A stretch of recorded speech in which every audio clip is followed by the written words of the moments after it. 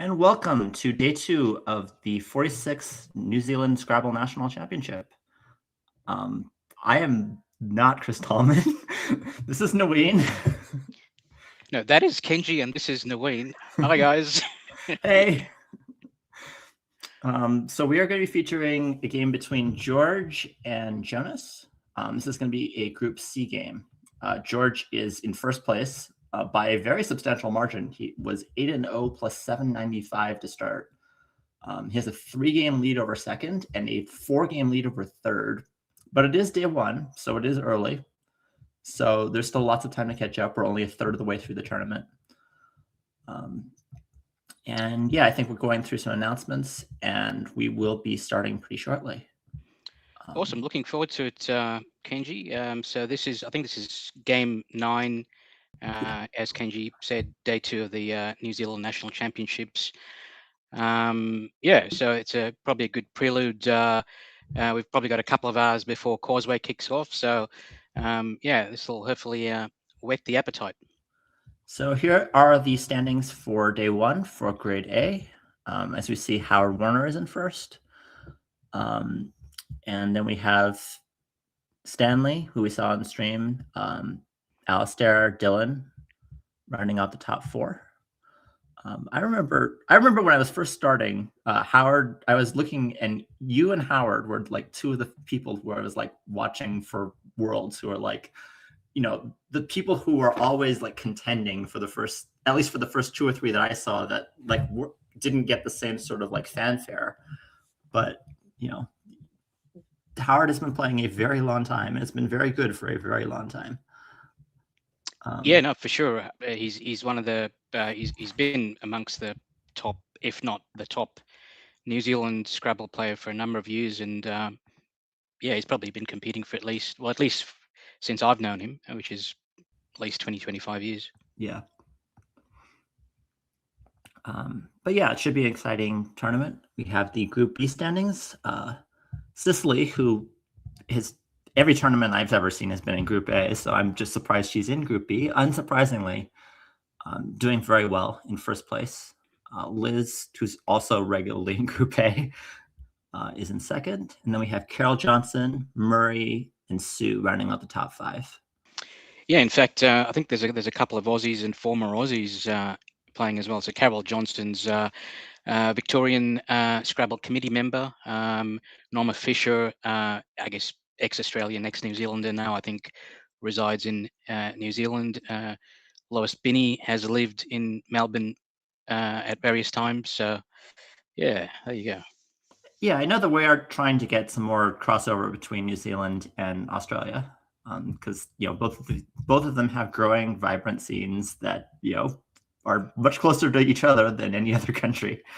So it's good to see that there's some crossover, hopefully in both countries.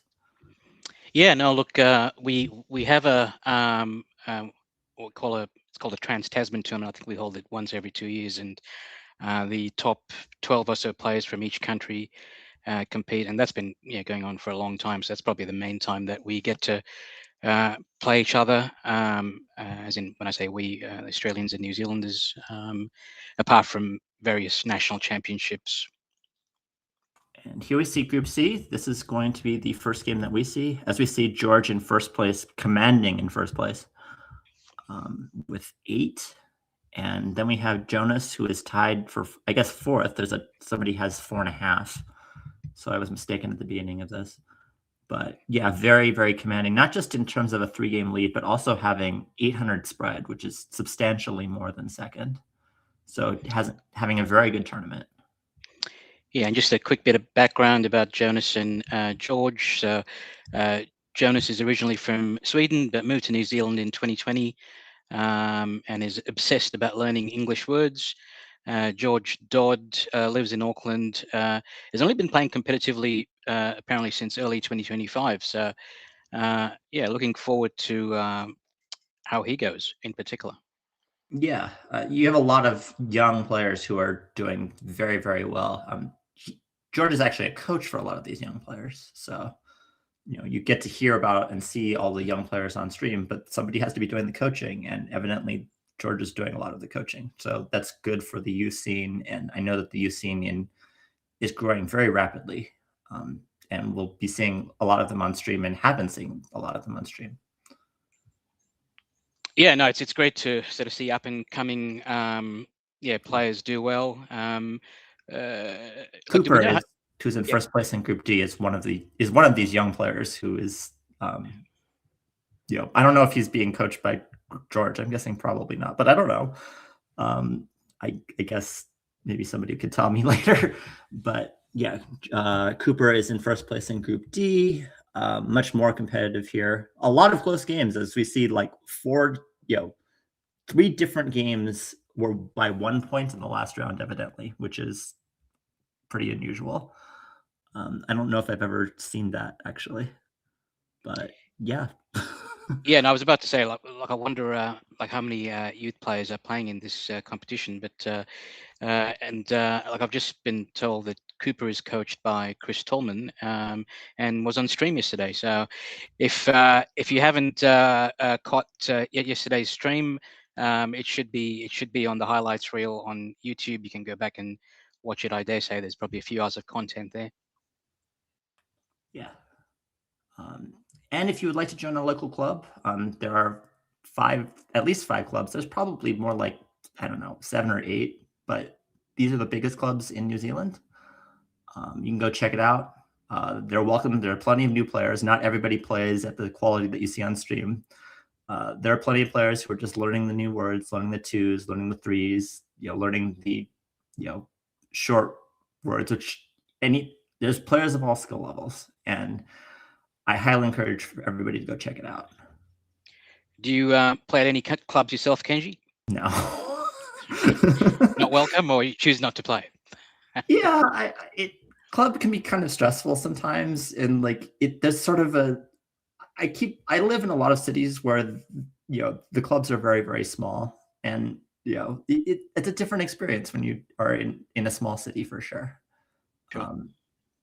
I'm from America, so in America, you have the big cities with the big clubs, and then you have the smaller cities that have 4-player clubs where what they're learning. And I'm perfectly happy to like teach, so I try to go occasionally, but I don't really play. I kind of initiate, more or less, if that makes any sense. Yeah. Look, I play at a club in a place called Bayswater in Melbourne occasionally, and because there's a lot of I guess amateurs, for use of a better word, I try to play just common words when I play with those types of players, and it sort of works out.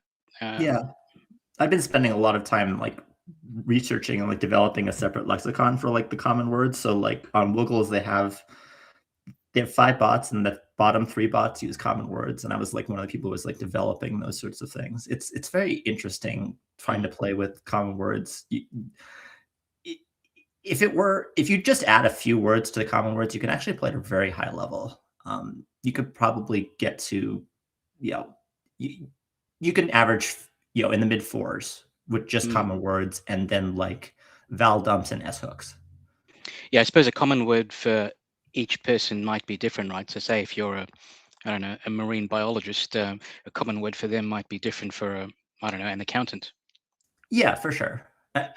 And the only reason why the bots even struggle is because you have things like you play QI and then you can't S hook it because technically the common word of QI is not people know what chi is, but people don't really say cheese. It's not really a thing that would be common per se.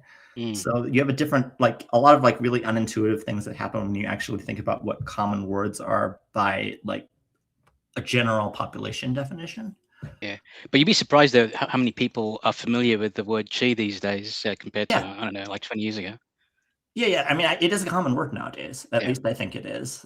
It's something that the vast majority of people who are into meditation or, they know what it means. Or at least they've heard of it. And so, it's common enough. It's not 3rd grade, it's not like you learn it as a 5-year-old, but I would guess that most people know what it is at this point. Yeah. So I've just been told that we're running on a slight delay. So sorry about that, folks. You're just going to have to listen to me and Kenji rambling away for, I don't know, hopefully not too much longer. Yeah. Yeah. How is everybody on stream? See how many viewers do we have here right now? Yeah, it's early in a lot of these places, but I know. Have you been watching Causeway? Yeah, I have actually. I'm actually in a hotel at the moment. You can sort of see it, the side of a TV there, and I was able to Chromecast some of it last night, and yes, that was pretty cool. Yeah. Especially because you got 3 different streams to choose from, and say if one game's pretty much over, you can just quickly switch to another stream, or if you're not interested in that stream, you can switch to a third stream. It's kind of nice because it runs almost like right after coverage of this is over at this point, so the timing is actually pretty good. So, hopefully, if you want to, you can watch Scrabble like day and night, for this weekend. And yeah. Indeed. What about yourself, Kenji? Have you been? Did you catch any of it, or any? I watched a little bit of it. Yeah. I have preferences for certain commentators over others. We won't name any names. I'm pretty vocal about not liking certain commentators who don't really know. Yeah, we'll just put it that way. I have certain biases towards certain commentators. There's certain commentators who are pretty good, but there's certain commentators who I think could listen to somebody like Naween and learn a lot, a real lot. Yeah, and I guess it's like some of the games are like super high level as well. So I guess if you're not an expert player, you might sort of maybe struggle to understand what's going on. Maybe. Yeah, they're doing their best. Some of them really are doing their best, even if they're not. Yeah, it looks like we are about to get started. So we have Jonas on the left. They are picking up tiles. And yeah, this is round 4. We're not Chris and Alexander either, but I'm sure that'll get fixed. Does it say round 4 there, is it? Okay, let me blow it up. Oh, round 9, sorry. I said round 4. But yeah, I've never seen either of these players play, so I'm not really sure as to what their styles are, or whether we're going to get a more, what type of board we're going to get here. I have noticed that we do get a lot more restricted boards in that I've seen than I've been expecting lately. At least when I commentated yesterday morning, I did 4 games and I saw 3 restricted boards, which surprised me greatly. Yeah, no, look, I'm not familiar with these 2 players either, but yeah, looking forward to it. They seem to be young players, and let's see what they've got. Okay, AACELRS for Jonas. So he's definitely going to be wanting to look for a bingo with those racks. Those are 6 very good tiles and an A. Yeah, look very very bingo-y tiles, I suppose. Yeah, it'll be interesting to sort of see if he starts, I guess, fishing for a bingo, or whether he just plays for score here. Yeah, we call a lot of these 6-tile things strong 6-tile combinations stems in Scrabble a lot of the time. You do end up, as you see, have, what is that, Carl lined up. Okay, it sounds like he's familiar with the hook as well. Yeah, which is pretty impressive. So Carl's CRLE is an anagram of clear. So Carl is better. The word Carl on this board is better than clear because it doesn't expose the A next to the double word scope. So good move. Yeah. If you are familiar with stems, there is a bingo in that rack, but it's not a word that almost anybody outside of Scrabble know. It's the word scalare, but nice. It's not something that they're going to necessarily, it's necessarily the easiest to find or the easiest to know if you're not somebody who is, spending a lot of time studying. Yeah, and especially because I don't think scalare takes an S either. So it's, if you haven't studied the 8s, it's obvious. Even if you've studied the 8s, it may not appear on the, it's not going to appear in the 8s, and yeah, it's an unusual 7, I guess. Yeah. We see George with 2 A's and 2 I's. He has acai lined up. I'm not sure where he's going to put acai. Maybe he's going to look for something else here. Yes. And I think George might have a very unusual bingo as well, which I'm not expecting him to find. But failing that, yeah, what's he going to do? Yeah. All the plays are, I mean, all the plays that I see that are good are all very obscure words. Yeah, I guess you're just gonna play like Ami. That makes a lot of sense. Yeah, just balancing, getting rid of the duplicate A's, the duplicate I's. That seems to be a pretty good idea here. Actually, my bad. Scalari is actually a fish, so it does take an S. So shows how much I know. Okay.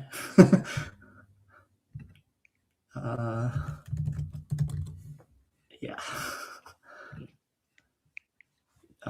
J and the Z for Jonas.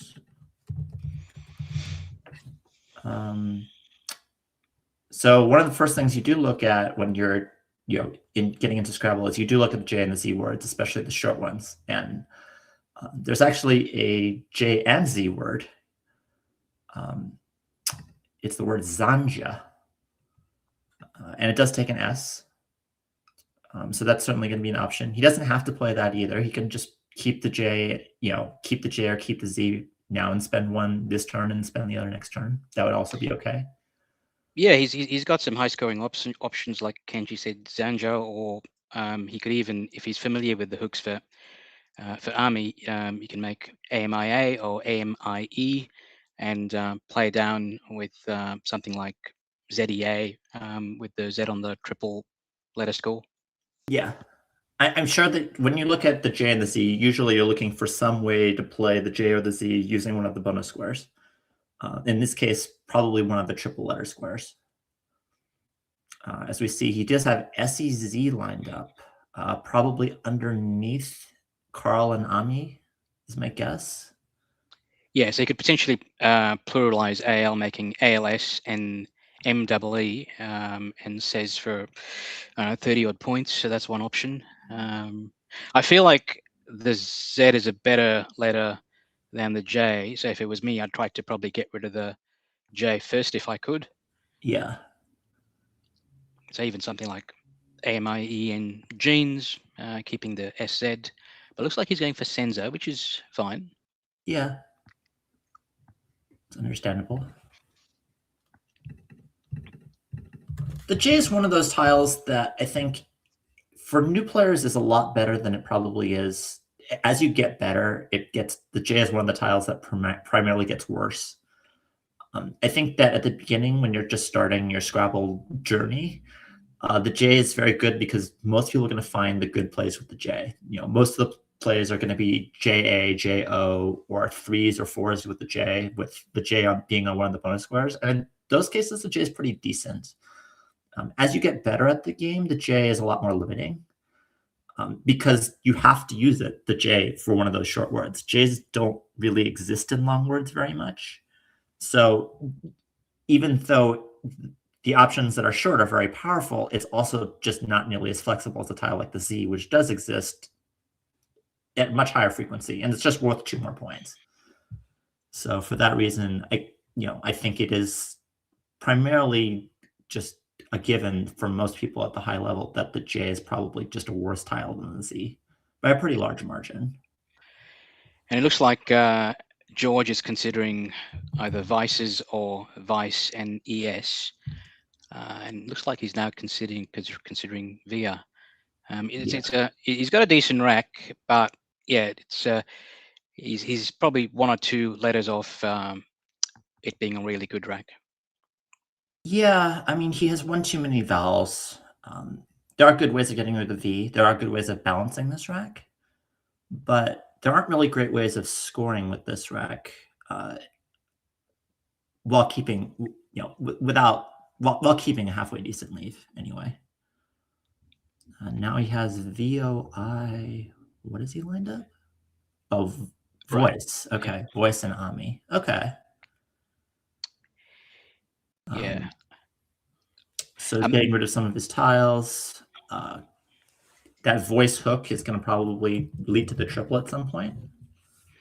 Yeah, it's an interesting play because it does sort of tend to block the board a little bit. And given that he's got an S, I guess if it was me, I'd probably try to give myself a few more openings to hopefully play a bingo in the next move or two if I could. But look, this is fine. It scores well. I guess and it restricts the board a bit for his opponent. Yeah. As we see Jarl lined up on Jonas's rack, probably playing Jarls, which looks pretty strong. Gets rid of the duplicate A's, gets rid of the J, gets rid of some of the R, L, N are good tiles. They're good bingo leaves, but they are a little bit clunky together. Generally, L and N don't. They work together okay. Like a lot of times, people get carried away with how bad that they are together, but they're still not good together. Yeah, I guess the other thing here is Giles scores a clear, about 40 points. It's sometimes if you see a move that's clearly outstanding, you just sort of try and play that quickly and move on and save your time for later, which it sounds like he's about to do now. Yeah.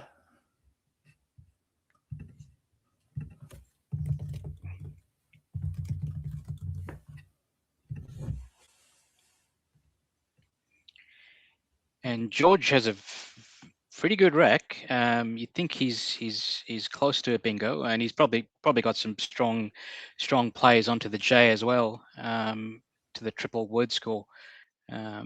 If he can't find any bingos there, or if there aren't any bingos.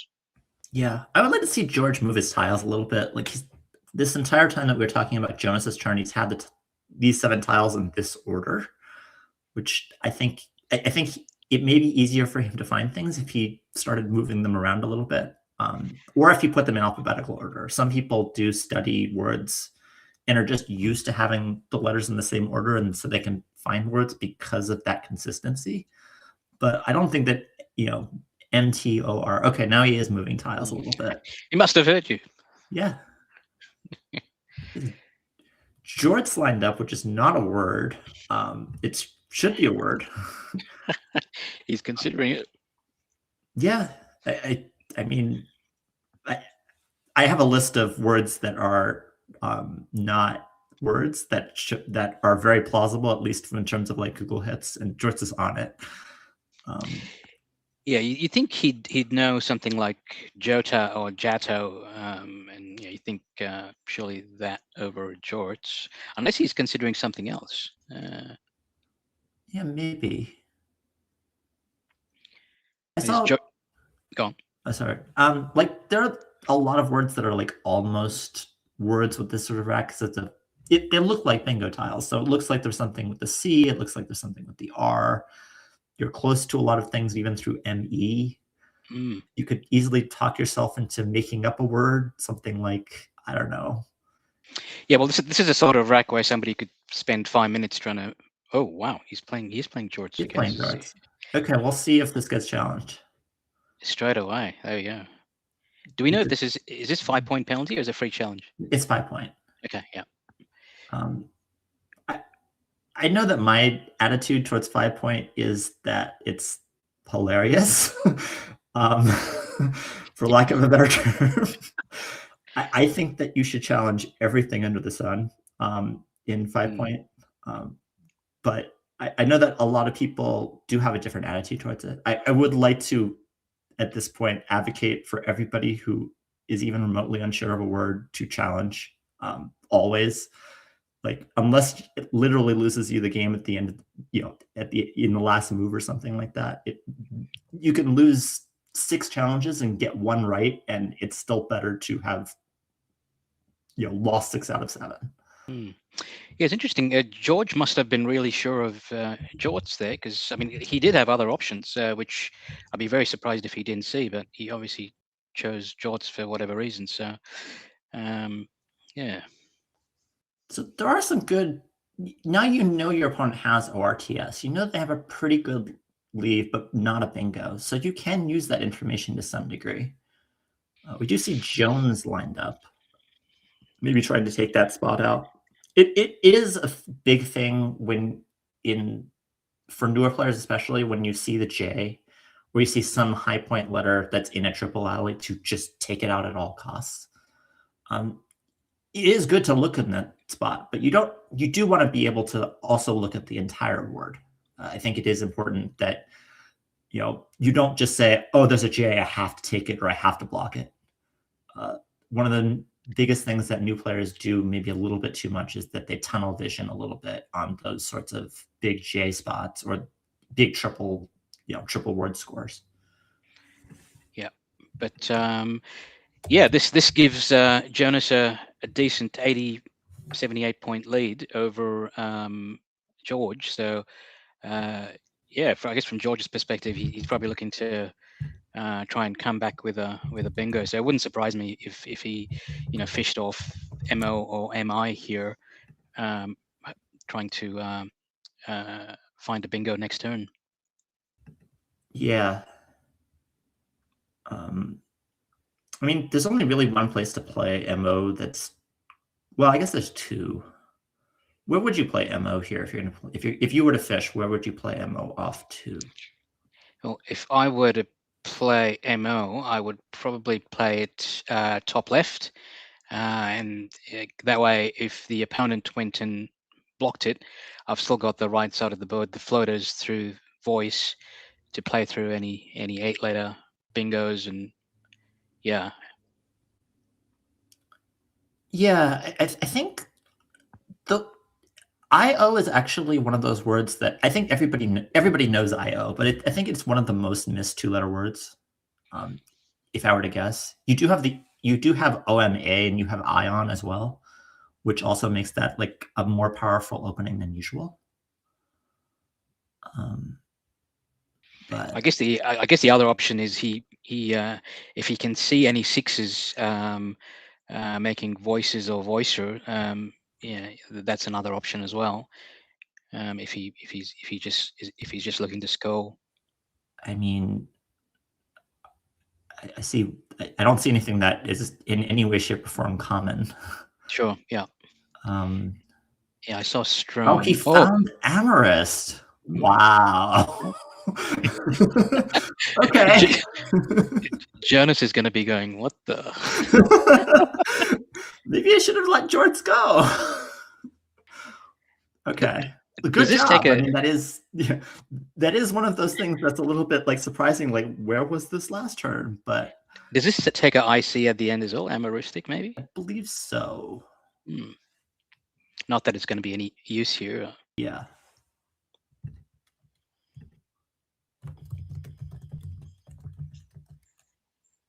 So Jonas now with a very clunky rack, but he does have quants that fits over very nicely. Yep. And he plays it immediately. And it's good that he plays it immediately. You don't want to take too long on a rack like this. There's a 60-point play. There's not going to be a better play here. Yeah. I mean, I guess there could be something better to the O in theory, but once you rule that out, then you can play very quickly, I think. Yeah, no, exactly. And this goes back to what I was saying before. So, if you see a clear best player, just play it, and then you can, save your time for later if you require it. And not only that, you're putting the time pressure back on your opponent. He's got less time to think. Yeah. George with a very clunky rack here. Again, I think this is one of those plays that's going to be fairly quick. Well, maybe not actually. FEU over quant looks pretty obvious, I think. Yeah. 2 U's is just worse than 2 E's, so he probably wants to get rid of the U. He could play something that gets rid of the E's as well, but I think that's probably not what we're going to see here. Yeah, it's either FEU exchange or maybe FEE making mem or something. But like you said, keeping 2 U's is pretty terrible. So yeah, not many options here. Yeah. As we see, Jonas with not a very good rack either. We are getting to the point where the bottom left is getting a little bit shut down So that is something that George might want to keep in mind a little bit, but I don't think he needs to panic about it yet. FEU does shut down the board a little bit, though, so it is worth noting. And it looks like he's gone for the exchange. Okay. Okay, this does leave a lot better. Even FEU doesn't leave particularly well. So we see 7 consonants for Jonas. It looks like Jonas has lined up Wilk, and that's pretty impressive. That he seems to know that word. It'll help get rid of a lot of his clunky tiles and score well as well. Yeah.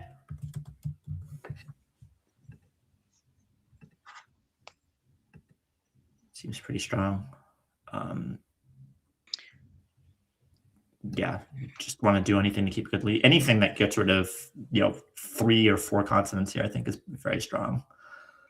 The question is, will either of these players know that it does not take an S?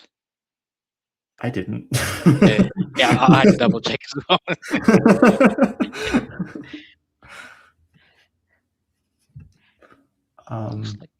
Yeah.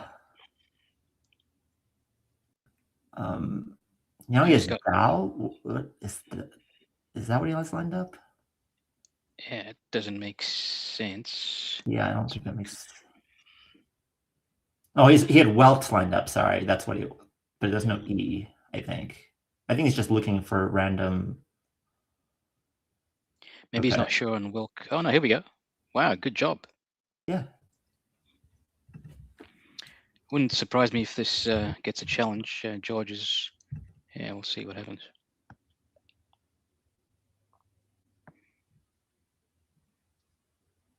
Accepted by the looks of it. Wow. Okay. Yeah. So George now has the V and the P. A few different options here. Depends on how much you want to emphasize scoring versus balancing here. There's some decent spots on this board. There's the A in Jarls. That's pretty good. There's the W in Wilk if you can hit it. This might be one of those racks where he does try Wilks. I hope he doesn't do that, although I would totally understand if he did. Yeah, it's yeah. Again, it wouldn't surprise me if he tried to fish off the V and or the P, because it's a very strong rack. Although there aren't many places to bingo apart from maybe Alas and through the T. So yeah, I mean, and he's down. Is that right? Look at the scores, right? Is he down over 100? Yeah. Wow. Wait. Okay. Yeah. So yeah, interesting to see what George does here. Yeah, there's a few different places. It really is important to balance on some degree. You really want to bingo sooner rather than later here.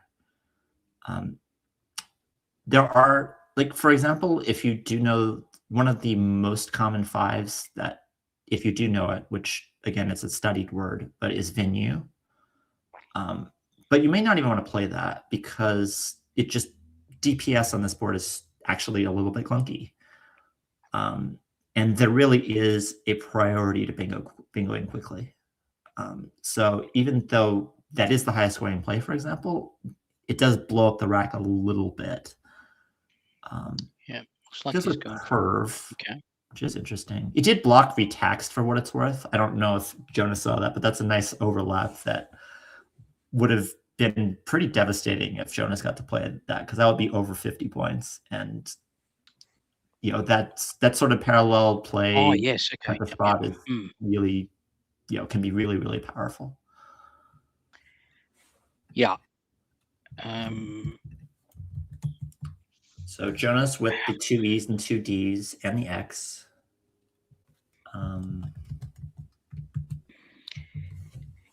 Yeah, I guess Perv doesn't do a lot for the board, but yeah, like I said, at least it blocked retext like inadvertently. So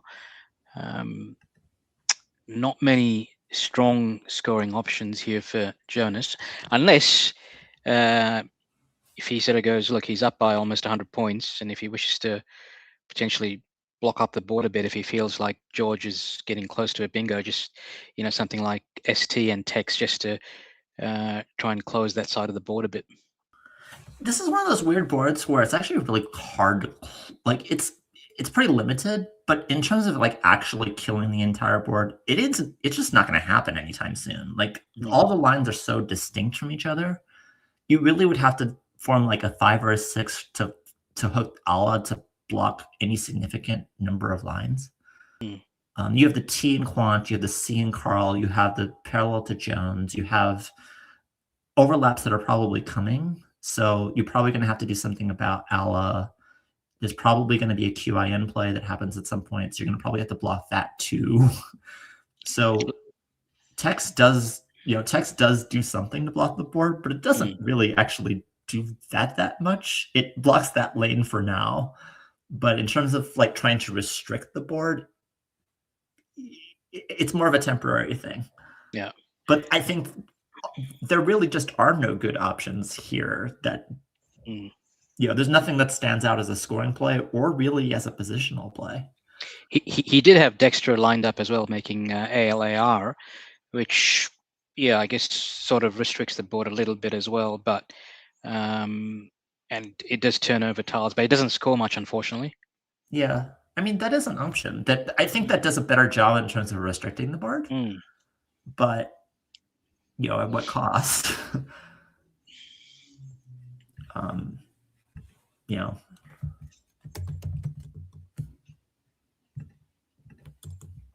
It turns out that George actually does have a bingo if he knows it, that Dexter would block. For what it's worth. I don't. Yes. It is a pretty uncommon, word. So we'll see if George knows it. But in theory, if George does know it and he plays Dexter, it would do a lot. It would influence his winning chances a lot. Yep. Especially since he might try a Lars. ALAR doesn't take an S. Indeed.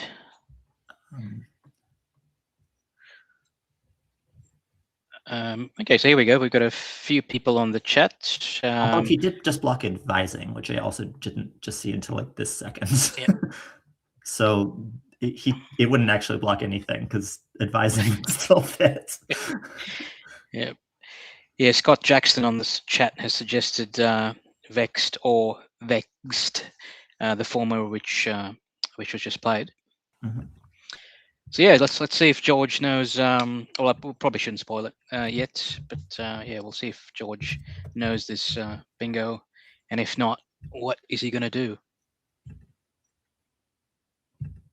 Yeah, if he doesn't know the bingo, he's actually in pretty rough shape. In these sorts of situations, you generally want to create another line because even though there are 3 lines open, they're pretty bad lines. They're hard to hit individually. Yes, if you give him 5 turns, he's gonna probably hit it eventually, but he doesn't have 5 turns. I mean he does, but he's behind too much to wait 5 turns to bingo. He's just gonna be lost at that point. Yeah, it's looking a bit bleak for George now, especially given that Jonas has picked up the first blank and is likely to bingo himself. Yeah. He has 8 lined up, which does make a lot of sense. Where would he play that? Well, I'm not sure it makes a lot of sense. He would probably play that above vexed, which is going to leave huge parallels back. He might play that. He could play that. I don't know. He could play that along under the Wilk, the K and Wilk. I could see him playing Cade as well in that same spot. Just move it 1 tile over.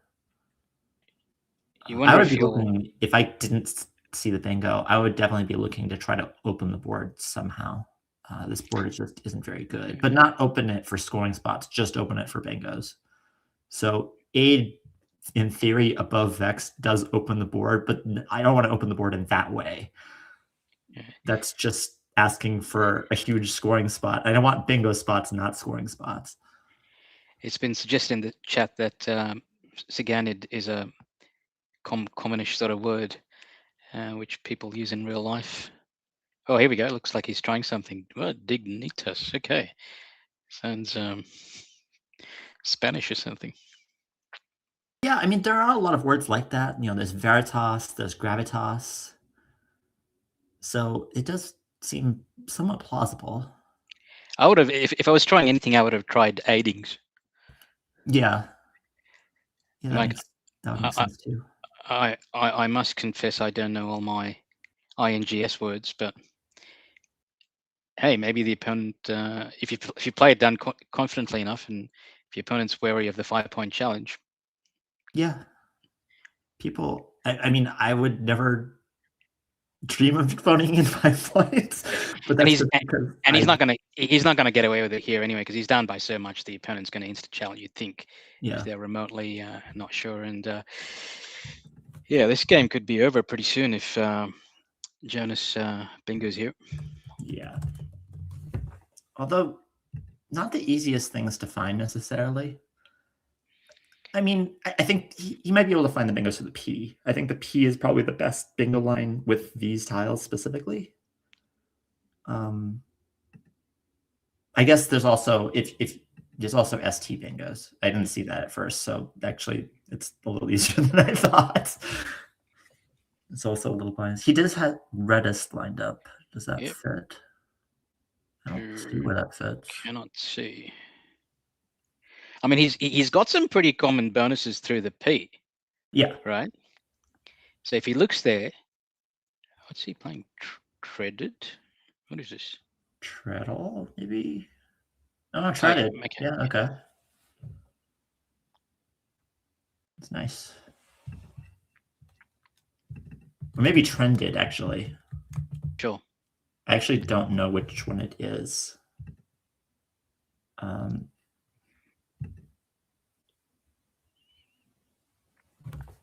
Yeah, it's either trended or treaded. I would imagine it's trended, but I could imagine. I think we'll get confirmation soon. I'll be pretty impressed if Jonas spotted Saganid and blocked that spot. I mean, he's done it already with Amherst. Yeah, exactly. That's what I'm saying. Like, you know, where they actually spotted it and went, "Yep, no, I'm playing there instead of somewhere else." There is this sort of like phenomenon where people have where they're just like they're under the stress of trying to find a word, and so once they like make a mistake or miss it, then they're just like, "Oh, I see it now." That does happen from time to time.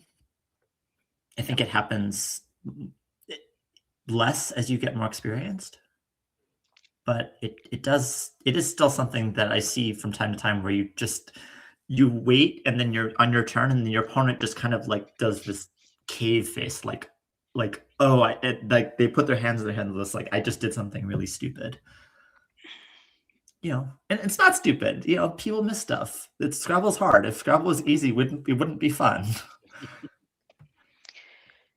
What's George going to do now? Well, he has 8 lined up again. I guess if anything, this is probably good for the tournament, because I think George is undefeated. So I guess this brings George him, is ahead by 3 games. Yeah, so this will bring him back down to the field. Oh wow, there you go. He's gone. Stuff this. I'm going to open up blow up the board. Okay. Yeah, this is really blowing up the board. This could get hit very hard. Very, very hard. If he does draw the blank, though.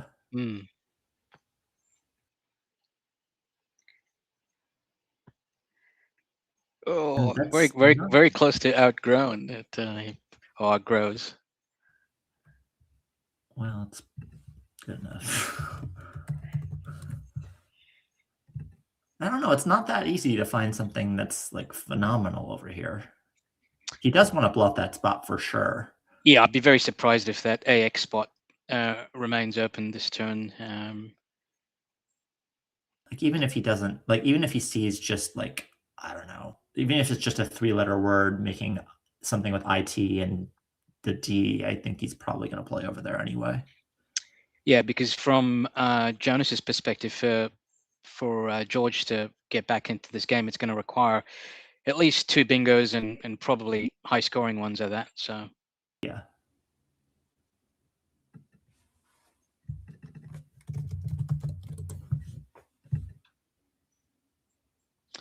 And we've been informed that the blank is a N for trended. Okay, nice. He has over lined up, which doesn't go, and he just pointed to the spot in the bottom left, so he might leave it open. George does have, that tile can be many things. The BIINGS, that can be what? K, T, D,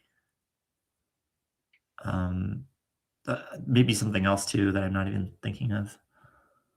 If he does leave that spot open, I'm sure that George will take the sax hook and bingo over there. And it's looking possible. He does have over lined up. And now he's got okay. Which is in the same spot, though. He's still going to leave it open. It isn't too bad to leave it open. I mean, yeah, you get hit by 100. You're still up by 100. But it still may not be something that you want to necessarily do. Yeah, I think George really needs to take. Oh no, he's got OWRE, which scores well, and does a good job blocking the spot. But oh no, he's considering it on the bottom left. Okay, yikes. Yeah. It's interesting that he's pointing his finger. Yeah. Just a word of advice: don't do that. One of the things that you at the higher levels that I think is a big problem, at least something that I used to struggle with a lot and still do to a certain degree, is you get tunnel vision. And I think as soon as you start pointing at the board, that is like reinforcing tunnel vision. For me, like one of the biggest weaknesses I have is that I'm just like, I find a play immediately and then I just stop looking for other plays because it's just like, well, this seems good. And it's very easy to get into a habit of, oh, there's a 35-point play that clears up my rack. Yeah, no, well, I thought he was going for Wur, which is a much better play. And just what you were saying before, like not only that, it also gives away to your opponent basically what you're thinking and potentially even what you might have on your rack. Yeah, he does find Wur. It is a hard word to be confident of. You are ahead by a lot, but this, it does show good confidence that you can play a word like Wur and know 100% sure that that's a word. Because it could be potentially devastating if it comes off. I wouldn't be surprised if he gets 5 out of this, just because the swing for George is the game's pretty much over if this is a word. I think it's been accepted, hasn't it? Yeah. So where is George going to play his bingo now? Nowhere good. Is there any way you don't bingo here? Oh. I think you have to, right? Like even if it's like 70 points, you're down by over 200.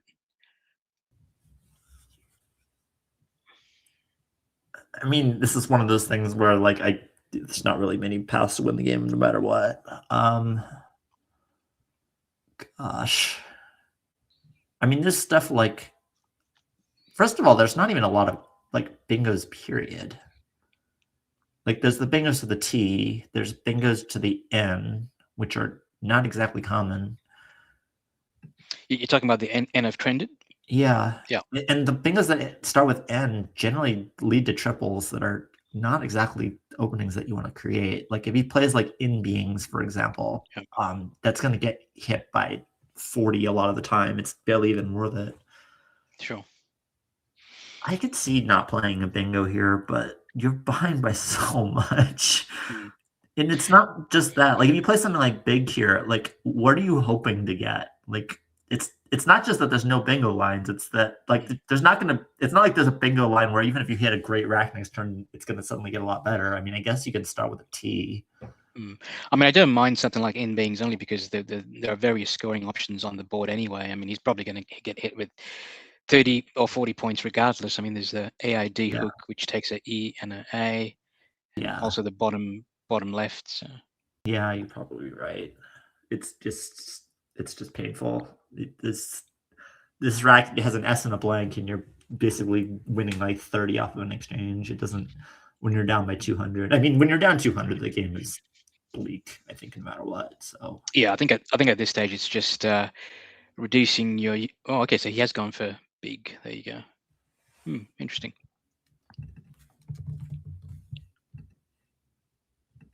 Okay.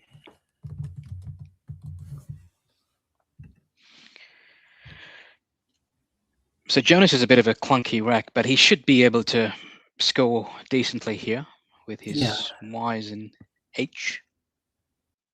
I mean, he has the 8 hook. He has DY plays over there.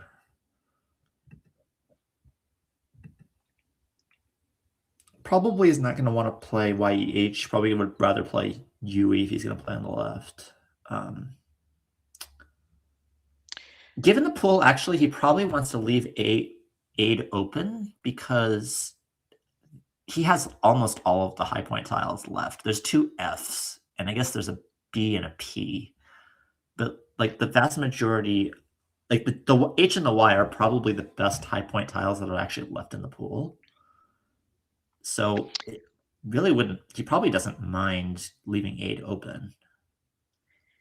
Yeah, well, the other advantage of leaving it open, I guess, is if George does in fact bingo the next turn, then George is unlikely going to take out that spot. So Jonas will have the top right available next turn to score another 30 odd points.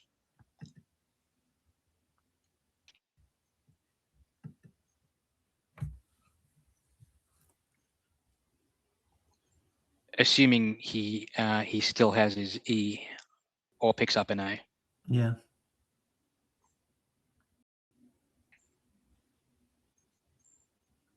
If you want a fun common word, George has a word to US in Quantum Amorous that I think most of chat, all of chat knows. It's probably not the best play, but it's fun. What is this common word? Okay, so it looks like he's going for yeah, which is fine. Oh, okay. Was it Hushley or something? Was it? Oh no, there's only one H. Goshley? Oh. No, George. Not... Oh, George. Okay, right. Oh, like you mean a 9? Yeah. Oh, wow. Yes. Great. Yeah.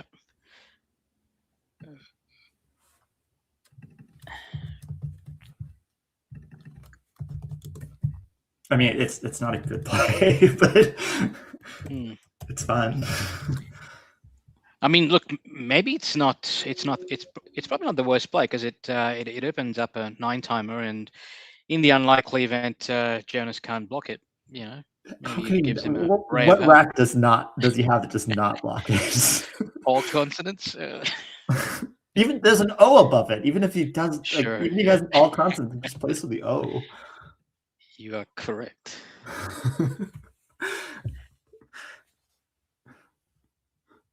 He has Pensione lined up, which is the highest scoring play, at least that. Yeah, he did have it lined up briefly. Yeah.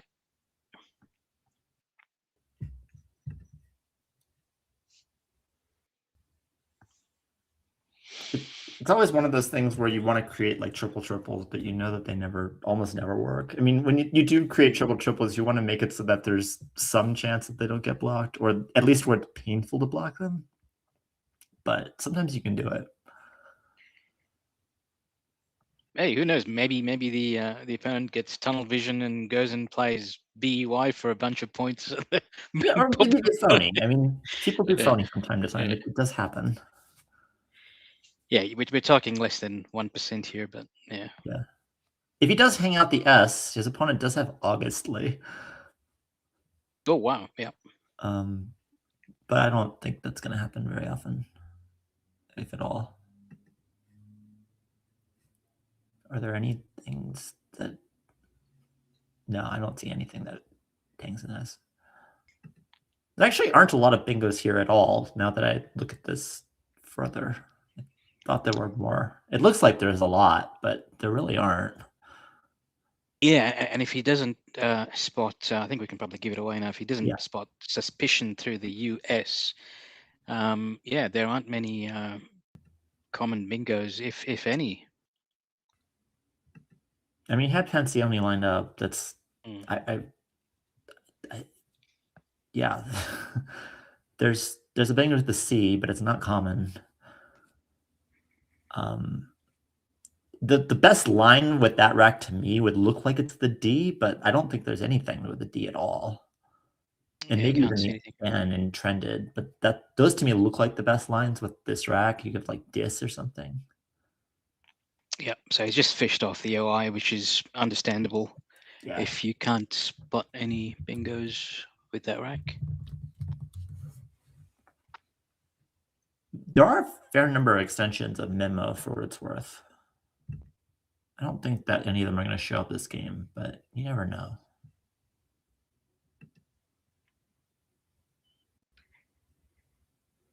Yeah, so it'd be interesting to see what. Oh, so Jonas plays straight away. It's Up away. That looks good. Oh, okay. Well, there you go. Just go for 40 points. Why not? Yeah. Or 36 rather. George has spread to protect for what it's worth. He has 800 spread, which is a commanding amount of spread, but he does, when you're behind and you have a lot of spread, you actually do want to protect it a little bit if you can. It's one of the underappreciated parts of being a tournament player. Naween knows this far too well, I'm sure. There are times when spread matters and you start actually even sacrificing winning chances for it. Yeah, no, sure. Do. Yeah, I guess it's probably something you'd consider towards the end of a tournament, I guess, if, say, if you've got to win by over 150 points in your last game and the win doesn't really matter, you'd potentially play a bit more kamikaze, I guess, and go for the big win as opposed to just winning. Yeah, I think more common it's taking when you're down 120 points or something like that, and you're like halfway through the game, and it's like, well, I could bingo 3 times and try to win the game that way, but it might be okay to lose this game by 60. And maybe some wild thing happens and I get back into the game. And if that happens, I'll reevaluate. But maybe I won't open a bingo line that can get hit really hard because I want to protect the spread and the other people who I might win the tournament with, against also have spread and I'm battling with them for it. Mhm. It's one of those things that I wouldn't recommend for basically anybody who's not a favorite to win the tournament. But at this point, George is the favorite to win the tournament. He's ahead by a lot. And at that point, I think it is worth trying to think about starting to defend spread a little bit. I guess the other thing here is he knows he's going to lose this game. Is it worth spending brain power for the next 2.5 minutes trying to find the best players, or you just go, no, I'm just going to find the whatever second or third best player and get this game over with, and then worry about the next game. Is he not sure of OIS? Possibly, hey. He does set up his P with an NEP, which is something. Although he also sets up a lot of other tiles, but yeah, because he had words like spinner and OIS. Yeah, I think that it's interesting how quickly Jonas is playing. Well, he only has 4 minutes himself. And again, Butter's pretty straightforward here. Yeah. Scores enough, gets to the end of the game quickly, and he can put away a nice, decent win with decent spread. Looks like, does it? Okay, I was going to say, is it tailspin or something? Is that a word? Trying timpanis? Don't know about that. It's not a word, but it's reasonable. Timpani is a word, but timpani is the plural of tympanum. Yeah, timpani takes a C, I think, not an S. Also, it's and looks Y. Like, gee, I think he just played that too quickly. It doesn't take a C. It only takes the C with a Y. Whoops, my bad. Yeah, it takes a C with a Y.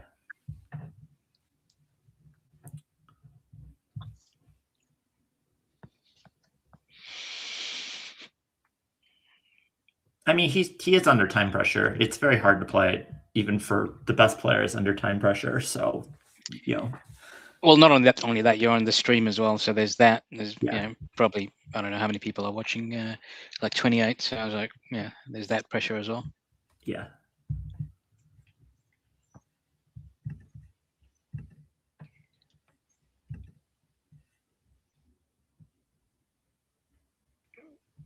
So from Jonas's perspective, this is great for his spread. Yeah, he's and he needs it. Mm, Spread's not great. He has negative spread, and he's got 500.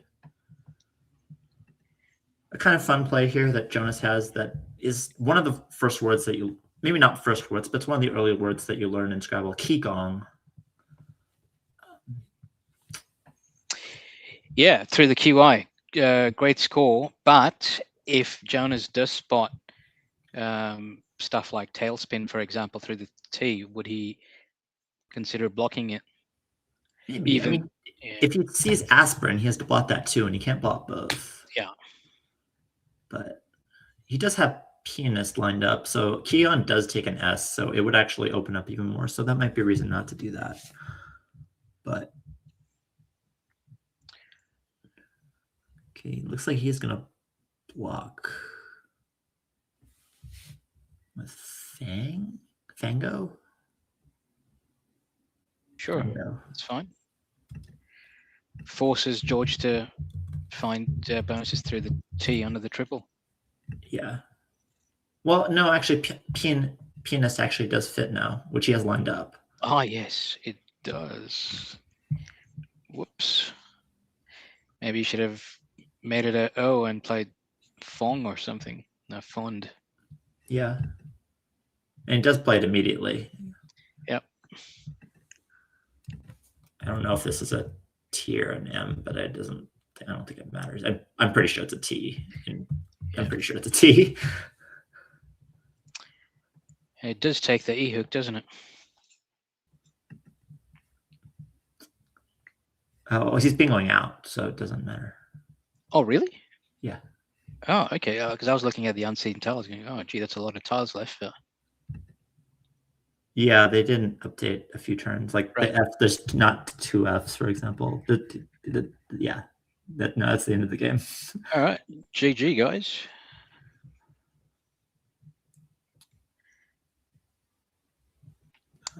So strong win for Jonas there. Yeah, the score is not quite right. Let me calculate what the score actually is. Yeah.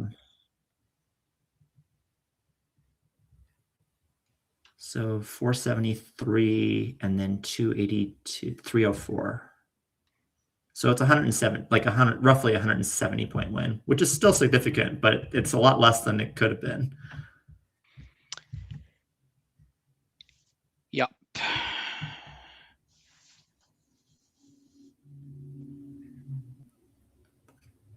So I wonder which division we will get next on the stream. The next game is supposed to be grade A. All right. It's going to be between Scott and Lawson. Scott is I commentated with Scott last time that I commentated one of these events. Scott's from Dunedin, I think. Yeah, he plays pretty well. He's rated 15th in New Zealand, I think. And Lawson is they're both struggling a little bit this tournament. Lawson's ranked 11th. Lawson is probably, for me anyway, one of the most creative players that I've seen.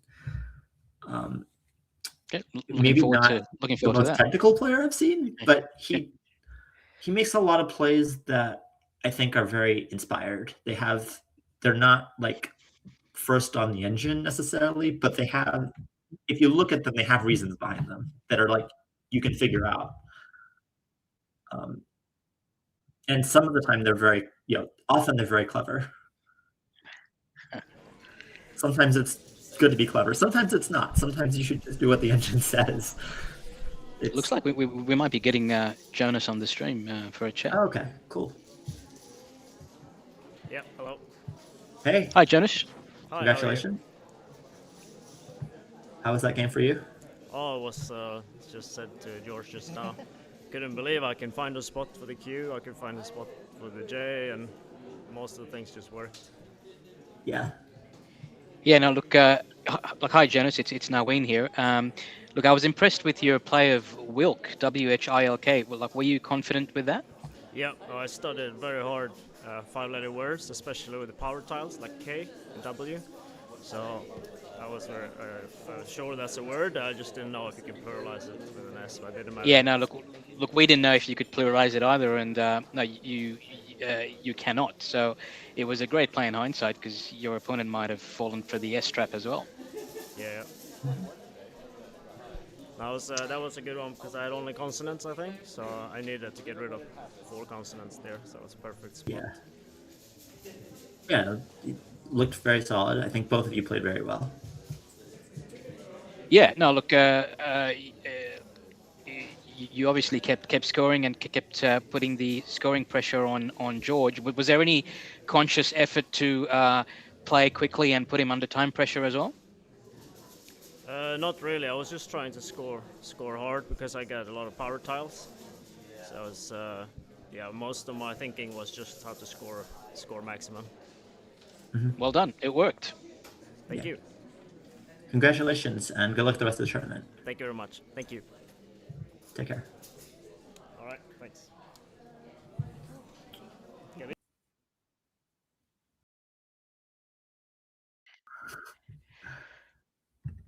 All right. So are we going to take a little bit of a break here before the next game? I'm not sure actually.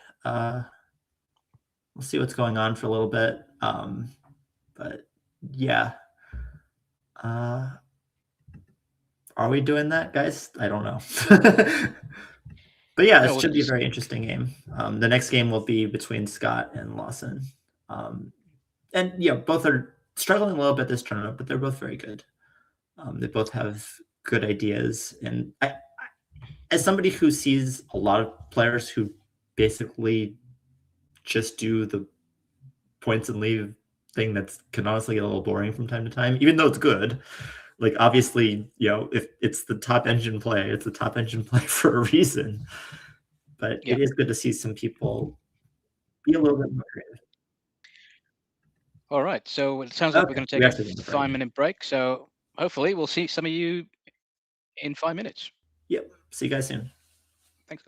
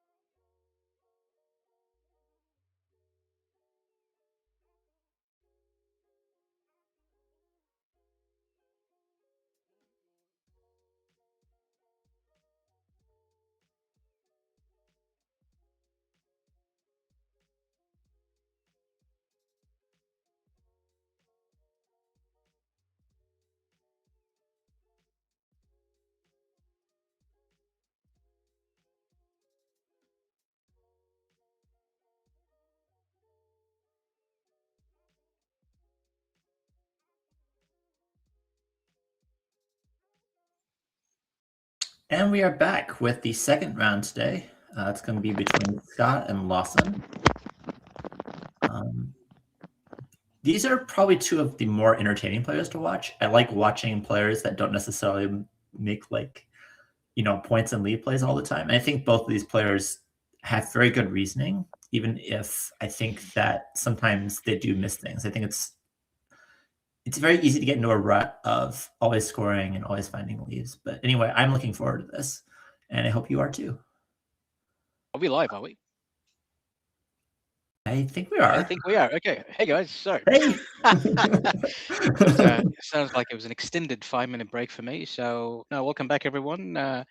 If you missed the first game, this is Naween Fernando from Melbourne and Kenji from Hawaii, Reno? Yeah, America is fine. Yeah. But yeah, who knows where I am at this point. We see Lawson with one of his shirts. Lawson creates and sells Scrabble shirts that I think are pretty cool and very interesting. Excellent. Looks like it's looks like Lawson first to go, is it? Yeah. Sorry, is it Scott first to go? My bad. Well, it will be Lawson because Scott's trading. What is this rack? Oh, he might. Well, he can. He still should probably be trading. Yeah, it's an ugly rack, but oh, okay. He says he's up to fiction. Interesting. I don't think I'd play it. I mean, I'm sure like the engine might like it, but no, even the engine doesn't like it. Does Lawson have a bingo here? Yeah. Whoa. Okay, so maybe changing was definitely better. Yeah, it's going to turn out that way. I mean, this is not a good draw for him either, but yeah. It's always the case, isn't it? You play off the Q and you pick up a U. This is one of those bingos that's not exactly, super easy to know whether it's a word. Oh, I think it's coming down. Here we go. Coming down immediately. Well done. Wouldn't surprise me if it drew a challenge. Yeah, for 5. It would. Yeah. You have to. The next best play with that rack is terrible. Well, and not terrible, but a lot worse. And accepted. All right. Sounds like the standard of play has gone up. So buckle up. Yep.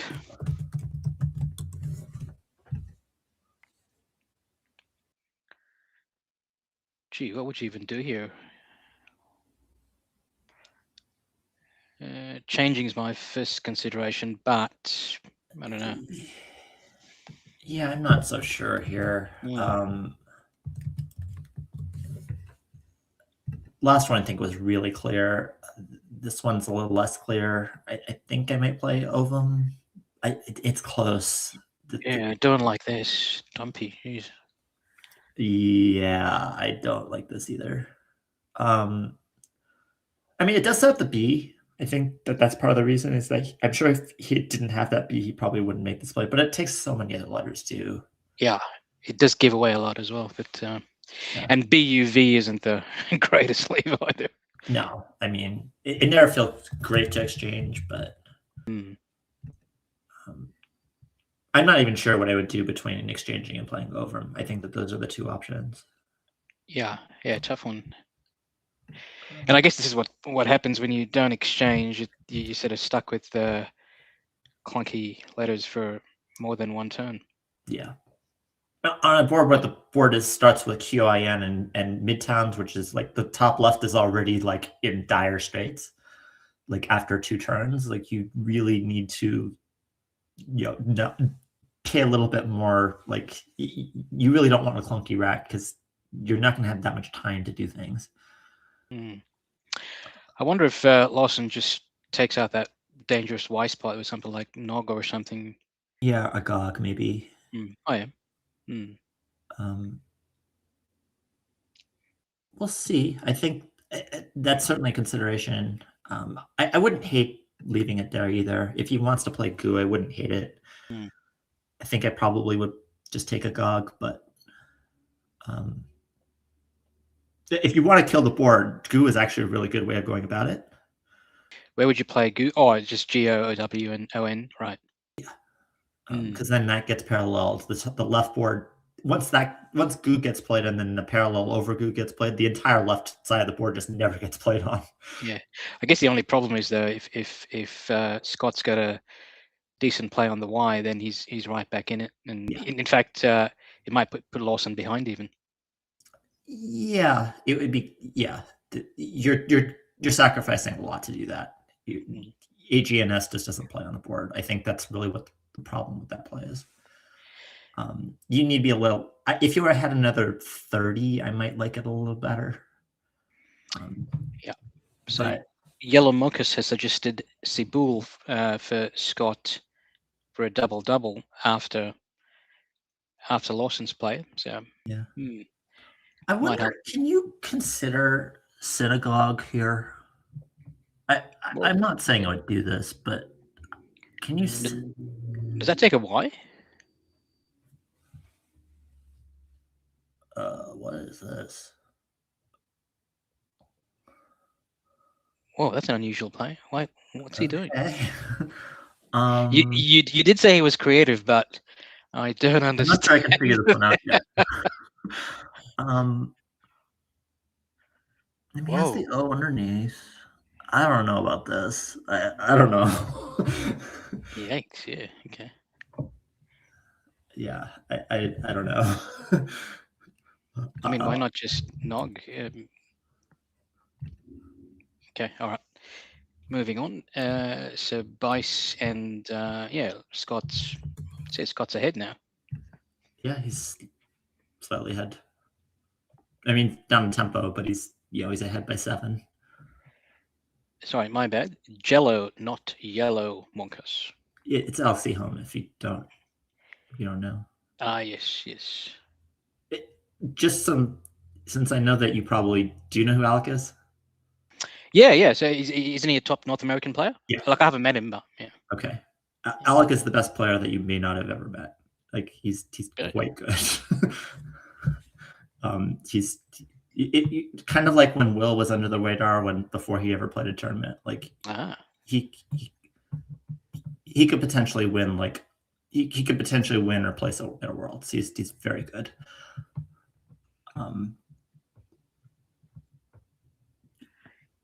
And so it's Lawson's turn. He's got a bingo, but it doesn't look like he's got a place for it unless there's 8 here that I'm missing.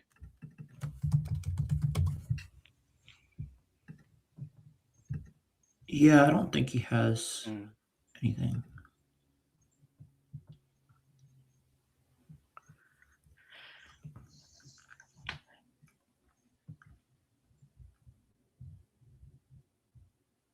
Yeah, I think all of his plays are just underlapping gongs, which, I mean, is fine.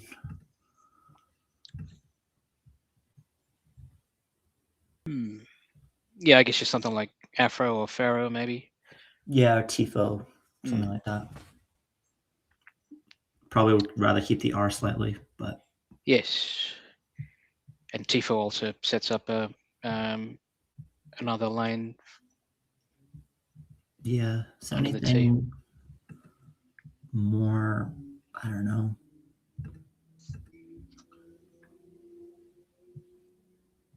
Yeah, I guess it's probably something like that. I think he has a lot of plays that are really close together, and they're all, I don't really have strong preferences between any of them. Synagogue is not a word. What was I thinking? Something Pedagogy? like maybe. No, I doubt it. It's probably something more. Like, what are the mystagogy? Nice. I don't know. Demagogy? There's a lot of guggies. Okay. Demagogy, I didn't know. And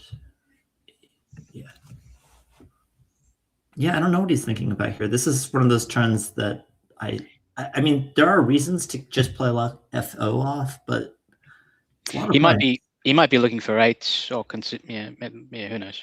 Yeah, I mean, airsoft is one of those plausible words that gets phonied a decent amount. Yeah, Oh yeah, Tifo. It's probably the best play. Yeah, Yeah. well done. Like an airsoft gun. I don't know if you've. I guess it's a brand though, isn't it? Probably. I don't know. Yeah. No. Is Ekueli a word, and does that fit next to on top of go? It does fit. Although keeping the V is not ideal, but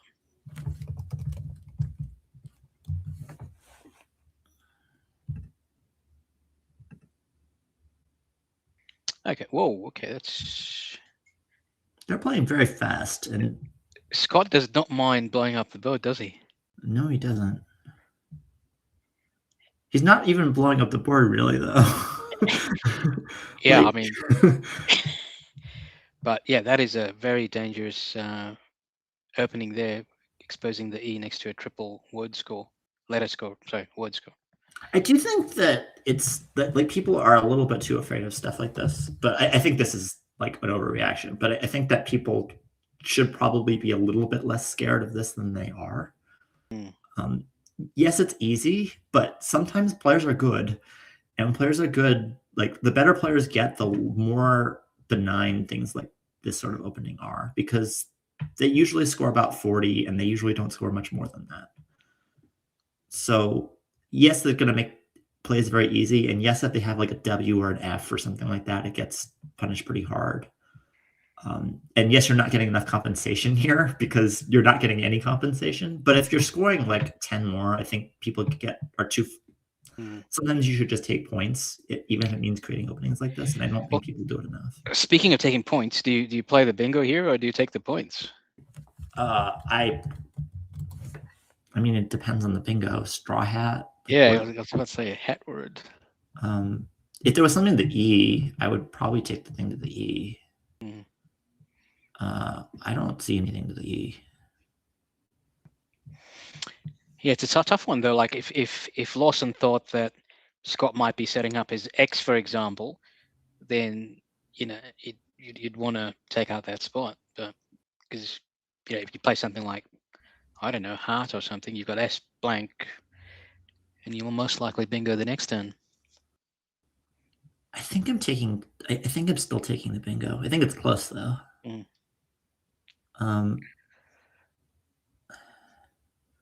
I don't know. It might be the restriction.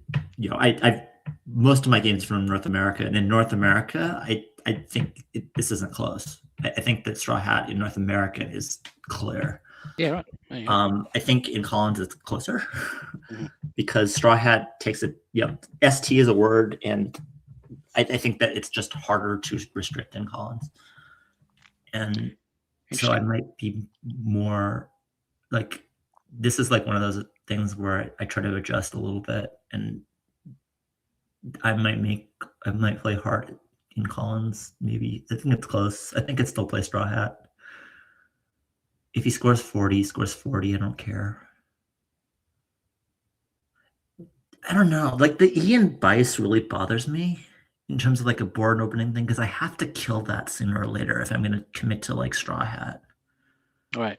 I think that in terms of like strict math, like if Scrabble weren't about scoring more points than the other, and it was just about scoring as like trying to maximize the spread, I think that heart is actually better. And killing that Ian Bice is going to be a point sacrifice I'm going to have to make probably in upcoming turns, and I don't really like doing it. I guess the other thing is if Lawson doesn't see Eisenshaw or Straw Hat, then it's probably all the more reason to take out that E spot.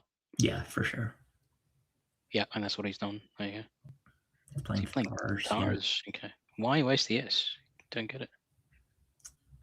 I mean, there's no S hooks on this board. I mean, I tend to agree with you that the S is still worth more than the points here, but yeah. I think that people do get a little bit too hung up on this. Oh, well, there's no S spots, so my S isn't that good anymore. It still is good. It's still, even on a board where there are no S hooks, and I mean, there is kind of S hooks, but there are still ways to set up the S as well. And even without that, the S is still, even if S plurals were not a part of the game, the S would still be better than the R. So, yeah. But yeah. So Scott's taken all of 2.5 minutes to play his move so far. So we'll see how long he takes on this move. I mean, these moves are getting complicated now. I'm not even sure what to do. Like, normally in a spot like this, I would play Kit, but if my opponent bird an S for nothing, I don't think I want to play Kit anymore. Because I don't have an S, and my opponent probably does. So what am I doing? Yeah, Like, tough spot. I mean, especially because I think what would throw me off is the fact that Lawson's played an S, which right. I'd sort of in for another S at least. Yeah, I mean, I want to open the board. I'm behind. That's why I want to play Kit. I'm not doing it for the points. I'm doing it for the S hook. But I can't open. I'm not opening an S hook so my opponent can use it. I'm opening it so I can. Yeah. So I guess you just start like trying to hit eights and play like Pike or something. But yeah, no good. I mean, do you see anything better? I mean, you could do like an ego setting up the R, but then if the opponent's got an S, then yeah, I don't even. I mean, ego doesn't even score that much. I don't know. It's tough. I guess it's just like, well, there's two T's and an E that I'm shooting at, so I guess my leave is good enough. I guess that's the plan. But that feels like such a like flimsy plan. Like I like to have more concrete plans than hitting bad floaters that I don't like. The E and T are not good floaters; they're bad floaters. No, he's going with like. oh, he's going my play.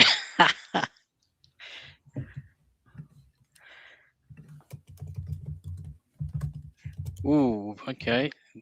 Can see a double here. Will it come down? I did not know that. I should know that. I don't. Well, I don't know if I should know that, but Is it Collins it's or? Collins, yeah, but Oh yeah. I don't know no Collins.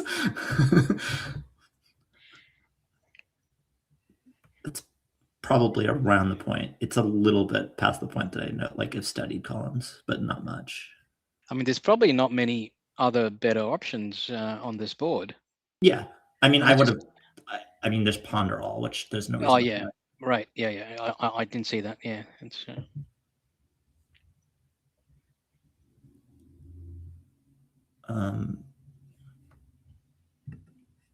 Past that, there's actually not much. You'd also double with Chaput, but why would you do that when you can just double and bingo at the same time? Yeah.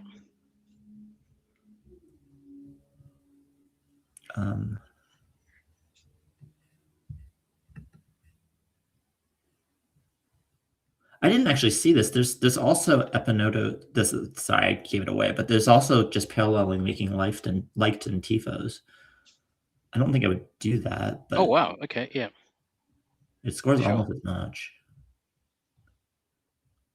But it does open up the board slightly, doesn't it? Yeah. Yeah. I think if you don't see the double,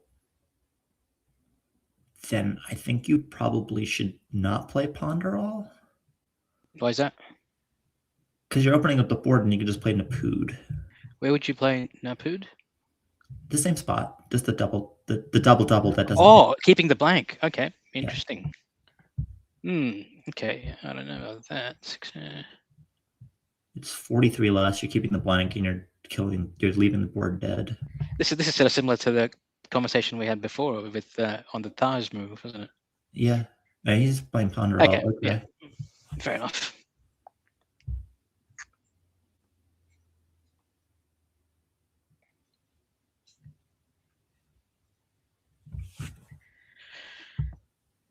And this is going to be, this E and Bice is going to be very, very annoying for Lawson, because he's going to need to block it at some point, and he's going to need to sacrifice a lot to block it. And it's not going to feel good, but it's probably going to need to happen at some point. Not like next turn, but in 2 or 3 turns, there's going to be a player where it's like, well, I can score 30 or I can score 10. Yeah, so I guess from Scott's perspective, he's just got to start scoring now. He's down by over 100, so wait for something.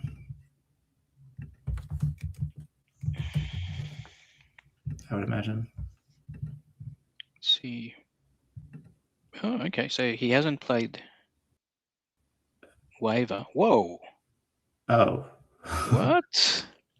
Why didn't he play Waiver? I mean, Waif looks better to me than Waiver. Where do you play Waif? 100. Oh, yeah. Jeez. Okay. Also, if you want to play Va, I would be okay with that. Although I still prefer Waif, but Va and Vega looks fine too. Yeah, maybe he just played too quickly. If I had, I mean, he has avocados now, so it doesn't matter. But if he didn't have avocados, this would be a turn where I would seriously look at. Oh, and he spots it straight away. Wow. Spots it straight away, yeah. There's no way I'm saying that.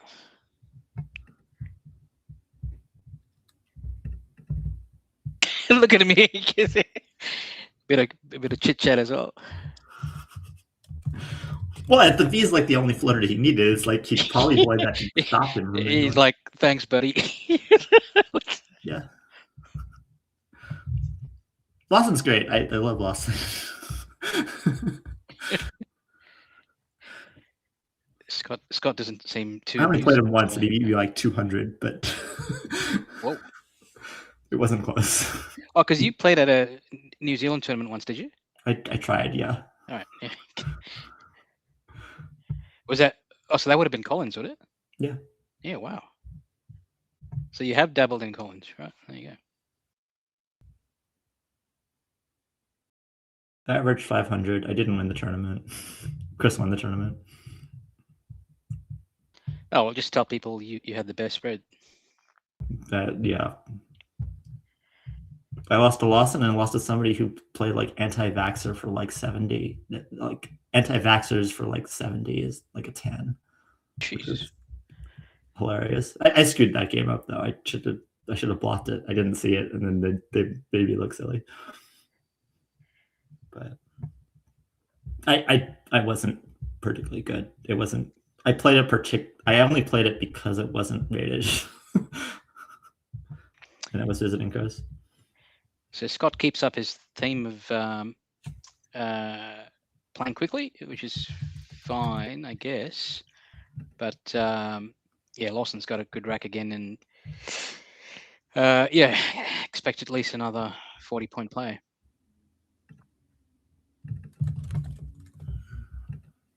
Tahini X.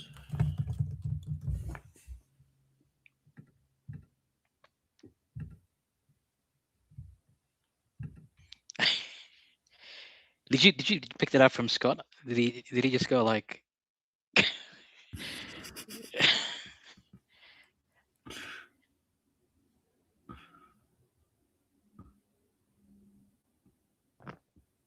I would have played Axe like a week ago, but I suspect he's not playing Axe. Oh, okay, yeah. I guess it's between Axe and XI. I guess if you want to get rid of one of the eyes. Yeah, I mean, I think it's just I can't really justify playing XI personally, but XI is one of those plays where like it just like all these things that are like little. It's like, oh well, you're underlooking the eyes, and but like, actually, yeah. No, look, I'm coming around to Axe because you've got strong scores with the H and the I next there's move. two A's that are floaters. There's multiple places. Yeah. You know, the eyes. I mean, two eyes are never good, but this is not a terrible board for two eyes. Yeah. Yeah, you probably could easily bingo with two eyes on this board. I mean, there's, I don't know, Fathing, Thine, whatever. Yeah.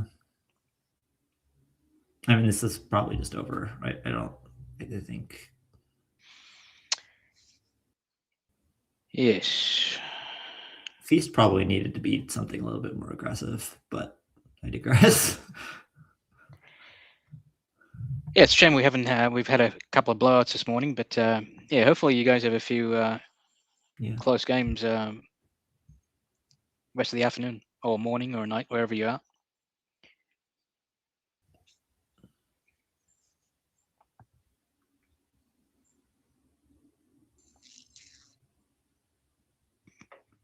Aotearoa.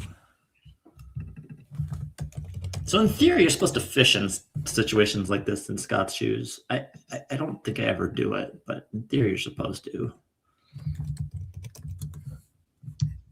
Yeah, he doesn't seem overly thrilled with his rack. I mean, I don't even know if you. Maybe you're not even supposed to. I mean, Realo's. Well, no, you're not supposed to play Realo in actuality, but in practicality, you may as well. And Lawson's got another big go. So. Uh-oh, what's he doing here? Oh no. Oh no. Has he accepted it? Oh no, it's coming off.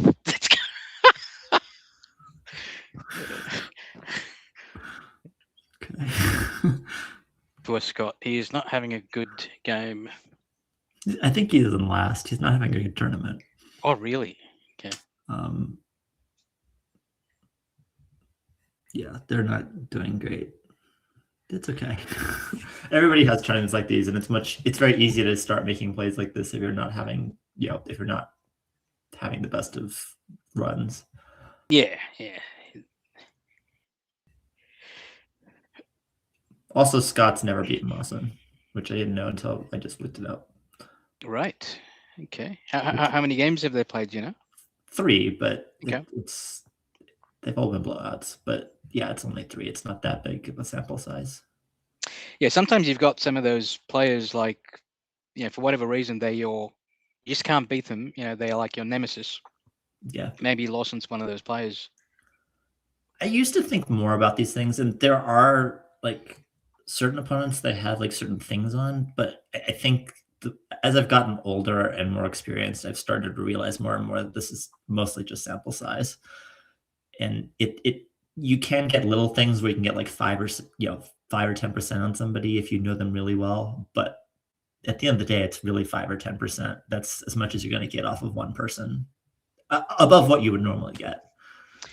Yeah, no, you're right. Look, it is just variance, but sometimes for the human mind, it's like, oh no, not this guy again. Yeah. There are some pretty crazy matchup things that that defy explanation, at least to me. I know that like Wiberg has a winning record against Nigel with like a pretty large sample size, for example. I don't believe that Wiberg has a thing on Nigel. I just don't believe that. But there's a lot of the sample size is pretty large. Sometimes the nemesis is ourself. Someone has said in the chat, King Cobra, Gothic King Cobra. Anyway, Lawson plays Chia. He did have a Thishan there, but he doesn't need it. Although a Thishan would have scored a lot. And Scott has already played. Yeah, I think Scott is okay with. I think Scott's okay with getting this game over with, to be honest. Yeah. It's like, yeah, I've checked out. Get me out of here.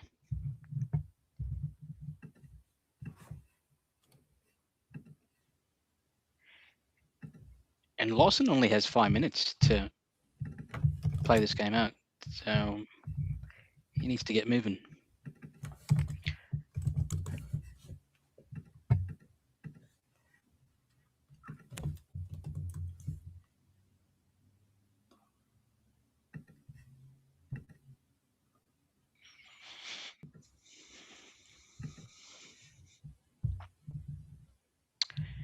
And how's Lawson doing in the standings? Do we know? He's not doing. I don't think he can win. He's a little bit below 500, I believe. I think he's like 3 or 4 wins, something like that. Let me check. Because this is a round robin event, isn't it? Yeah. Yeah. Okay. Yeah. So it's not like they've matched the 2 players that aren't doing so well per se. No, they're not They're not matched based on that.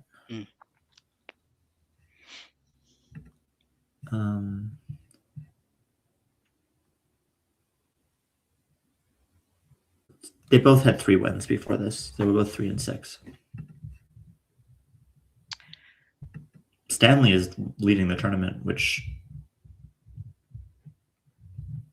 I saw on stream yesterday. So what should Lawson do here? Should he just play off just Zoza something in that spot and just get it over with, or He probably should play Zadi if he's doing that. Yeah. Like, he has the B. There's no other tiles that go above the I that are any good. So he's probably supposed to play that to set up his B and get rid of the duplicate T's. It doesn't really matter, obviously, but I think TI is probably enough. Yeah, I think he's tossing up whether to play TI or just Zo and Za. Yeah, I mean, usually what you do is you look at some of the things that you can hit. I don't think that BATTIN hits a lot on this board with this pool, but I could be wrong. No, I agree. I think Zati is the play. Especially you. What else does it hit? It's because you're not giving away much. I mean, there's what's he gonna do? The only tile that scores any points on the triple letter score is the D and the G, right? Right. Yeah, I think that this is just better slightly. Scott wanting an in for Aerodyne. Again, I think that when you set up your letters like that, I think you're asking to get tunnel vision. But maybe it's just me and I struggle so much with tunnel vision that I try to do everything on Earth to avoid it.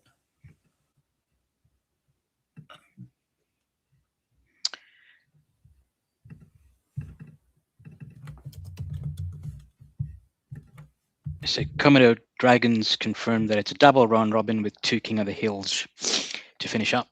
So that should be interesting. That's Chris, by the way. Right. Like, how many handles has he got?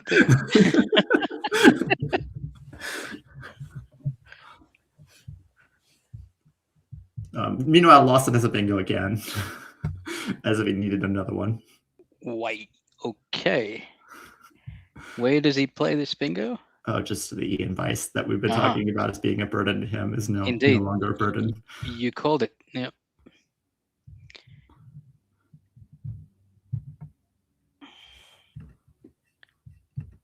Oh, of course, yeah. Look at the smile on his face. Loves it.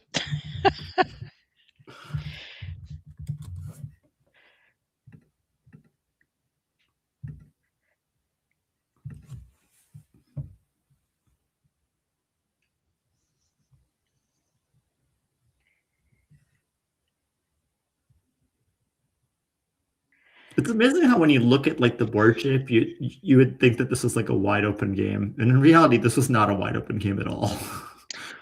No, I don't think Scott's had a single bingo. Is it 4-zip? Yeah. No. He's not going to get one this game either. The board's just dead. Yeah, unfortunately, if we sort of think back, back to the start of the game, that first non-exchange might have unfortunately paved the way for the rest of the game, which unfortunately ended up hurting Scott.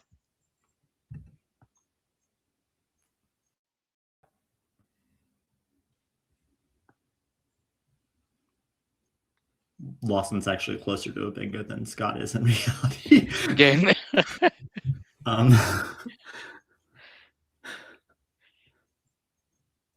This is one of those leaves like this. There's no real reason for this, but like Scott's leave also just works terribly with this board. Like it's not just like Scott's rack isn't bad, but the lanes don't work with this rack at all. They just don't. The lanes are an A, which he has a duplicate of, and an F, but like this rack doesn't work with an F. It just doesn't. Is that remaining tile pool correct? From Scott's perspective, yeah.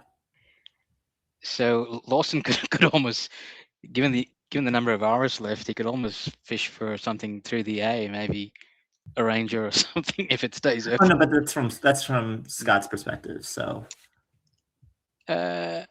it So doesn't- there's really only 1 or 2 hours in the bag. Okay. yeah, there's only 2 hours in the bag. Yeah.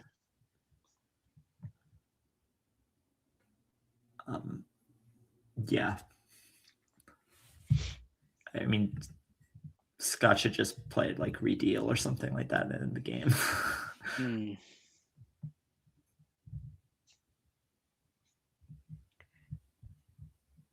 But it doesn't matter. Yeah. I mean, he probably shouldn't. You should probably play redeal because of the duplicate R's. But Where would you play redo? blank R and ponderal. Oh, okay. Yeah. I was considering maybe something like Delt and Zol, because that seems to be a bit of a hot spot. Yeah, that makes sense too. And he's doing something completely different. Okay. Oh, I guess he's fishing for a bingo, maybe. Yeah, he's trying. I mean, he is getting rid of the R, which I think is good. It's very tempting to say, oh, I have an R, and R is a way better tile than the L. Yeah. And then he immediately draws the J. Yeah. Standard. Yep. And Lawson's playing quickly because he's only got 2 minutes left. Mm-hmm. Has he emptied the bag? I think so. Why would you do that? Because he's up by 300 points. Sure, that's a good reason. I mean, Scott does get jailer at least, but Maybe he felt sorry for Scott and didn't want to bingo a 5th time. I have gotten into situations before in like major tournaments where I needed the spread badly, and I'm like up by like 300 points. And I'm spending like 7 minutes on my clock. It doesn't feel very good.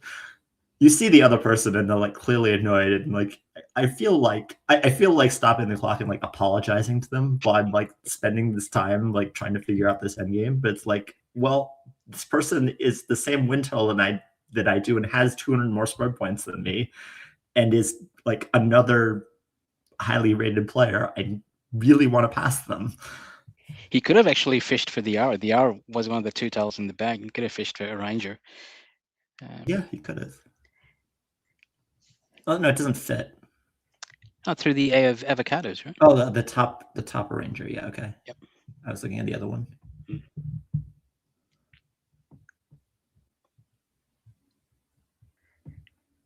Has Scott not seen Jelly yet? Don't think so.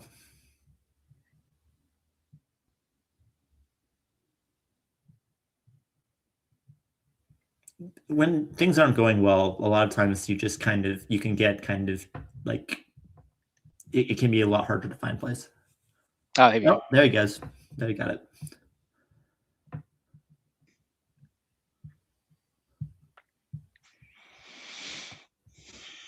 And yeah, okay.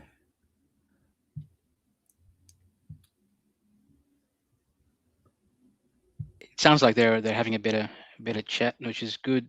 Yeah. Maybe perhaps they're friends outside of Scrabble. Yeah, I mean, I don't think. I mean, they're from different parts of New Zealand, so I kind of don't think that they. I mean, they may know each other, but they don't play regularly. I'm pretty sure, anyway. Lawson's from Auckland and Scott's from Dunedin, so I don't know how far that is, but it's a long way. It's like 8 hours or something.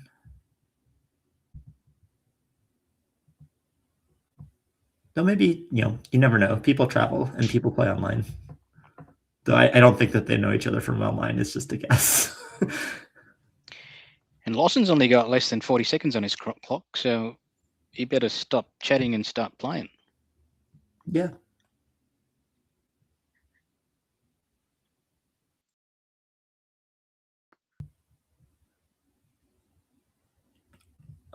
That's a word. I think so, yeah. Okay. I studied those. Oops.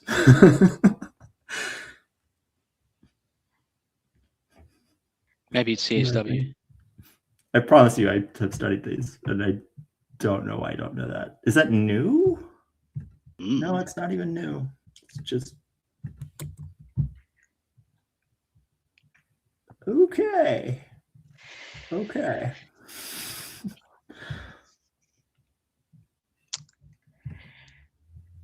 I have not studied columns in too long. Never too late, buddy. But I studied this list. I studied the fives.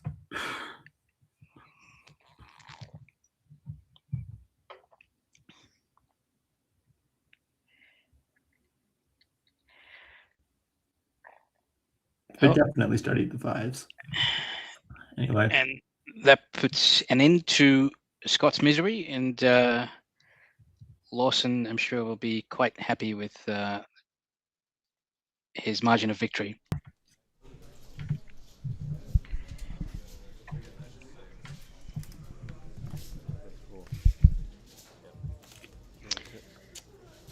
All right. So yeah, very convincing one by Lawson. Getting back in pseudo contention, he's still going to have to run off a lot of games if he wants to win the tournament. Lawson does have a good spread. Well, not that great, actually. I looked at the wrong column. It's an okay spread. For his record, it's anywhere that's anywhere. When you have a losing record and you're near an even spread, that's generally pretty good. Yeah, that's not like you either, you see. Looks like we are going to break in briefly. I'm not sure.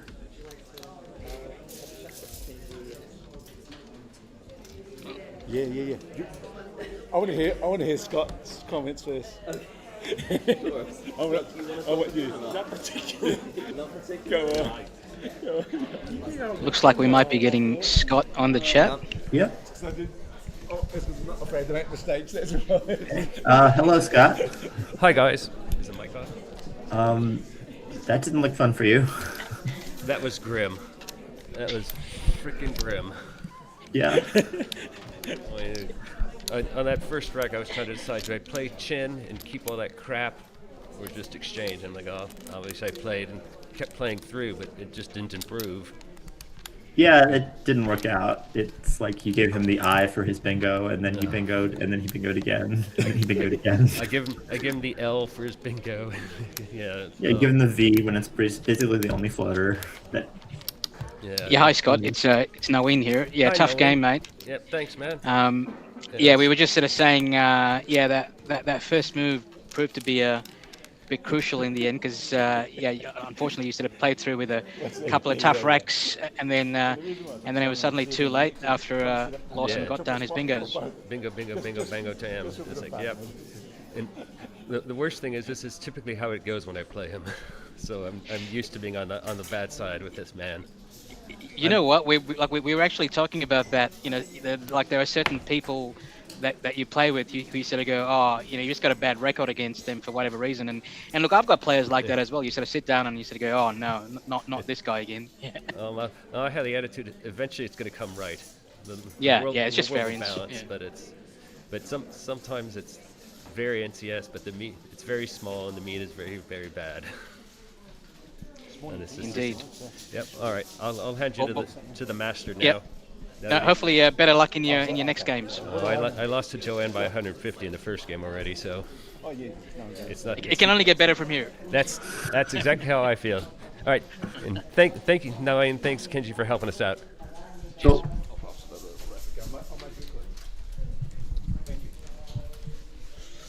Hey, Lawson. Hi, how are you? How are you? How you doing? Yeah, fine, thank you. That was a bit one-sided. A little bit. Yeah. Well done, Lawson. It's Naween here. Hi, Naween. Great find. First move Midtowns. We were impressed. Oh, easy for you guys. Struggle for me, but I'll take it.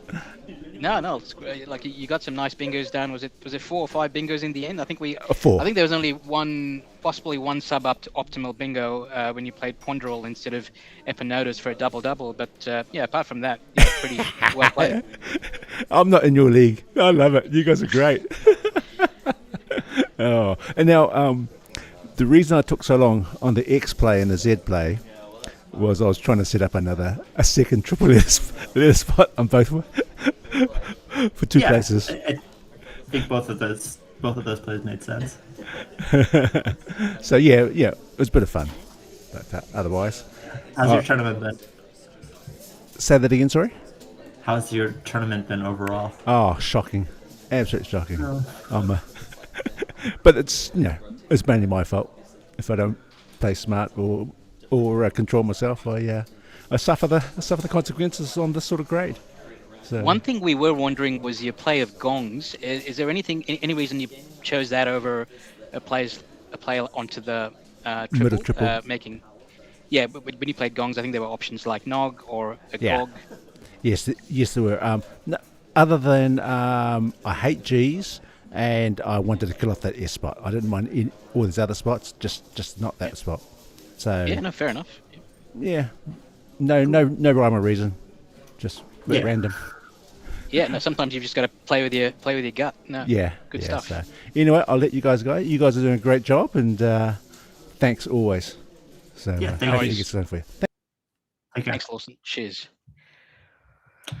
All right. Well, I will be knocking off for the rest of the day, but Kenji, you will pick up with Chris, I think, after this. We will see you soon. It was nice to commentate with you. Cheers, and hope to do some commentary tomorrow morning New Zealand time for a couple of games. So if you're around, might see you then. Yeah. All right. See you guys soon.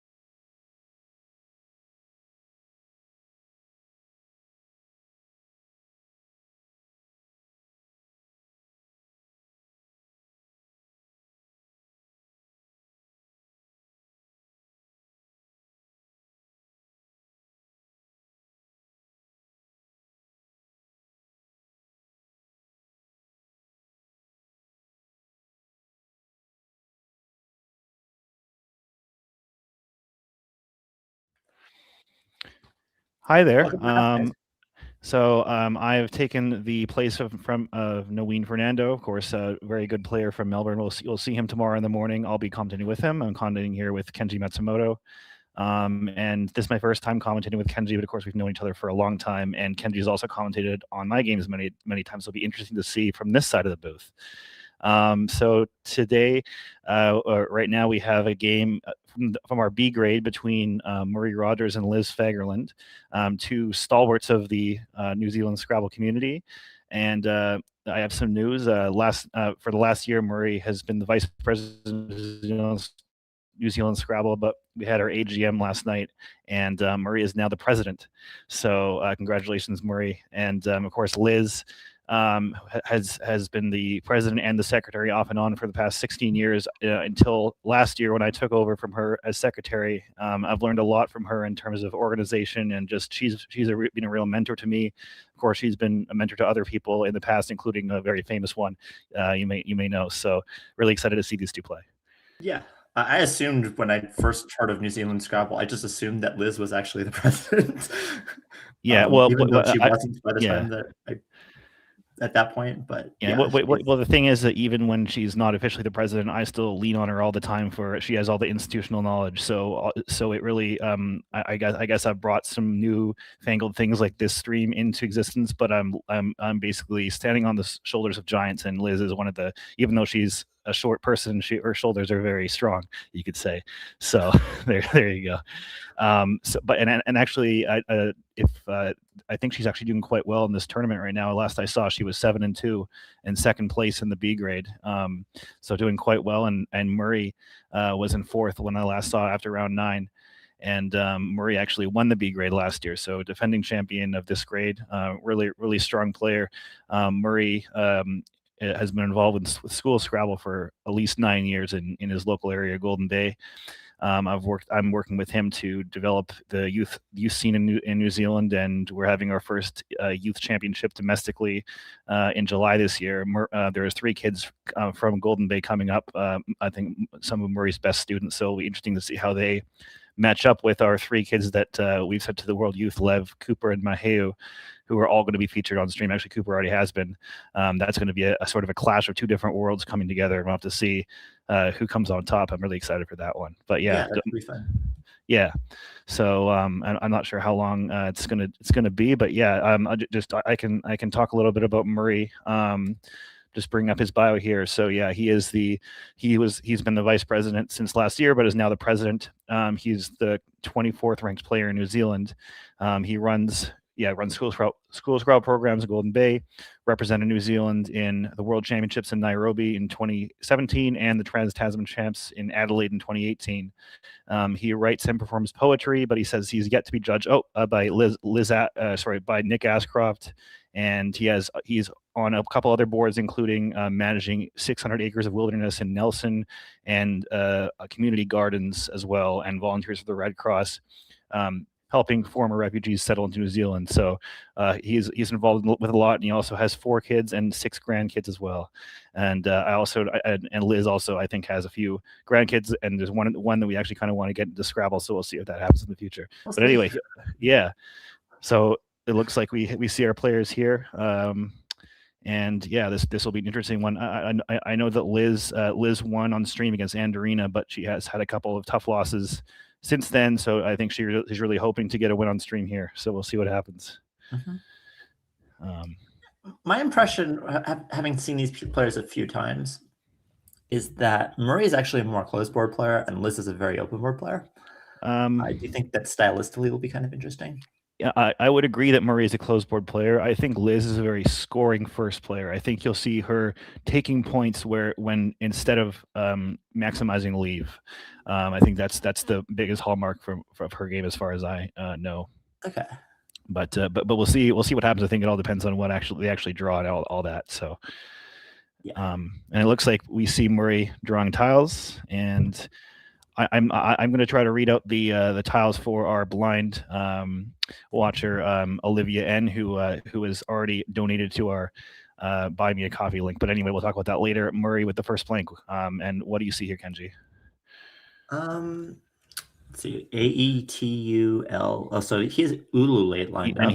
And looks like he's lined up immediately, showing Murray is a quality player. He's one of the top seeds in the B grade. He could easily be in the A grade in another field. So, he's showing why right now. Yeah, they both easily could. Yeah. I don't think there's anything else in that. No, there's not. I checked. Yeah. So whenever you find an only bingo, that's pretty impressive right there. Yeah. He plays it fairly quickly. Yeah, and it looks like Liz with the Z, with a lot of constants though. What are you thinking with Liz's rack here?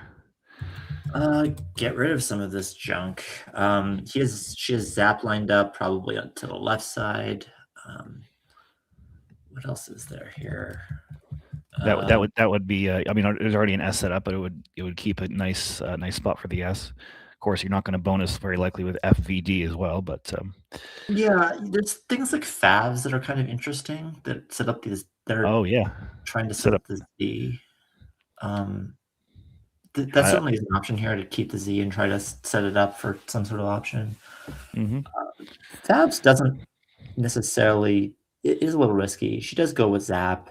As well. It looked to me like she didn't consider really anything else, which is fair enough. It's quite a strong play there. So yeah, both players not taking much time. I think actually both players can't. Both players are not. There are actually quite a few really fast players in New Zealand. I wouldn't say these two are two of them, but we'll see what happens. Maybe they'll prove me wrong. And Murray with the W. So Murray has Town and then SUY. Apologies for not reading the racks, Olivia. I'll try to do my best. But, yeah, NOSTUWY. Yeah. A few different options here. Just dump everything with Townie. You can actually play Yowza, which is kind of fun and actually pretty good. Keeps a pretty good lead. Yeah. 24. Yeah, that stun leave is not as bad. You're not going to redraw U very often. 2 more U's out. Of course, they're not good floaters for that rack, but still. Looks like he is playing one or Want. Maybe he's playing Want. Yeah. Okay. It's not a bad option. Scores some points and sets up the S with SWAT. Of course, sets up a T with Twat, which you just played, but. Not a bad option there. Mm-hmm. I think you'd probably prefer Townie, right, to get rid of the Y, but still not so bad. Yeah, I mean, I might prefer. Yeah, I might do that. It's. I think a lot of options are pretty close there. This does set up an S, which I think maybe is his S, which maybe was part of his reasoning. Yeah, and that is kind of useful, but it would be more important if he was losing to set up the S rather than if he was winning, because this board can die. And that play makes it a lot less likely for this board to die. Yeah, so I'm sure Liz would love to have an A available for Vifta, but that's not in the card. So what instead do you think she should be doing here? A few different things. Play Divi and Ululated. I wouldn't actually be 100% sure about Ululated. I wonder if she knows that. But the ATE words are always fun with whether they take D's. And Liz is proving that I still need some mentorship, as she is confident with Ululated, whereas I was not. So that's a really nice find there, or really nice confidence. And we'll see if it gets held here. No, she's drawing tiles. Looks like so. Most of the ATE words take D, especially unless they're chemicals, and I think it's pretty obvious ululated is not a chemical. Yeah. So, ululate is a verb meaning to howl or wail. So there you go. And it looks like Murray has found a beautiful has a beautiful find here. He's lining something up, and here we go. So they're playing very quickly. Yeah, they are, which is actually a little surprising. I guess games that involve me end up being slow because I take so much time. My opponents have a tough time to think about things. But we'll see if they slow down. And Liz, maybe she'll slow down here. She has no vowels to work with here. I don't think this is going to be slow. So- I think that either you play or exchange here, and you Yeah. make it. Would you consider something like jest to set up jests and Yeah, score a I few think points? that's maybe the only play if you're going to play with this. I think it's either that or exchange, and I think playing is Yeah. probably worthwhile. I mean, you could maybe infer that Murray had an S with want, but I mean, he could play want with a number of racks. He doesn't necessarily have to have an S setting up SWAT. Yeah. So, but it is at least a weak inference. So maybe that tends you to away from jest a little bit. But Want is kind of weird because you know what 5 of the tiles are, and because of like wants, like you could think that they could have a duplicate N or duplicate T, especially in the N. So like having something like, I don't know, NE or something like that is like possible. I don't know. I can see in the chat, Jelamoka's Alex Seaholm has found Bailey's last turn for Murray as double. That's a very nice find, and of course, hi Alec. That's very not unexpected that he found that, but still, I guess Murray's going for style points with his beautiful plays. So, and yeah, I think his mind was made up well before. Yeah. And it looks like Murray is looking to play a New Zealand word here, but while it isn't his turn, it's a New Zealand plant of the mint family. Hioi, I believe, is how you pronounce that one. And of course, I'm still somewhat new to the country. I've been here for a couple of years, but my pronunciations aren't the best. So if I make a mistake, apologies, despite me wearing the silver fern hat. But here we go with Jess. Oh, she's just playing Jet. Interesting. That keeping the S. Is this maybe I know players often won't want to get rid of any S's, but when you have 2, perhaps okay to get rid of one, especially with all those consonants. And as you can see, she got punished a little bit by not drawing a consonant, but she does have a bailout of Cruft, I can see there, or Gruft. We'll see what Murray does though. Well, it's not gonna be a bailout if Murray does play Hioi, which he looks like he's doing, and in which case now she actually does want the vowel to play Hiois. Yeah, which she's not going to be able to do despite having the second S, which is kind of a little bit ironic. But at least she can play through this rack through one of those U's with Cruft. Would you be doing that, keeping GSS or anything else here? I might be playing something like through the G. I might just play Fisk first of all. Fisk and Divies, and she's playing something here. Forts, okay. I mean, whenever I see C and G together, that's a little bit of a puke. I hate CG, but it still does score a decent amount of points. That actually sort of kind of twines with what I was talking about with Liz liking to score points and maybe a little bit of at the expense of her leave sometimes. But it's kind of a weird like inference battle here because like Murray has an S. Murray knows that Liz has an S. But Murray doesn't really have a lead that really wants to play the S. So it's kind of weird because like when he only has 2 consonants and one of them's the S, so he really doesn't want to play it. But he has full knowledge now that Liz, well, maybe not full knowledge, but pretty confident knowledge that Liz has the S a lot. Yeah, I mean, if I was playing Liz, I would certainly think there's a potential she just had 3 other consonants. She really wants to score 20 plus points, which I know she likes to do. If she can score 20 plus on a turn, she will do that at the expense of other considerations sometimes. But yeah, for most players, for sure, you have an S, and even Liz, as we can see, does have the other S here. So he's gonna block.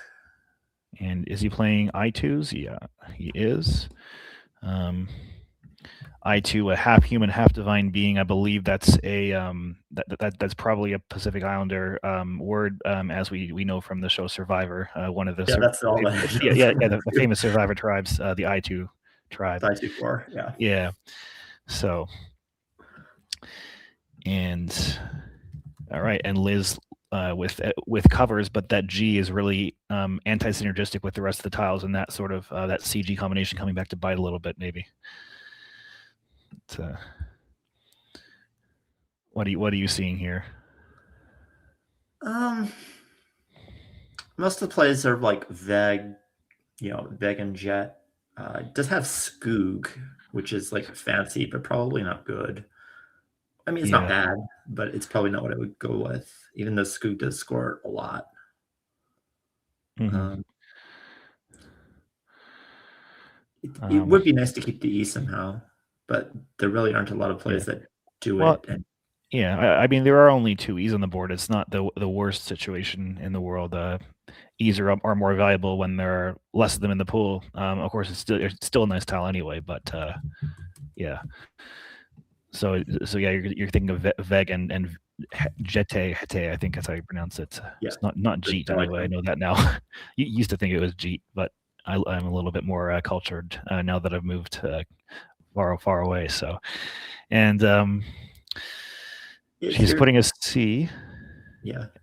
And she's if you playing read the word in like LA, you know it's not cheat because it has like a little accent on it. And yeah. So yeah, I mean, this is more of this is the style that Liz likes to score points. This is what I've been mentioning, and you're starting to see it here. I am. Yeah. And that does score more than I think any other plays, but we'll see what happens with this. It scores a little bit more. I'm trying to see Murray's last tile there. He has a soiree and another tile that I can't see. That's potentially bonuses if those tiles are good. And it looks our producer Jacob says an A. Yeah, I thought it was an A. Yeah, so does he have Olearias? No, he doesn't. That's 2 A's. Never mind. And I'm just looking up. He has Gian. That's by far his best player. Okay. Yeah. The only 8 is Aotearoa, which is on a shirt that I own. Lawson made shirts for the Trans-Tasman team and included that word. It's probably not how you say it though. Not as cultured as I just claimed, but I have no idea. Yeah. I pronounced Quinoa Quinoa for about 10 years. Yeah. That's do you enjoy a quinoa bowl every now and then, like our friend Rafi Stern often does too. Shout out to him. But yeah. Well, he did say that he might be tuning in if during breaks. He's at the World Series of Poker right now, actually. So if he maybe if he busts out, he can relax with some New Zealand Scrabble. You can find Naween content. Yeah, there you go. Because I don't know if you saw that earlier. Naween's in Vegas. Oh, is it? Well, there you go. I mean, they're in the same place. They can have a watch party, but no. Yeah, I mean the reach of this channel is fantastic. I happen to know that Julie Bryce and Helen Hines they said they'll put our stream up on the big screen at their club in Townsville, Australia. So that just goes to show the global reach of our community here. And actually, I wanted to shout out now that New Zealand players that are watching this that are going to the Trans-Tasman Challenge. There was a tournament directly before that in Townsville. That those two would love to have some New Zealanders come to play. So I just wanted to shout that out. Wait, there's an actual city called Townsville? Yeah, I think it's actually north of Brisbane. It's quite equatorial and quite hot, but yeah. So, and it looks like Murray's played OZ. That's interesting. He's burning his S and scoring 18 here. That's an interesting one. I think both players I think like to score points and don't mind burning S's to do so. It does balance. Yeah, it does give Liz geologic, which. And I'm looking over, and Jello Mocha's says that it's jete. Yeah, that makes sense. Yeah, that's what we said, isn't it? Yeah, well, I think it's what we said. Yeah, I mean, unfortunately, we don't have another one of the commentators that we like to get on the channel at some point, but he's otherwise occupied. Jesse Matthews, and he is a linguist, and so he would definitely know how to pronounce all these things and probably be chastising us for what we're doing right now, butchery of the English language. But anyway, I'm just amazed Townsville a real place now. Like I don't even know from like the top power. Well, I mean, you've already commentated with a couple of the players from there, so maybe you'll visit one day and play in one of their tournaments. I think they have some tournaments on Magnetic Island, which is I think right outside of there. I know their women's championship is actually there as well. So and we see Colic coming down here, keeping. I actually don't know what is the meme about egg, because I think I'm sort of out of the loop. Erickson, okay. Something about Erickson. Okay, yeah. Shout out to Erickson Smith, who I don't see in a chat now, but he has been in our chat in the past. So, and we see Quare. That's interesting. I wonder if Liz maybe might be challenging that, because it's a bit of a weird word. Murray hasn't drawn yet. Aotearoa is an option if you want to be something fancier, but it does keep it better to leave. Yeah. Oh no, that's a D, not an O. Never mind. Oh, it looks like Murray is now drawing tiles, so I think Liz has accepted if she did hold. And now Liz has both egg and pie, so that's so some fusion between Erickson Smith and New Zealand going on right now. With I'm pretty sure when you visited me, you had a few pies, didn't you, in New Zealand? A few. So yeah. I think, yeah. I mean, I remember we had this conversation about if I ever moved back over there that I would start a pie business or something and bring it over to whatever, bring them into gas stations, because I like stopping road trips and stuff, and pies have become one of my go-tos here, whereas in the past it was probably just like Coke and chips and whatever else. So yeah. Anyway, let's talk about what's going on. We got two Ds and a P and 3 Es. That's not so great. What are you thinking here for Liz? She's down 40 points. Jeep. Or keep, however you pronounce that. Yeah, with jeté. Is that what you're thinking? Yeah, jeté. Yeah, I think that makes a lot of sense. Opening a bottom lane, which is not so great, but yeah. You can use it with the A and I2s as well. That's if you want to do that. It's not. Yeah, for a little bit more defense. I mean, the J and the Z are gone, so that spot is not as can bite a little less. She's keeping egg again for a second turn. I think she's trying to go viral here, we see Peace come down, scoring decently here and opening the P for potential comeback bingos. So. Still one blank to be drawn. Let's see if she can get a good draw from her second egg leave in a row. And Murray here with Ma and Toad lined up. What are you thinking here for him? Is he thinking about Ma on top of Quare, or do you see a different spot he's looking at right now? Just Meadow to the E in Quare. Yeah, that looks quite good, especially with his small lead, scoring a little more, getting a little bit of stuff off the rack. Just more defensive is part of. I'm not sure that he necessarily sees that. Just what he hasn't lined it up yet, and it looks like he's the type of player that will line up what he's thinking on his rack, as you can see now. Yeah, but we'll see if he proves us wrong here.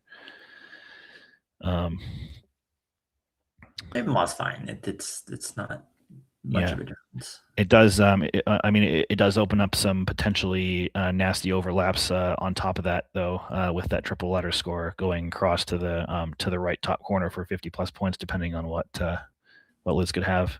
Also, it also takes an S and an A on top and an O, so potential bonus lanes there too. But that's not. There's lots of bonus lanes. It's more about the scoring spot I'd be worried about there. Oh, I was thinking Ma with the two right at that.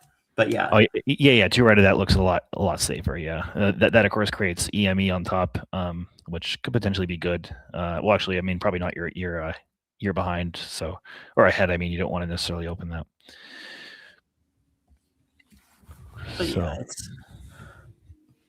yeah, I think a lot of things are fine. If she wants to go with like Moa or a Mout or something like that, those would be fine too. There's a lot of different choices that I think are roughly the same. Yeah. Well, I guess while he's thinking, I just wanted to just mention a little more about both of these players, their organizational acumen. Liz, even though she's retired from the national scene, she's still the president of the Mount Albert Club, and Mount Albert Club is by far the biggest club in New Zealand. 47 paid up members, and some more people that come as well. And she does a fantastic job locally. Still does a ton of work for the community. So I just wanted to shout that out. And we do see Ma exactly in the spot that you mentioned, not the horribly defensive spot that I thought of first. So Murray doing a good job there. I mean, your spot would have worked out better, I think, with this particular rack. So Yeah, I mean, I'm seeing Leben. Are you seeing something better than that? Probably is. I mean, I'm also seeing. I don't know. It's probably just, I don't know, Dag or something. Like, I don't know. Just Beg on top with EME and Gar is what you're thinking, or Beg going back to Jate. yeah. Oh, it looks like Murray has drawn the second blank. So, unfortunately for Liz, her stream luck is not continuing. She's not drawing a blank this stream, and this is her only scheduled game, so she's not drawing a blank at Nationals on stream again. That's just more sacrifices for the New Zealand community. We appreciate it, Liz. I'm sorry. But if she does play Beg and Jate, like fondant as an overlap is very fancy, and it's still there. That's actually quite crazy that overlap is there. It's quite difficult to find because of all of the different like directions that it goes. Yeah, so we see Jen here. That at least she's keeping the BLE together, which is almost able. It's a good synergy. Of course, the G is not good synergy. Well, I think we all hate the G. I know Josh Sokol, one of our commentators that often is here and will be here in 3 weeks for shouting out to our Australasian Open stream, which is in 3 weeks. Josh will be back, and he hates the G. Anyway, let's see what Murray can come up with here. So just for our viewers, where does fondant play? With Mon, Jenna, Na, and TI next to I2's Jen, next in the column. Yeah. That's a really, really cool play. I would love to see Murray find that on the stream. I'm pretty sure he knows the word, but it's very tough to actually look there. Yeah. There's actually also Donettes in that spot, which is a little bit weirder, but it fits there. Yeah, because there's Donat and then there's do not, which I don't think takes. Oh, it does take an S, but they both mean lazy person, so that probably describes me and some other people, other Scrabblers, depending on what their lifestyles are. But yeah, I actually kind of thought it didn't take an S, so that goes to show I need to keep brushing up. That's why I'm here and I'm not playing. So, so Murray's still noodling it over here. And this is exactly the type of rack you want to spend some time on because looks like there should be bonuses. So it looks like he has given up though. He's playing Nod. It looks like he's taking it off. Now he's playing it above. Is the X? Yeah, the X is out. I actually quite like that. Yes, he's missing the bonuses, but I think he's keying into the fact that he would have created a socks spot, and he doesn't want to do that. Especially since he knows that he's going to be ahead with A and T blank anyway. So I actually do like that little switch he just made. Yeah, makes a lot of sense. Yeah, and Liz almost has blogger on her rack, but not quite.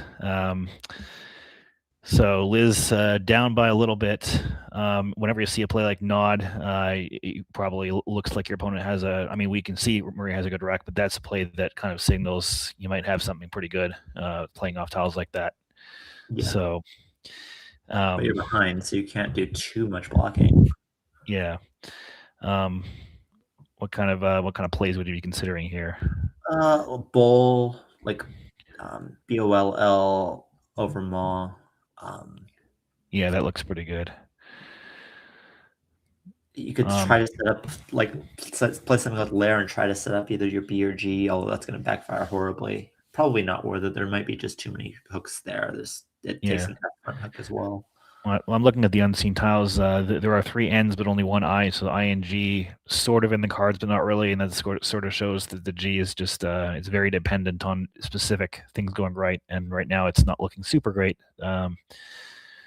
But obviously, if Liz could pull a bonus from the P with I and G, that would be a great way to get back in the game. It's just not looking super great for her right now.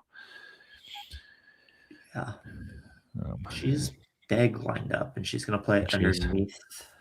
Yeah, as this is continuing the theme of Liz likes to score points. There are now only 3 E's left from her perspective, so the E was sort of nice to keep. I'm not sure if she has LOL on a rack for the stream purposes. I don't think so, but it is on there. And she's had egg and LOL and egg again. I think there's something going on here. But and Murray quickly plays KA. He could play Troke there in the same way that Fernando did. Yeah. I wonder if he's missing the Jenna hook. And actually, that's something that I know that Murray loves to do hook drills with his students. He'll put a word on the board and say, like, what are the hooks to this? What are the hooks to this? And he'll even put a bunch of words sort of sequentially all up and down the board, and then he'll take a tile and is this a hook? Is this a hook? Is this a hook? So I think definitely someone that I would likely think that would find a lot of hooks based on his lesson plans that I've actually taken from when I've been teaching. So just shout out to that. But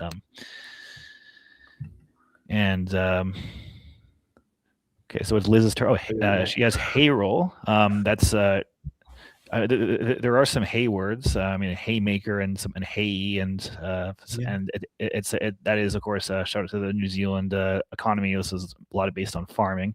So I can see something like holy and hair, which would set up an S. You obviously need the blank for that. I don't know if you're desperate enough to do something like that, but do you see something else, Kenji? Yeah. I mean, holy is standard, but like you don't have the blank and you don't have the S.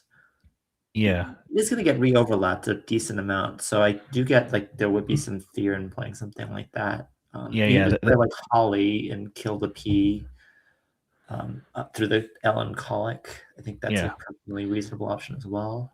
Yeah, well, I mean, it would still create an H for you to go to bonus from. Yeah, I mean, putting the Y above the triple there.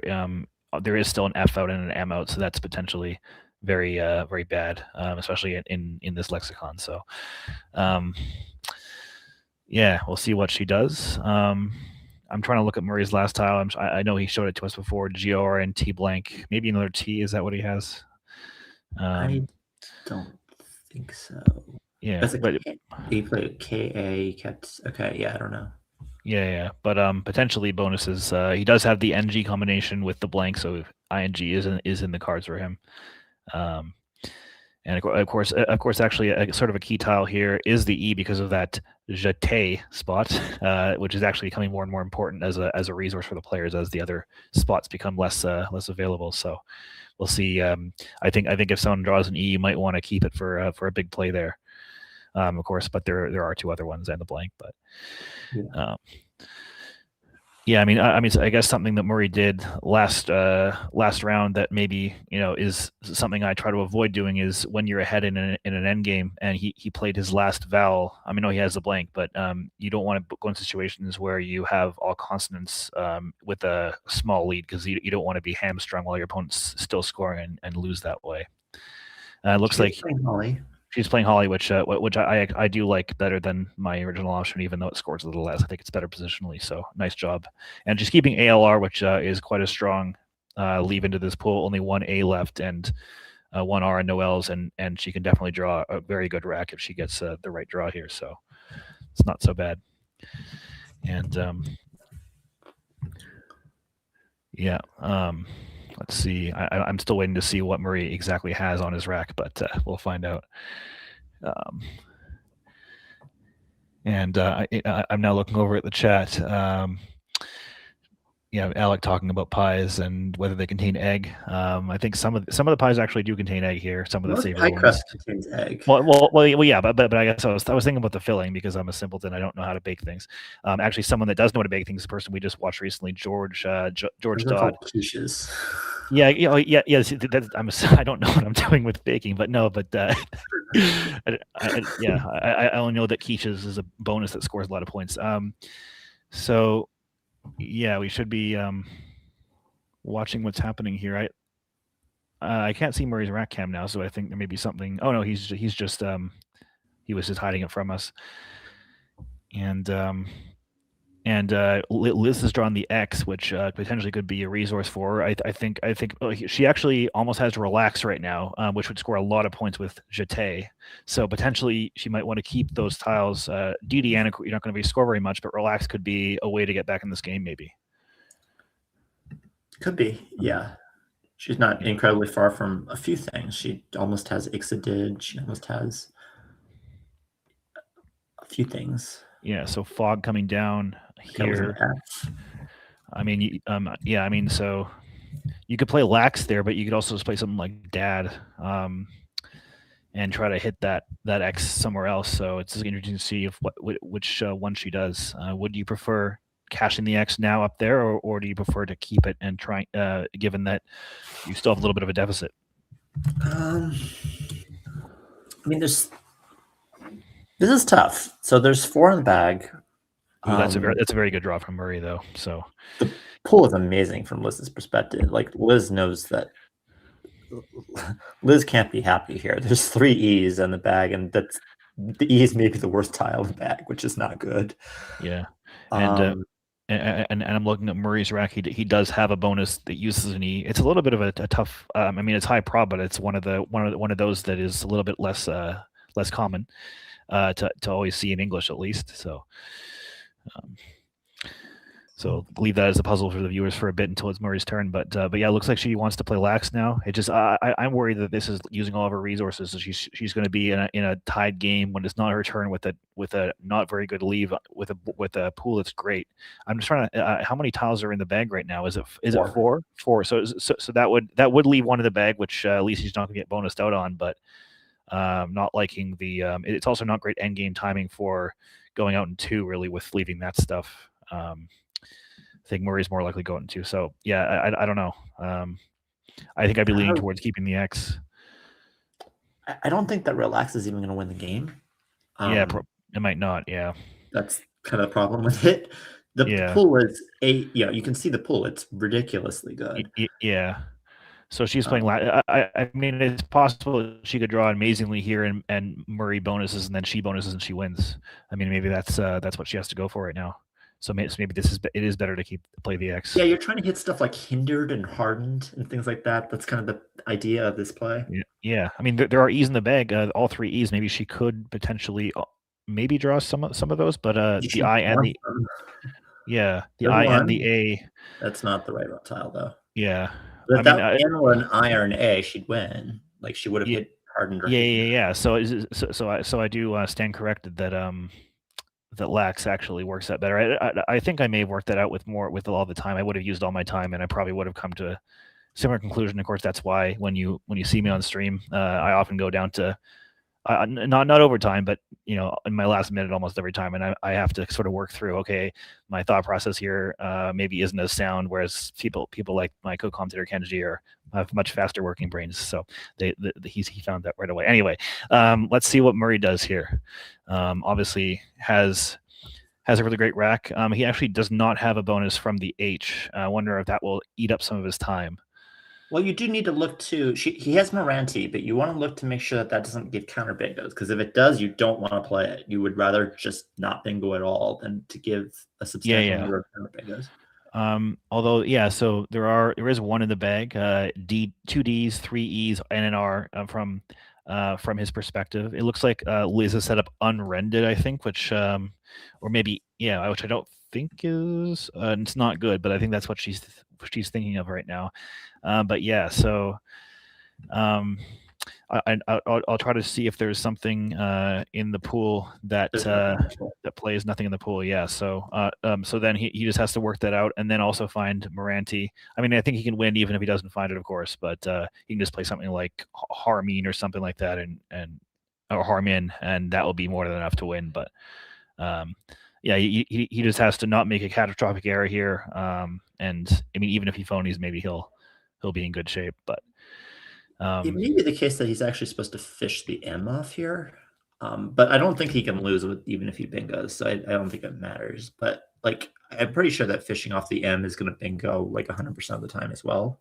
Yeah. Because if you think about it,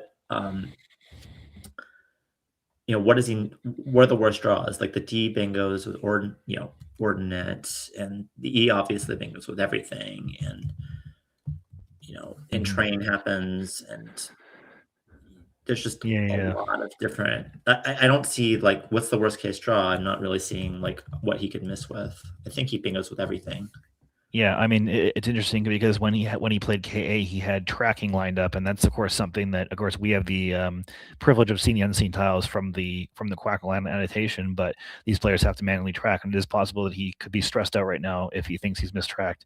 But I feel like Murray is quite good at tracking, and I know he tells his students to do it. I know at least one of the students that is going to be coming to the huge champs apparently tracks perfectly every time. So my thought is based on that knowledge that Murray has tracked correctly and isn't going to be worried so much about Liz bonusing out or anything like that. And it looks like he's scoring with the H. Is that Harmon?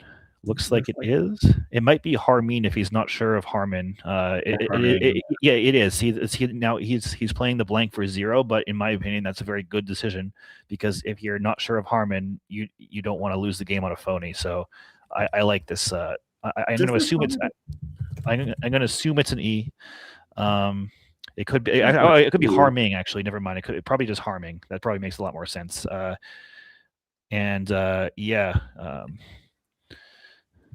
I think, I'm just okay. Talking to our producer Jake here. I think we're going to potentially a break after this morning tea for a few minutes, and we'll be back afterwards. But so we're going to assume that's harming, and as I said, you want to play to win the game. Yes, yes, it's not as good to waste a blank for 0 if you're a machine, but we're humans here, and so practically that's a good decision. It is worth noting that if you're going to do that, you need to, it is important that you see what the worst draw is and that you actually see the outs. Because took me a minute to see that toes was an option, but if you drew the T, he actually would be in some trouble. Or if you drew the D, he would be in some trouble if he didn't have that secondary out, because there's a lot of ways for Liz to score, and if Liz gets to score and Murray doesn't get to go out, that actually could have been a problem. But we'll never know whether he actually saw toast or not, because the E was in the bag and not the D. D. But you do want to look at the worst case scenarios when you're in Murray's shoes. Yeah, I mean that is a bit of a weird word too. Like I know it with the Z, but you almost never see toes with the S, so potentially easy to miss.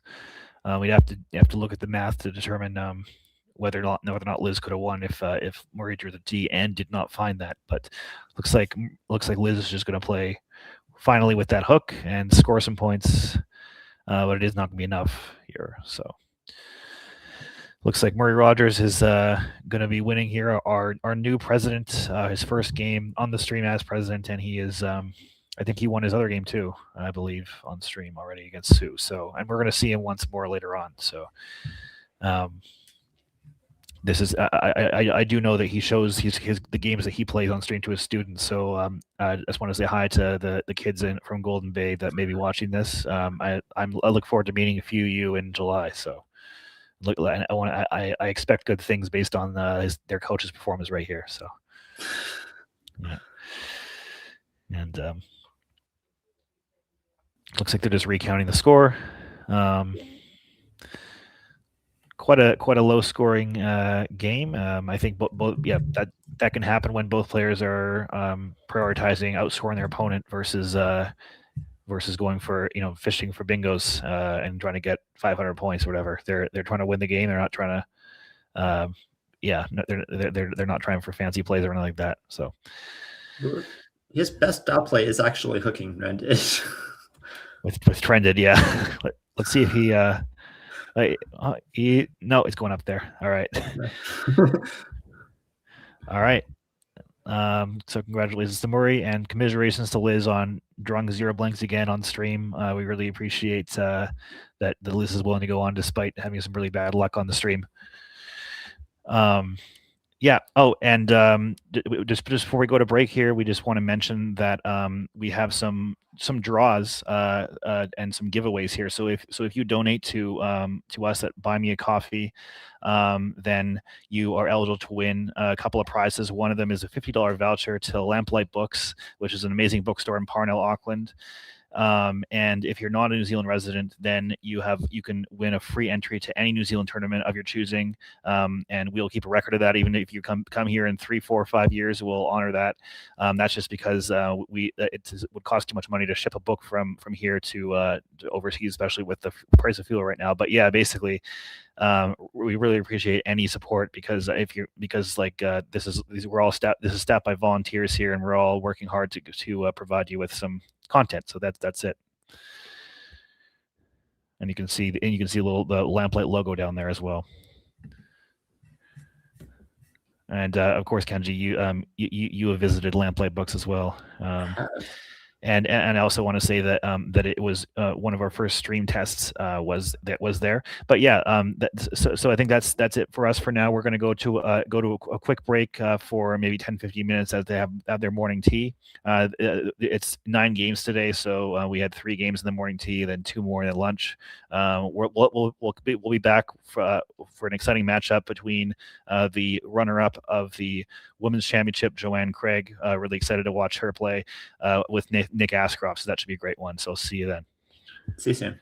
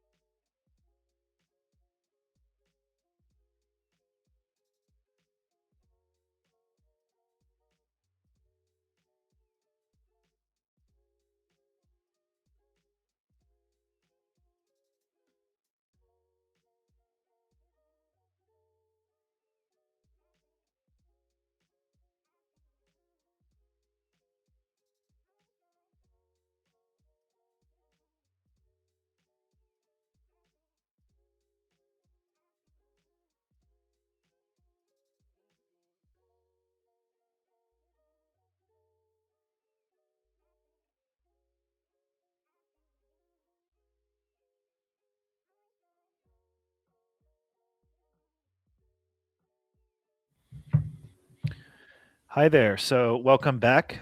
This is the results from round 11 of the A grade of the 2026 New Zealand Nationals, and we can see that Howard Warner is at the top with 8 wins. Stanley and Gundi, who we saw earlier on stream, is also at 8 wins. And then we have 3 people with six wins: Alistair Richards, Dylan Early, and Joanne Craig, who we will be seeing now.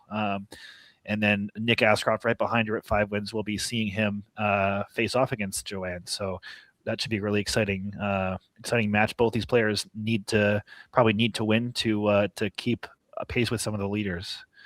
Yeah. So 5th and 6th. Yeah. And yeah, we can see Peter Sinton at the bottom, not doing so well. He's usually a contention to win. He's actually come second at the Nationals a bunch of times, and so not doing too well this time. But it's a really, really tough field. Anyone could be in that position. Of course, we also see Lewis Hawkins also with only 4 wins, so he needs to win out or close to it to have a chance here to come back. But anyway, so our matchup here is going to be Joanne Craig and Nick Ascroft, which is a really exciting one. Joanne's probably one of the more well-known players internationally. She plays all around the world. She lives in Sydney, but is originally from Timaru, which is the south of Christchurch on the South Island here, and plays for New Zealand in World Championships and in the Trans-Tasman Challenge, even though she lives in Australia. So we really appreciate the loyalty there. And just a fun fact, I have played her 5 times and have won 0 of them, which is not the best statistic for me. So looking forward to learning from her. Maybe I can glean some information, maybe get a win finally next time.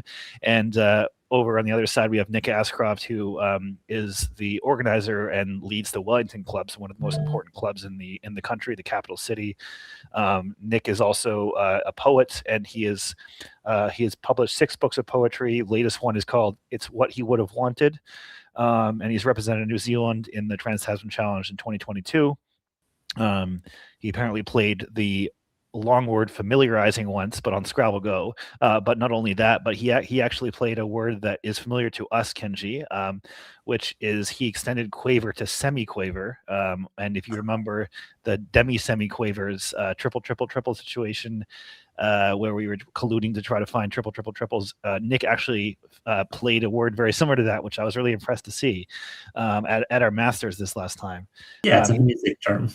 Yeah, and that makes sense. Nick's sort of an artsy guy. It's not unexpected that he knows that. So we're interested to see what happens here. And I think Joanne's first to go. Just a little bit about Joanne. She's born in Timaru, but she graduated at the University of Canterbury, which is the local university here. Lewis Hawkins also went there recently. He's graduated as well. It looks like Nick's actually first. We're just getting from our producer Jake that the stream pairing schedule was wrong. It's actually Nick first. So I'll get the bio information later on once we have a break in the action. But it looks like Nick is first with Rupoids on his rack. What are you thinking here for Nick? Maybe Proud, maybe Updo. There's a lot of other shorter plays that also Pud is fine. Upo is fine. Pud, yeah. It's kind of one of those preference things of like, what do you want the board to look like in a few turns? Yeah. Looks like he's playing Pud, and it looks like he's playing vertically as well. A lot of people have played vertically when I've been commentating. Yeah, I guess I've always played. I don't think I've ever played vertically, which is I'm a cat lover, so I don't like killing kittens. But I guess a lot of other people do. I think that was. I've talked into it lately. I was seeing. I didn't really think that there was any difference until I thought about it a little bit more, like in depth, and then I realized that the issue is specifically that people have a harder time finding vertical parallels than they do horizontal parallels, which makes sense if you think about it. Yeah, that makes a lot of sense.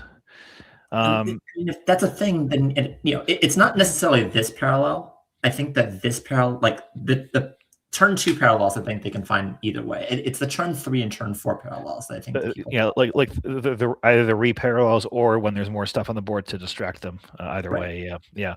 So it looks like Joanne has Donkey and a G on her rack. I think I was talking earlier in one of my when I was commenting with Alexander about the words Zonky and Zedonk being crossbreeds. Of course, this Donkey one of the parents of a mule, so part of crossbreeding as well. It looks like she's looking at yoked, which is one of those parallels you're talking about potentially. Not a full one though. Yeah. She does have a very weird parallel of Kyojin, but it's a very weird, low probability word that may never show up again. Ooh, yeah. I confess that I did not know that word. It's a type of Japanese drama, looks like, and as our resident half Japanese commentator, of course, you're more likely to know something like that. But I'm sure maybe it either from real life or from just from study, I guess. Definitely not from real life, and I've been to Japan. Yeah.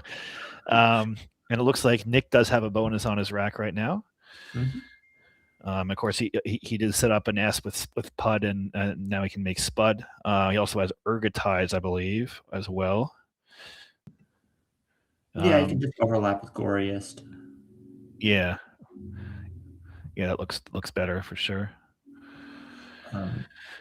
Although, it does put the T in the triple lane. It is a little bit more volatile in that regard. Yeah. And it looks like he does have Ergotize. I mean, that's also pretty volatile as well, because you have to end with the E in a pretty nasty spot. So something like Stagier is probably the safe option if you want to pick, if you're valuing safety. Yeah, I think he. Oh, we'll see what he does. Oh, yeah, he's playing over with Goiters, I think. Okay. And trying to see what Joanne. I mean, I don't think she thinks linging is a word. Yeah, I guess there actually are two with the P. She's probably thinking of plinging or pingling. She'll probably just play tingling. Tingling, yeah, that makes a lot more sense. Although the T wasn't there originally, I think she may know the word plinging, which is not surprising. We were talking about Joanne's, one of her real strengths is her word knowledge. Known as an open board player and someone who rarely misses bonuses, and so even though plinging is a bit of a weird word, I think that's what she was setting up, and that just goes to show her quality. So we'll see what she does play though. Probably tingling. There's glinting as well, but there's no reason to do that, I guess. I mean, it opens the top, but yeah. There's the problem with this isn't like necessarily it's just a first mover advantage thing. Usually you don't want to open up lanes for no reason just because you're never going to be the first one to get them. Well, one interesting thing about tingling, it may or may not take a hook. And in fact, it does. And I wonder if the players know that tinglings is in fact a word. So that might end up being interesting, depending on what happens with this board, because it will be in play. So I know that one of the things that I was listening to commentary very recently, and there's a certain commentator who really, really, really doesn't like hooks and says that would probably play glinting over tingling because of the set hooks. I think are you thinking of a certain Texan commentator? Is that what which I believe would be Matt Canick, or are you talking about someone else? Because I know Matt is drilled into all of us that watch him commentate that if there's a word on the board that he's putting down that he doesn't know the hooks to, he avoids that at all costs. And that's a great draw for Joanne. I can see she may be setting up something like Exonery or something. Not that plays, but wow. It does. It does. Yeah. I mean, when you have two blanks, oftentimes these things will play. With yoked there, but yeah, Nick's going to be in a tough spot to defeat someone like Joanne when she's drawing like this. And yeah, we'll see if she can find something to the triple, either to or from that R. Let's see if is anything here using my re-expose. Yeah, that's so I do expect Joanne to see that. I trust that her word knowledge and her word finding is up to the challenge here. But even if not, she's probably bonusing no matter what. Although of course, I mean, if you have the blank, two blanks, you can play. You might want to, if you see just Exonery for 60, you might consider something like Ox and Ox just to keep the two blanks. It's probably Exo's 37. It keeps two blanks. Like you could, if you don't see re-expose and you only see Exonery, you might play Exo over Exonery. Yeah, I mean, I would for sure. I mean, yeah, I think that's the equity would definitely say, even though I'm not running Quackle alongside my brain, my brain calc, or head calc, I guess, as the streamers say, says that Exa was a better play than Exonery. But we'll see if she finds the better one. Looks like she might be lining something up now. Still might be Exonery, I don't know. And we look over at Nick. Tale of Two Worlds here. Nick's is not doing too great. Yeah.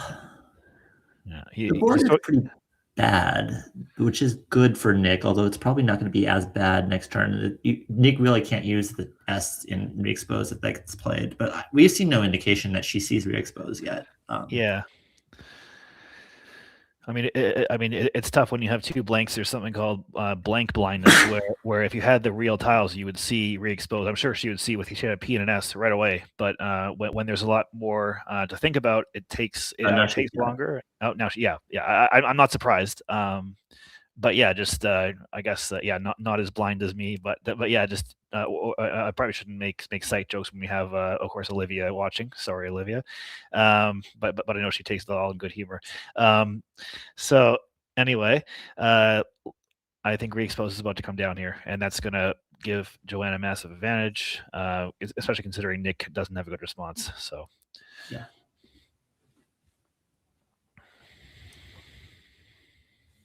Nick is shuffling his tiles a lot. I wonder what he's thinking or seeing. I mean, maybe he knows I'm commentating. He wants to try to beat my speed record with shuffling the tiles around, but no, I don't think he's quite at that level yet. As Kenji's back. All right. And here we go. She, of course, has to make sure that she designates the blanks in the correct order. I don't think it really matters here, but I do remember in a long ago tournament in North America that I played Otalgia, but I played I had something like Otaglia because I put I designated the blanks wrong, and then my opponent did challenge, and I remember being quite salty about the result of that situation because as my word came off the board. So just something to note. But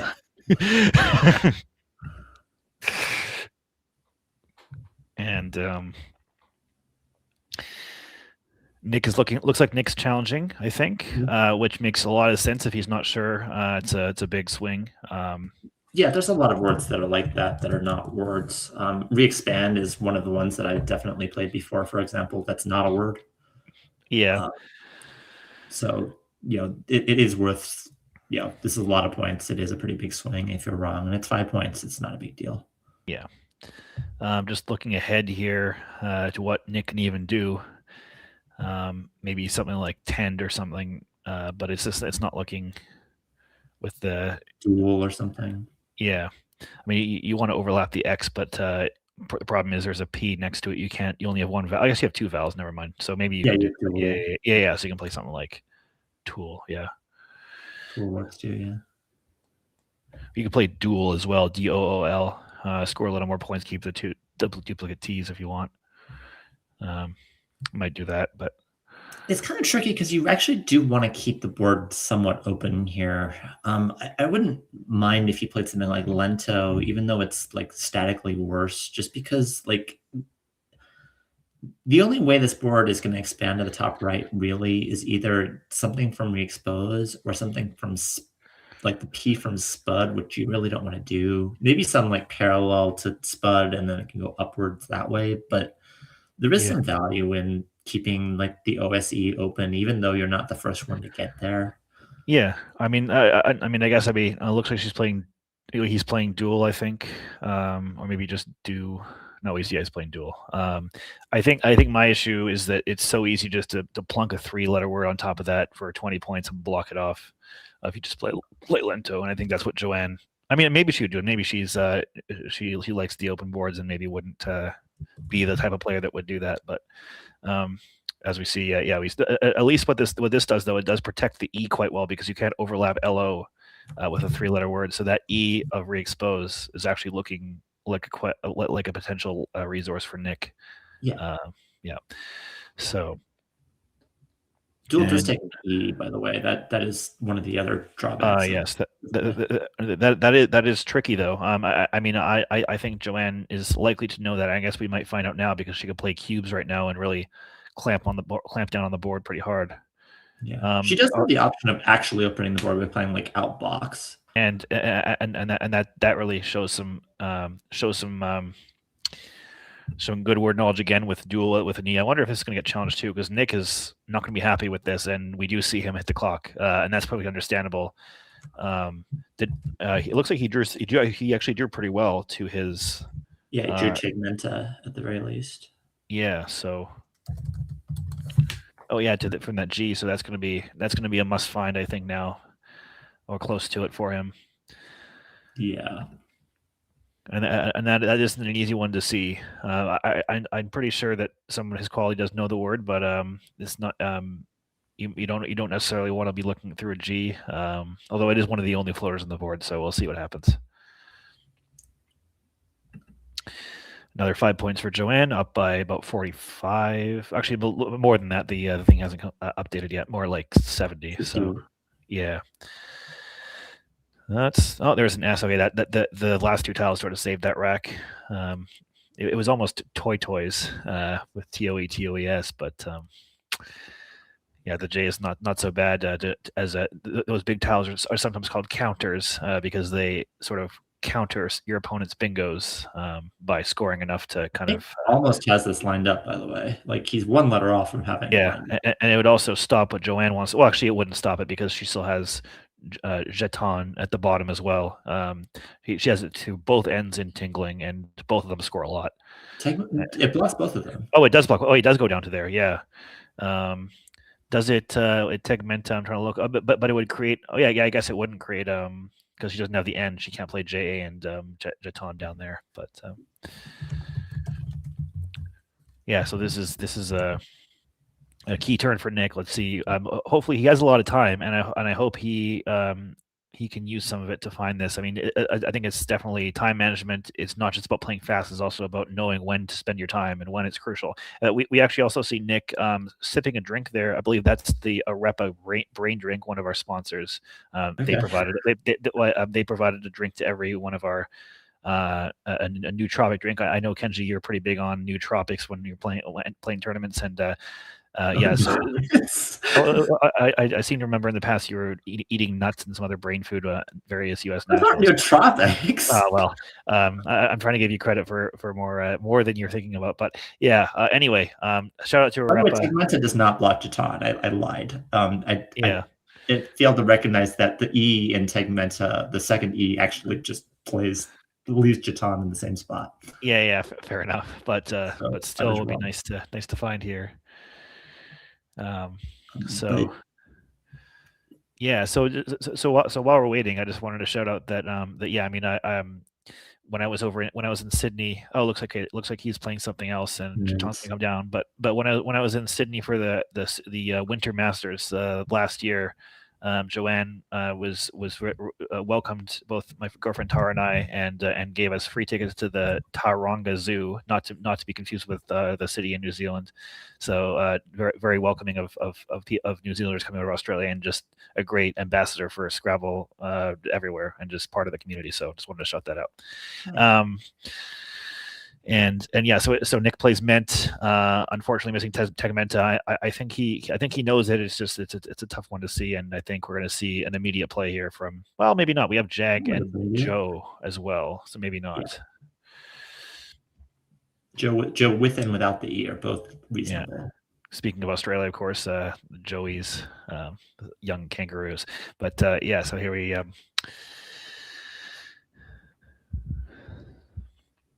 She has Jo lined up. Yeah. Maybe she just wants to keep the E, just to make the leave better. I generally, when you have an advantage like this, you want to avoid disaster scenarios, and potentially 3 more consonants could lead to a bad rack.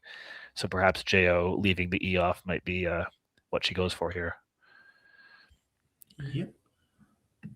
Yeah. So I think we understand that decision. I think it's a decent one. And Nick has drawn some scoring power with the Z. Yep. And actually has a decent play with it. Yeah, he has Fez lined up. What do you think of, Kenji? She actually has Cicely for the T. Oh wow, that is really cool. TZETSE, which of course is the fly that causes the sleeping sickness in Central Africa, I believe. And I think it's good also TSE TSE and with two Z's if you want to ever if you ever blank and you want to be fancy. I'd be really impressed if Nick finds this. Would be one of the flashiest plays we see on stream today. Of course, as we mentioned, Nick finding semi-quaver, he is not he's not a stranger to finding flashy plays. So we'll see if he can pull this one out.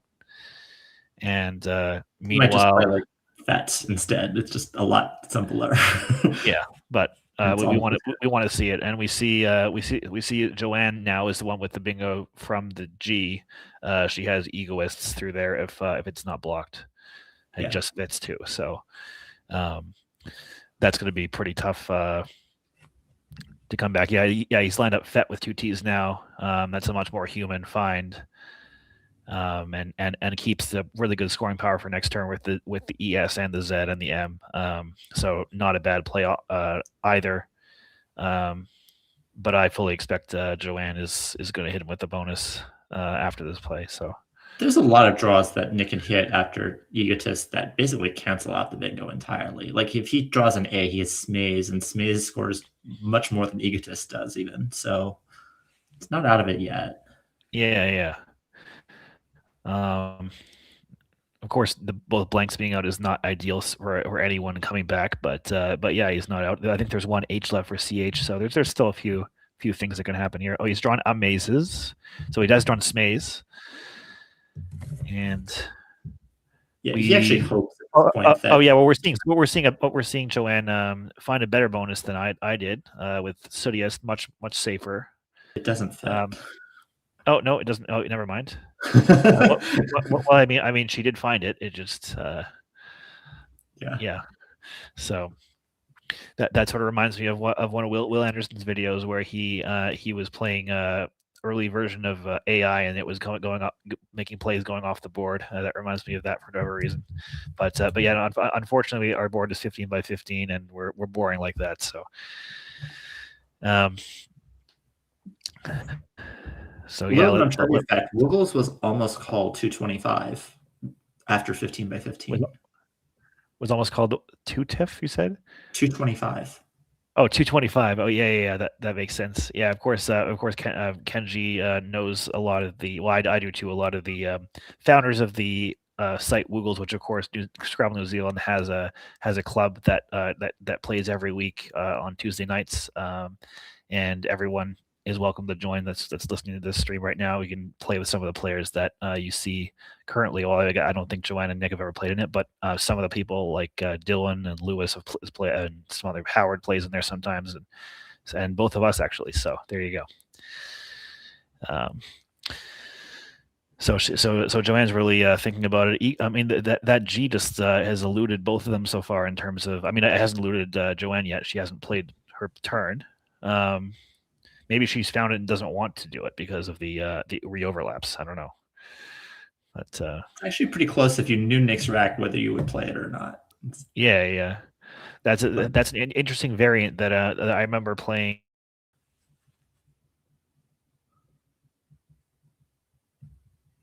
I think Nick is. I think Chris is gone temporarily, so I'm going to temporarily just. We'll get Chris back shortly, I'm sure. But yeah, Joanne's still looking for egotists. Hello again. Chris. Hello again. The stream went down for a bit. I can't hear Kenji yet, though. So you can't hear me? Can the stream hear me? I can hear you. Oh, okay, yeah. So what I was just saying was that there was a variant that I've played before where you flip your rack over to your opponent and then you play with perfect information, and it's because it's a difficult variant because oftentimes when someone plays a phony bonus and you see their rack, it takes you a lot longer to determine what the best play is, and imagine that every turn. That requires more brain power than I have. I assume you played that variant before, Kenji. Yeah. Yeah. I used to think it was a good variant, and then I played it a little bit and realized it wasn't. Yeah. I mean, we played quite a few variants together. I remember we played a variant where we had 9 tiles in a rack and no bonus for using all of them. And so then what you could do is you could do a triple double on your first turn with 8 tile natural bonus, which is worth which is the rare 6 timer. So yeah, makes the entire variant stupid. yeah. I mean, well. I guess some of us have more childlike wonder than others, and you can't come back. No. Half the games where one of us scoring an 8 timer, scoring 100 points, and there's no bingo. So how are you going to make up a 100-point deficit? Yeah, well, I guess you can. Anyway, Joanne yeah. So she just plays. So this is a situation where this is probably working out better for her than if she found it.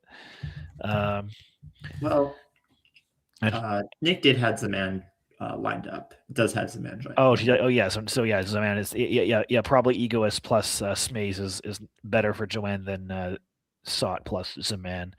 And yeah, she draws Tinders, but that's not going to go down, I don't think. Yeah, it's only sprinted through the P. But oh no, she does. Yeah, she does have stringed right now, but that's going to get blocked. So does she have anything playable with? Oh wow, he's not doing it. He did have it lined up, right? It looked like it. Yeah. So maybe he's not sure. I mean, it is a bit of a. I mean, it's a power top 5, but it's not one you see every day. It's a tropical tree, and just it also takes a G for Zamang as well. So, same meaning of a tropical tree. So that's going to sort of save Joanne because she's going to be able to play Tinders or stringed, probably Tinders. So that was a big swing with that play there. Yeah. But Nick's not out of it yet. He does have a very good leave. Potentially can get a high scoring bonus with the Z or just score with the Z and then bonus with his S. So not 100% over, but that was a big turn. That draw does not help. No. I mean, it is generally good to have vowels with the Z. The Z does sort of eat vowels, but that's one too many at least. So,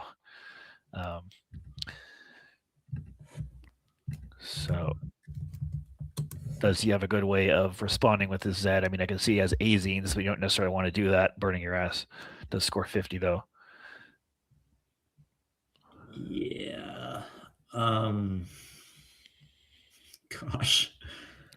Yeah, that's rough. If he had another N, he'd have Zanana, which is a cool word. But he's going to play azines, I think. And that's going to hit back immediately with quiz. That's unfortunate. So that's probably game over. Yeah. And yeah, I mean, what you're hoping there is that your opponent doesn't have afforded that Z, and then you can hit it next turn and kind of get back in the game. Alas, not this time. So, there are a lot of extensions to azines, by the way. There's try. I can see right away, but there's probably more that you're gonna. I don't even know all of them off the top of my head, but there's a lot. Yeah. Let's see. There's off the top of my head. There's Thigh. There's Hydra. There's Hydra is cool. There's Piper.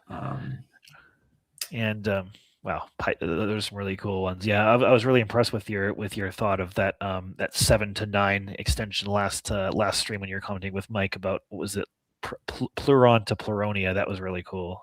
This goes to show that there are some of us that are on a little higher level than others, and of the two of us, I'm not the one that could find these things. So and find things. I can also go on last game and say that I don't know HURRA. So yeah, there you go. But as we see Joanne, take a big commanding lead. Nick now has 3 A's, and he has the word Aroha, meaning love, in Maori. And if any of you were watching, I think it was the MGI stream. It was Will Anderson and someone else, and they were impressed that someone knew that word. And as a New Zealander, or at least a New Zealand implant, I can assure you that all of us here know that word, and it was kind of funny for us to watch. I think they got challenged by maybe David Webb or something, and it was like yeah, like literally, it's just one of those words that everyone here knows. So just a little bit of a tidbit there. I'm from But, Hawaii, and I'm 99.999% sure that Aroha and Aloha are probably from the same root. Yeah, I've just been corrected, of course, as an implant. It is Te Reo Maori, not the Maori, the people, and that is the language. So, apologies for the cultural faux pas there. But yeah, I guess I'm trying to defend my my adopted homeland as best I can. As we see the H being used with Noah. And that at least scores someone opens a lane, but it's going to be real tough now. From Joanne's perspective, the pool is pretty much a mess. I'm going to see if there's any bingos actually in the pool at all from Joanne's perspective. There are very few, but. So I want to point out something funny. Josh Sokol and I, of course, when we first played on ISC back 15 years ago, we played Pokemon Scrabble, where the only valid words are Pokemon related, and there is a Pokemon named Beautifly, and Joanne had almost that lined up on her rack, so just kind of a funny tidbit there. But yeah, so she's in good command of this game. She's up by more than a bonus, and Nick looks like he really wants an end for Caravan. Not going to happen. There was one in the pool. That's something that I do pretty often. Is if I have if I have 6 tiles, like there could be potential bonus here, then I will slow roll myself and try to find that magical tile. But alas, not this time. So, if you were Joanne, would you be more concerned with spread at this point and just trying to because you're ahead by more than the bonus, just trying to get as much spread as you can to try to win the tournament here and not worry about blocking the board? Or what are you thinking? Yeah. But it's not clear to do that necessarily. Like, would it be nice though if you could like YU and then try to hit something with ending in able? I think is probably her thought here. Yeah. She does have the E. The E is by far the best tile that's left in the entire game. So you're looking at YU with MY there just to score 28 or whatever, and then go for a bonus. Yeah, I'm not sure if that's the best way of getting spread necessarily. The F doesn't look particularly good here, but yeah, I mean, what else are you gonna do really? I'm trying to think about whether it is kind of interesting to think about like what you're trying to hit here. I'm not sure if I can find very many bingos that this hits at all immediately. That being said, I don't think Nick is too likely to close down, any of the bingos. Yeah. spots. So yeah, I mean, you do have a place to drop the F with Fawn and FE if you want to get rid of it, potentially. So, and yeah, I mean, like I could see infallible. That's too many letters, of course, but we'll see what happens. Nick, yeah, I mean, of course, Joanne's drawn the N he wanted for Caravan, unfortunately. So we'll see what he decides to do. Yeah, I guess Nick sort of flauntable was a word. Flauntable, yeah. That would be cool. Yeah, so I mean, Nick also can't win the game. He's down by 140. Even if he bonuses twice, he's not winning. So he should also be looking at the spread at this point as well, I think. Yeah. And what do you think is best for him regarding that? Obviously, Joanne has played quite a fishy play. So would he potentially want to block the lane he just opened up somehow? It's hard to see how to do that though in a productive way. Yeah.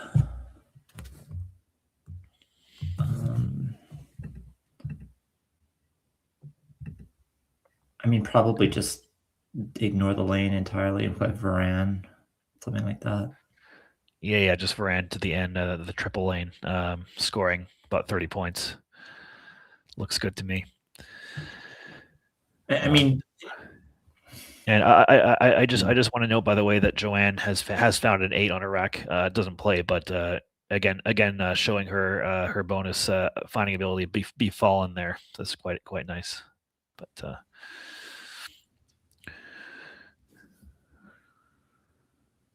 it's noting that if the score were closer, he may try to do something a little bit more like specifically centric to trying to hit something like specific. Like he might do something like Vax and try to hit like Wargall exactly. Just Wow, because that would be something like that. yeah. I mean, if he plays Wargall, I believe. I don't. Raisins is not a word, is it?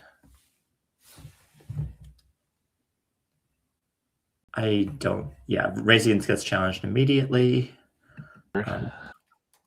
I've never seen that word before. It looks like I cut out there. Sorry about that, guys. But yeah, what I was. It looks like he's playing an R, a phony R hook with VAR. Yeah, he challenged R already. But what I was trying to say before I cut out there was that if he's fishing for Wargall, that would be quite ironic to play against Joanne. Of course, the Aussie import New Zealander, but of course lives in Sydney, because that means a dingo, and that's the word that I came across when I visited Australia last year. So I believe it might be the name of one of the rugby teams from Australia as well. So.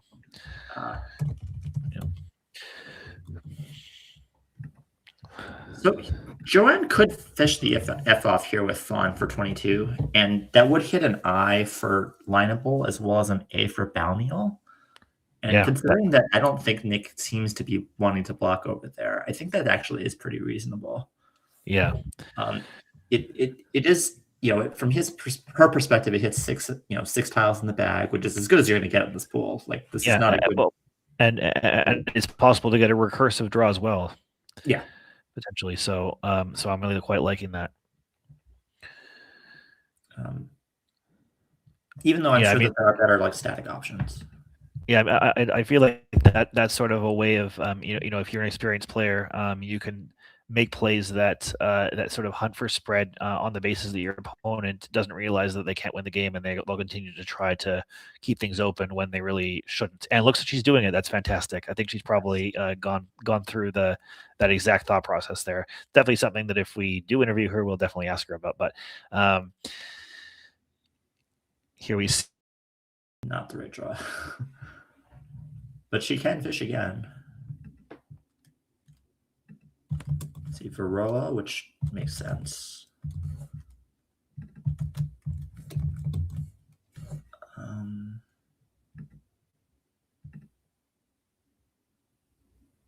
Oh, no, she might not want to do that.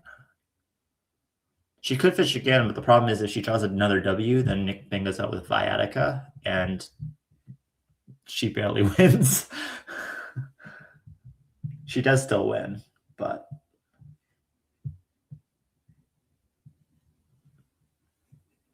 as we see cut out again, it is not Viatica. So if she does fish the W, she does get balneal here.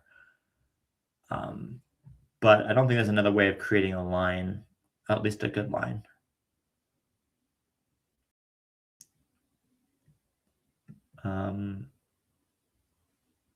Yeah. But yeah, both players want the A here. Nick wants it for Viatica. Joanne wanted it for balneal. But yeah, I think at this point, maybe it's worth kind of cutting, just giving up a little bit and playing Blaw. Actually, playing blue might be better here. Obviously, you normally would want to play Blaw. I mean, normally the E is better, but with this particular lead, it may be that the A is better. The A is generally better at scoring tile than the E is, with a lot of different boards. But I think even with this one as well, like if you play Blaw and you have ELN and you draw the V or the W, I don't think that those work nearly as well, whereas the V and the W both work a lot better with the A. So that seems to make a lot more sense. Generally, this, as a general rule, like the order of scoring tiles and the order of bingo tiles is very, very different. But yeah, it should be. Oh, hello, Chris. Yeah, hello. Sorry about that. I am in another room in the venue, and evidently, perhaps the connection can't handle it all. But that's all good. Yeah. Anyway, Joanne does go with Blaw. And will be fine because she will draw an A here. So even though it didn't necessarily goes well with the V or W, this lead goes perfectly fine with the A. Yeah, it looks like Nick was hoping for maybe Viatica, but that didn't happen. Yeah, I was actually noting that before. I was saying that Joanne can't fish anymore because if she draws a W, then she wins by like 10. Yeah. Viatica. And you don't want to tempt fate like that, so. Yeah. But yeah, I mean. Yeah, I think we definitely saw Joanne's quality this game. Finding that hook on duel, finding re-expose as well. Yeah. Making notice, which sort of worked out better, maybe anyway, and then that F fish was very nice too. So, and also the YU as well. Recognizing the going for spread was the right move. So, very impressive and to be expected. Yeah, it still worked out. I just give people credit for those things, whether they exist or not. It Yeah. makes me feel good inside to think that people pick these plays for the right reason, regardless of whether they do or not. Exactly. Yeah. So. Like Josh Sokol says, you have to protect the community. Yeah. So Nick's just trying to get rid of as many of these tiles as he can, and score as much as he can, and then move on to hopefully a sunnier ways in the next game. So. Yeah, there isn't even a good way of getting rid of like a lot of these tiles. Like there's Craw, there's Vivat. There's not a lot. I think Vivat's the best play just because it also blocks Naval, which isn't even that great, but it's better than anything else that Joanne has. Yeah.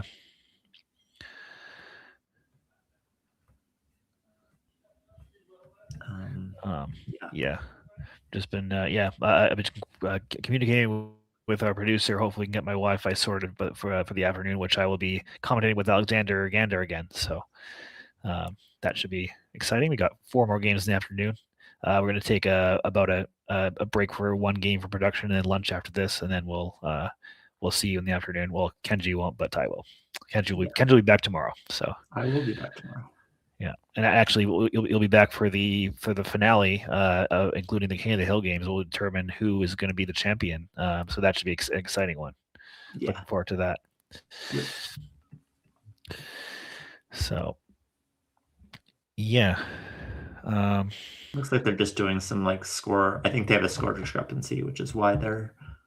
Yeah, that might be the case. I remember Joanne's first game on stream at the Transphasm Challenge. There was some sort of weirdness going on with the rules. I remember Liz Fagerlund running over and talking to Joanne for a while, and I can't remember what happened there. So, but luckily, this one is not in doubt no matter what happens. Even if they have the scores 5 points different, it's not going to matter in the end. Unless, of course, there's a spread thing with the standings, which let's knock on wood that doesn't happen.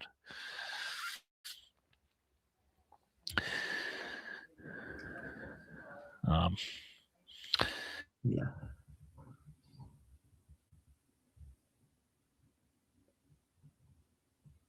And there goes Chris again.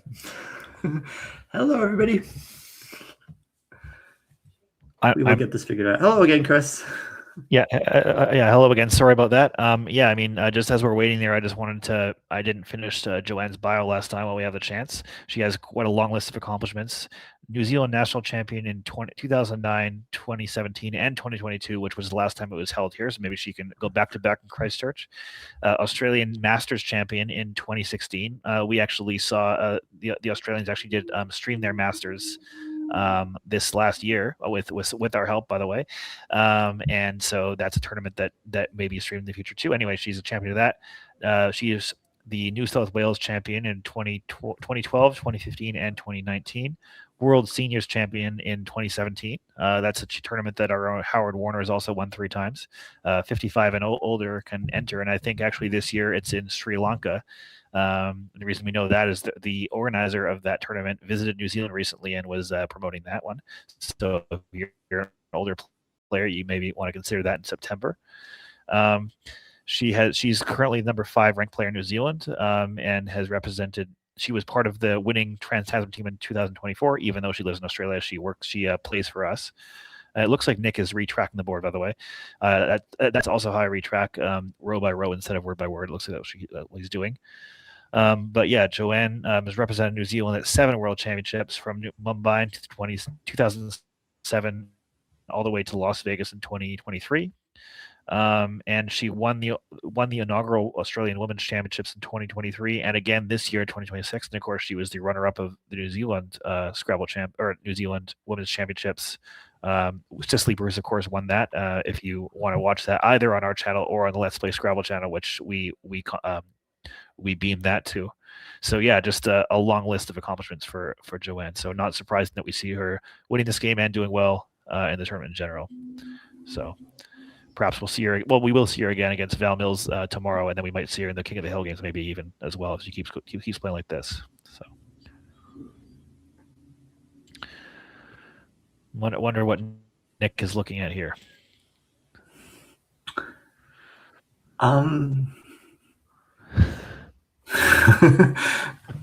Looking at VI, yeah, you're trying to figure it out here. He really wants to think about how annoying I am on stream, because I do this a lot where I take every single play when I play.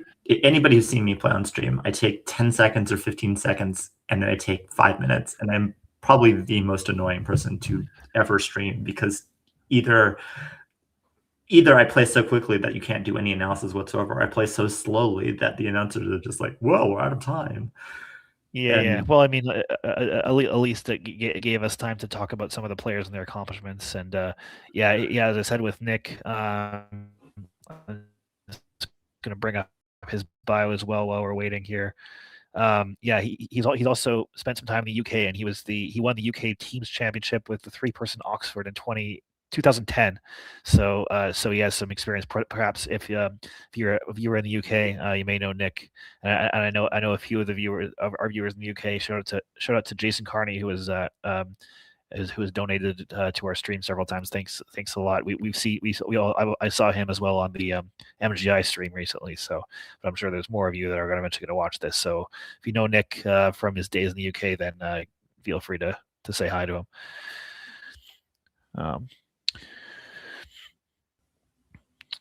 And actually, another thing with Nick is that I recently played a game of ping pong with him at the dinner at the Masters, and he took me out despite I've taken lessons before, and it was no match for Nick. So there you go. Yeah. You know that ping pong was very competitive. There was a Scrabble house in the United States where there was a ping pong table downstairs, and they basically got into like lots of fights over ping pong. Yeah. Well, actually, the person that I took lessons with was Bradley Robbins in Boston. So anyway, we finally see Vivat coming down. Which is the best one. He's leaving himself WIC. Yeah. He would like an E for Weiss, but either way, yeah, I don't think he's going out. I don't think he's going to have another chance to play anyway. So yeah. And he's laughing about something. Something related to tenders, which I'm assuming has something to do with the app Tinder. Yeah, probably. Yeah.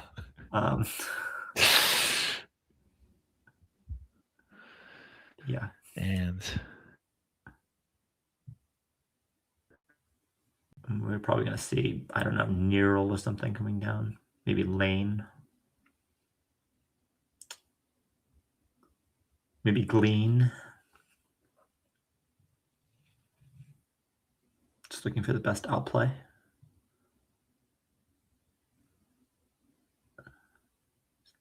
She has Glean lined up. I'm not sure what.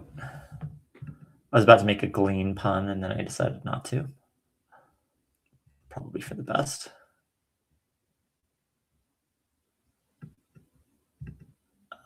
Let's see. We have Glean, and Chris is back. Hello, Chris. Hello, Kenji. Yeah. Came just in time for Joanne to make her outplay. Yeah, fantastic. Yeah, I mean, whether I think our producer's asking about the interview. You might have to take the lead because of my connection issues. Yep, that's fine. If we're going to do that, sure. I'll sort of let Jake decide what he wants to do there. But yeah, we're gonna. we're going to take a break after this for lunch, and then we'll be back for 4 more games. I'm just going to bring up who that is going to be in just a sec here. Looks like, bring up the stream pairings. Just a second here. I know we have some really can't miss action in the afternoon. Yeah, so we're gonna have Lewis Hawkins playing Lawson Sioux. That's always a great one, and then we have a really exciting one, which is Lev Roch against Cooper Ashley. Those are 2 of our young players. Both Lev, I think, is 13, Cooper 16. Both of them world youth competitors in 2025. So really excited for that one. Then we have our classic matchup: Howard Warner and Dylan Early. Of course, one of the best games we've ever streamed between those 2 at the match.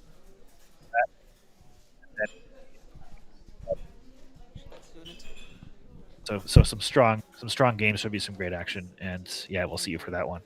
But we have good Joanne here.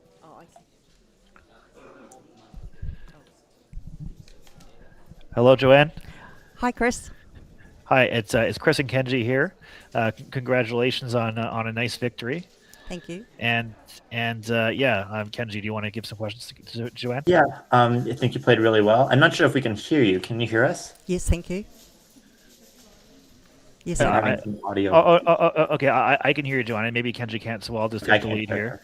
Yeah. I'll just take the lead here. So, yeah, basically, like did you see Exonery first, and then you found Re-Expose after that? It looks like that's what was happening. Yeah, I did. Yeah. It's really nice that you found that one. We were thinking if you didn't find that, maybe EXO would have been better than The Exonery EXO for 60. here. Yeah. I did contemplate. You're probably considering that. Yeah. Yeah. Let's see what else to say. Oh yeah. The F when you played Fawn and FE, were you fishing for a lineable and balneal there? Because like those are the 2 draws you could hit next to Noah once you played just the F. Was that what you were thinking? No, I wasn't thinking that far ahead, but I just thought, well, it was just helping to balance my rack, and there's lots of able words, so yeah. Yeah. Well, I mean, I thought we both thought that was really smart, because you could afford to keep it open, considering that you were more than bonus ahead. So even if Nick bonused, you're fine, and you want to get as much spread as you can. And we were also impressed with the word knowledge on the dually hook, which really was a nice play, because that E of Re-Expose was sort of a lane that was hard to block otherwise. So that was a nice find too. Yeah. Well, it takes the Y and the double E as well. Yeah. Yeah. And Y. So yeah, lots of variations there. So I think another thing that really turned the game was that there was a spot with that G of Goiters that Nick, I think, missed Tegmenta there, which would have blocked both spots for Jeton, and also not given you a spot for the JO. So that was a big swing that he didn't find that. And then he had Zaman lined up there and ended up playing Pam. If he played Zaman, it would have blocked Stringed, and it wouldn't have given you anything with your Tinders, and that would have been a different game, I think. So definitely that area of the board was swinging it around a little bit, but yeah, just really impressive. And then of course the quiz was sort of the nail in the icing on the cake, wasn't it? Yeah, I was looking at Jeton until he gave me the nice jag spot, and then I was tossing up whether to play off the E or keep the E, but you saw I decided to keep it. And then I picked up another E. Yeah. Well, it's nice for me to see how you play with your axe. Hopefully I can take the information and finally get my first win against you, because I definitely mentioned that you're 5-0 against me lifetime. So, but it's not this time, because I'm not playing. But anyway, just congratulations and good luck. Keep moving up the standings. We'll see you again later. Okay, thanks, Chris. See you. Yeah, thanks, Joanne. Yep. All right, Kenji, can you hear me? You hear me the whole time, right? Just not Joanne. Yeah. It's all good. At least we got the interview done, even with our tech issues. So yeah, thanks a lot, Kenji. It was a pleasure commenting with you, and I'll see you for the King of the Hill games at the end. But yeah, I'll be with Alexander Gandar after our break. So thanks a lot, everyone. Thanks, and we will see you soon. Yeah. Bye.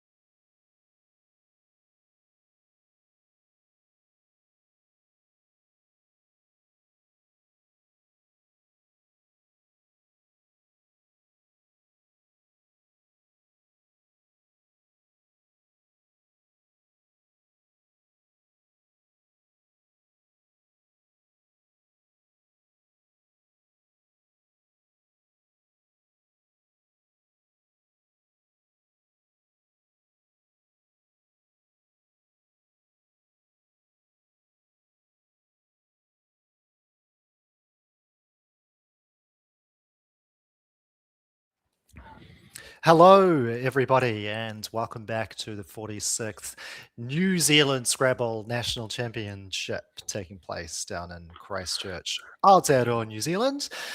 We're halfway through the day, probably about halfway through the tournament. I'm Alexander Gandar. I'm here with my good friend, co-commentator Chris Tallman. Hello, Chris. How's it going? Hi there, Alexander. I just came back from a successful management meeting at lunch and jumping right back into the commentary. So, because I am on site.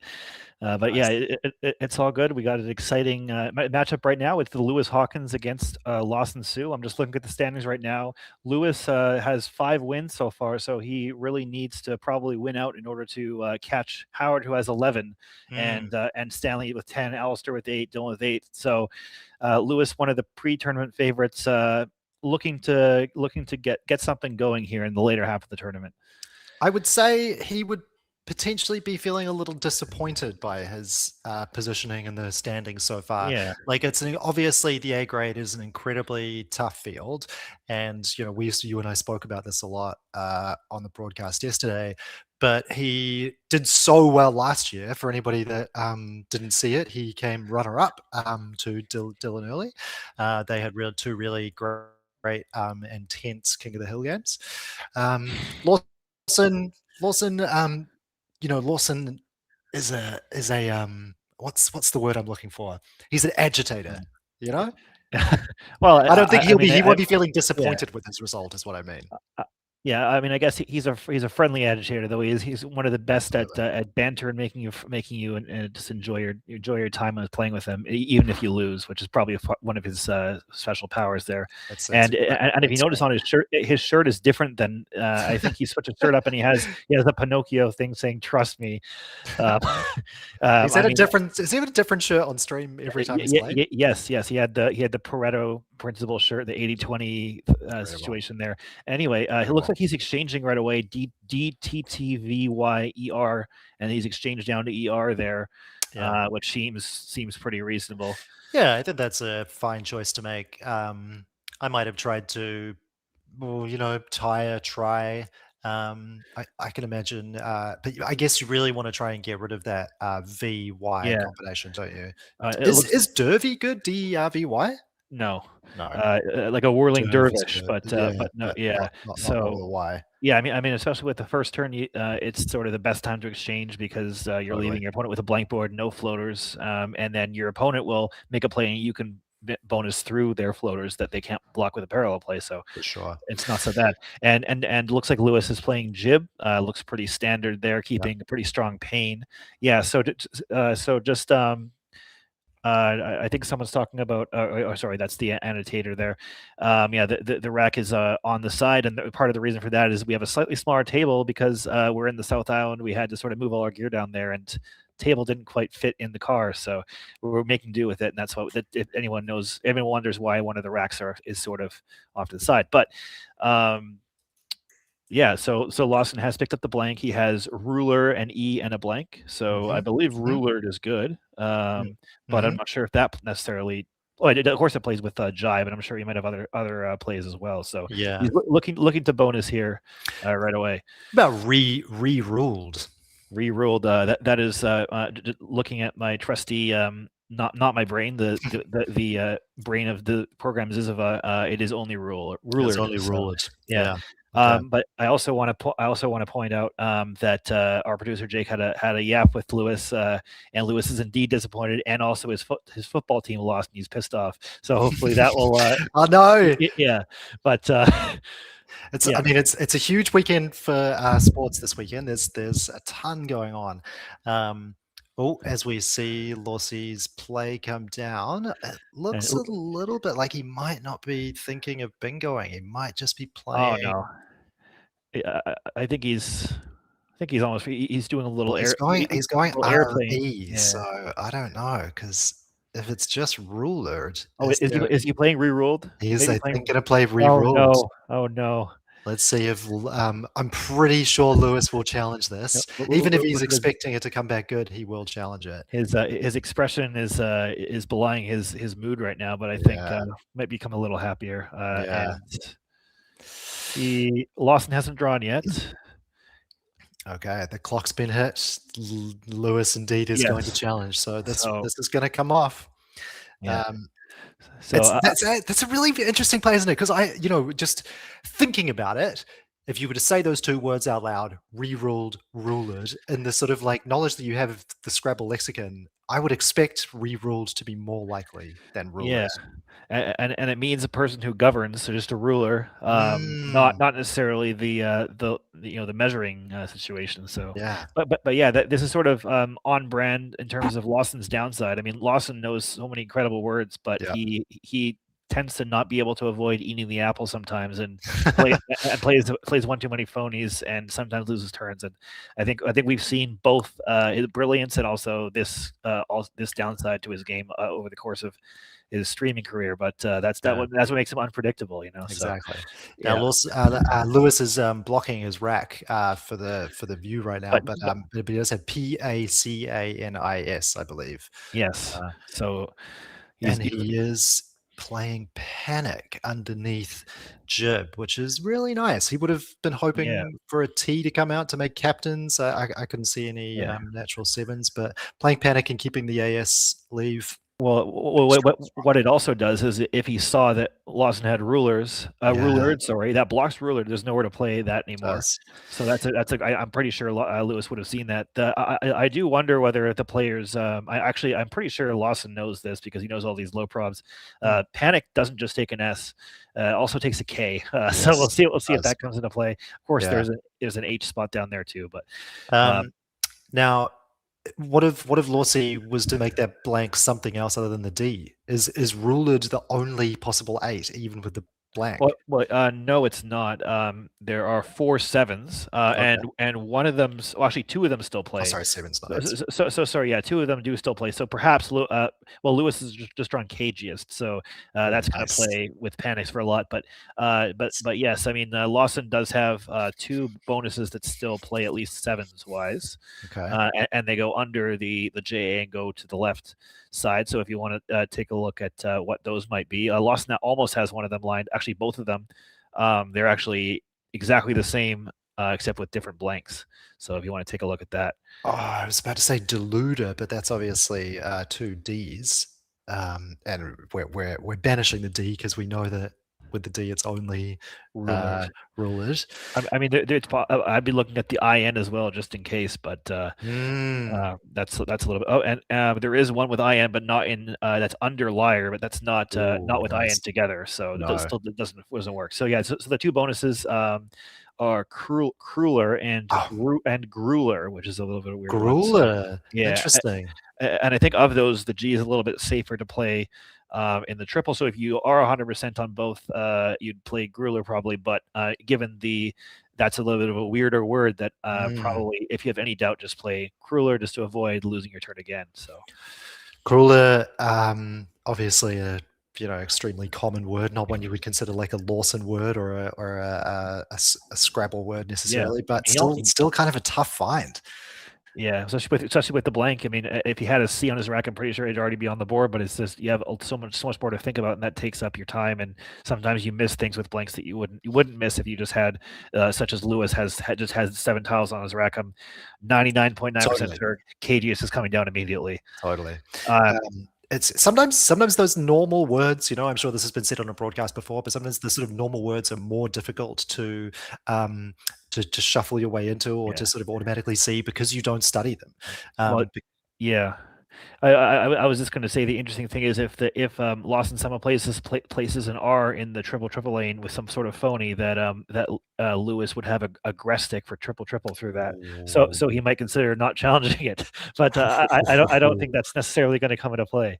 But it could. He could still play a Grestic, but I think Cagiest and Panics is probably going to be what happens here. I wonder if if he doesn't see Crueler. Oh, he's making a face. It feels like maybe he has seen it, or maybe he just can't see it. Think of Velurer, I think, which is sure, yeah. It could be worth just chucking down ER underneath. A few points there. I mean, ideally, do you want to get maybe just ruler as well? You want to get rid of your U, but at the same time, at the same time, though, the rule blank is still going to bonus a lot. And if you chuck 5 tiles, you could get a few clunkers that don't bonus. So exactly. Yeah. And he's using a lot of time, which is Lawson's comfortable under time pressure. Like, I know he's definitely capable of managing a tight clock at the end of a game, but you're 8 minutes down. You haven't scored any points yet. Your opponent, and obviously Lawson doesn't know this, but your opponent's about to bingo. It's going to be an uphill battle for him for sure. Yeah, well, I don't think he's going to panic though, based on even though it's on the board. I think he has enough experience to be all good. Lawson's not really a panicker. He's not really one for panicking. And he's found Ferrul, I think, which is one of his 7s. Doesn't play though. It's always tough when you're shuffling, and then you find something doesn't play. No, and then there's a mental reset that needs to happen after that, because you get annoyed. That. Our shout out to the annotator Callum, who's just pointed out that he could play Lecturer through the sea. Wow! Yeah. That's definitely the best option. Easily the best option, because it wouldn't block KGS, certainly not, but it would be a beautiful play. Yeah, I mean, in this case, it would give KGS on the triple, but still, just in a vacuum, you can't assume that Lewis has a bonus after panic playing 5 tiles like that, and it doesn't open the triple with Cruller. Yeah. So yeah, that's definitely thank you to Cal for that one, and also shout out to Callum, our annotator, who also has written an article on the spinoff promoting our stream. Nice. We will say hi to anyone who is coming over from that location. Callum has written articles, I believe, for every single one of our major tournaments, which has really helped our viewership, and also just an awesome extra addition to our whole production here. So thank you, Callum. Shout out the spinoff. We love the spinoff. He is indeed just going to do ER, it seems. Oh no, he's doing Ja Rule. Yeah. So you want to get rid of that U. That word actually also is good. It's also good with 2 O's, by the way, Ja Rule, which sort of sounds almost like a Donkey Kong character to me. But I wonder if the rapper Ja Rule is aware that his name is almost acceptable in Scrabble. Hopefully Lewis isn't culturally aware and does not put an E on there, because that would come off the board pretty quickly. It does, I'm assuming, take an S, though I don't know what it means, but I'm assuming it takes an S. Oh, he's going for Gaussiest. Yeah, nice. Gaussiest, yeah. Double. Sure. Yeah, that is good. Yeah, that is good. Yeah, wow. Gaussiest. Yeah, very fine straight away. Wow, Lewis really. The reason why he was runner-up last year. Yeah, no, for sure. The reason I was checking there is because there is the word gommier, and I remember seeing someone on the stream playing gommies and getting taken off. But no, that one's definitely good. Lewis used to not know his 8s, and of course this one's one where you can infer from Gaussier. Looks like Lawson is going to give it a 5, which is fair enough. Yeah, you kind of have to if there's any chance. But that definitely shows Lewis's quality, because KGS was there. He didn't see the U before, and sometimes it's easier just to autopilot something you've been planning to do for a while, but he found the better play despite that. So that's really good awareness by Lewis. Totally. And what that sort of indicates to me is that the reason Lewis hasn't winning games, probably, I think he's on form. I mean, he won. He recently won the Canterbury Open, winning, I think, I went 12-1 or 13-1 or something. Wow. With an average score of about 480 points. Wow. So I think it's more he's probably gotten pretty unlucky in the other games he's played. Given what we're watching right now. And again, just the strength of the field, Yeah. So Lawsy has BEDERT blank, and he has found a beautiful 8 right through the T that Lewis floated out through Gaussiest. So he's going to play bettered. So he's throwing up in a triple lane, but it does get the D on that double letter score. So yeah. The nice thing for us is that he didn't put the blank second, so we don't have to ask what the blank is, because it could have been buttered or battered or bittered. Or bettered, but luckily he made it obvious for us. I think thanks Lawson for being stream friendly. Yeah. So that's right. Speaking of being unlucky, Lewis has drawn no vowels. However, he does have Thurm lined up. That's dangerous, because that does take an E. So if he plays Thurm through the blank there, then that might not be what he wants to do. But it's hard to see what else to do with what he has right now. I missed what his tiles were before he blocked them with his arm. So he has THER I see. Yeah, THRMRLN. I see. Well, that Z could hit very hard if he gets. Oh, there's an E, so he needs an S now for Z's or something. Or an L. Yeah. Oh, Ooh. yeah. So Lossie's drawn AEEEFNZ. Yeah. So yeah, he is going to get something down there, but it's going to be tricky to get that Z on the double letter score, I think. Yeah, I mean, two options I see right away are Fez, or I would prefer Feen, Feen, keeping that AZE, which is a very, very strong, and putting the F on the double. I think that looking to me like what I would do, at least at a first glance. So we'll see what happens. And Lewis at least has drawn a few A's, a few vowels. Yeah, something like Fanal on his rack that can at least get out of this. So yeah, it's if Lawsy plays quickly, I think he's going to be right back in this if he sort of claws back some of that time deficit. Lewis has RAALNFN. I'm just sort of saying that out loud just in case he blocks his rack again. Yeah, and also for the benefit of Olivia, our blind Scrabble player who has already donated to our stream and asked us to record the racks or to talk about what PLX have. So we'll try to do that, Olivia. Thank you. I know I'm not perfect in that regard. Olivia obviously not playing this year. She played last Nationals. I can't remember. I can't remember either, but I think maybe not because she wouldn't. What we did we did stream her for the first time at the Masters, which was a really good experience. Using her custom board, which is braille tiles and which I believe was made by Vicky Roberts and another local player. So it looks like Lawson is just playing Fees. I'm not sure if he sees Therm. I mean, that's a lot of points though. Yeah. It is pretty good. 14, 15, 16. Yeah. Yeah. I mean, what's lucky for Lawson is that Lewis doesn't have an E for that hook on Therm there. So it might actually work out better for him to get something there next time. The E in leave is obviously extremely strong as well, even though you are drawing 5 tiles. But so he's sort of leveled the scores, getting right back in there. 145 to 173 now, which is and I can sort of see like I'm sure Lewis just wanted an easy, clean game where he gets ahead, he stays ahead. Lawson's draw is not great, so maybe that will happen. But I'm sure that Lewis, what he's feeling right now is that. More than anything, he just wants a couple of games where he just wins, no stress. Then he can get back in the field and get at least put on a strong performance second half. So Lawsy was 1 tile away. He had NOUNIE on his rack, and he was 1 tile away from drawing Naunia, which obviously would have been pulled him right back in. Yeah, so it's interesting. I'm trying to figure out what I would do from Lewis's perspective. He can balance something like Fan with just next to the BE, but that's not really that appetizing. Of course, it doesn't do anything about the Therm hook. Although I'd be curious as to whether Lawson, like seeing Fees come down, I'd be curious as to whether Lawson is missing it. And so maybe I would want to keep it open. It's sort of that's some of the mind games you go through when you see a big hook and a player doesn't use it, right? So it's just the E and the S hook off Therms, no Y. No Y, no, just ES, So but that's part of the human element of Scrabble that the machines will never really figure. I mean, maybe they will eventually, but for now, that's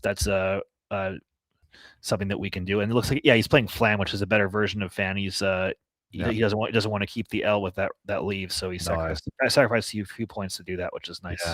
Yeah, that is good. I would have been trying to rack my brains for all of the ways to get that F doubled up rather than the N, but there was no way to do it and give yourself a decent leave. So. And what that does as well is that it makes it a little tougher to bonus up there. There's only 6 tiles above the F, and it's consonant, so it's in a row there, so it's a little bit tougher for bonuses to fit. However, both Y's still yet to come as well, and that floating F now, could give back a really powerful 5 or a 6 letter word. Yeah, that could easily score 50, 60 points there. So that is the downside of Flan, but I think overall, it's still a good idea. This is a nice play from Lawsy here on Wii onto the F of V's. Does keep double O, which just No, thank I you. mean, yeah, I mean, I'm becoming more convinced that he's not seeing Therm, and I'm also a little concerned about it blocking the two best lines at once when he's behind. That's being Ja rules, and also the 7s lanes above the F and the E of fees. Yeah. So that's going to make it easier for Lewis to shut the board down. If Lewis just makes a play, hooking Therm now, and stays ahead, sure, Lawson can draw FY or whatever, but yeah, I would. Yeah, just this is the positioning of that play. I'd probably make something different. I almost might have gone I might have just dropped the 0 and kept on Wii, and opened up another lane like next to Oba. Yeah, I mean, I think you want to get rid of you somehow. I mean, maybe even playing Uoi up top or something. But anyway, we'll see what happens now. So neither player has the E for Therm or an S, by the way. So that's Lewis with WHAIRNL.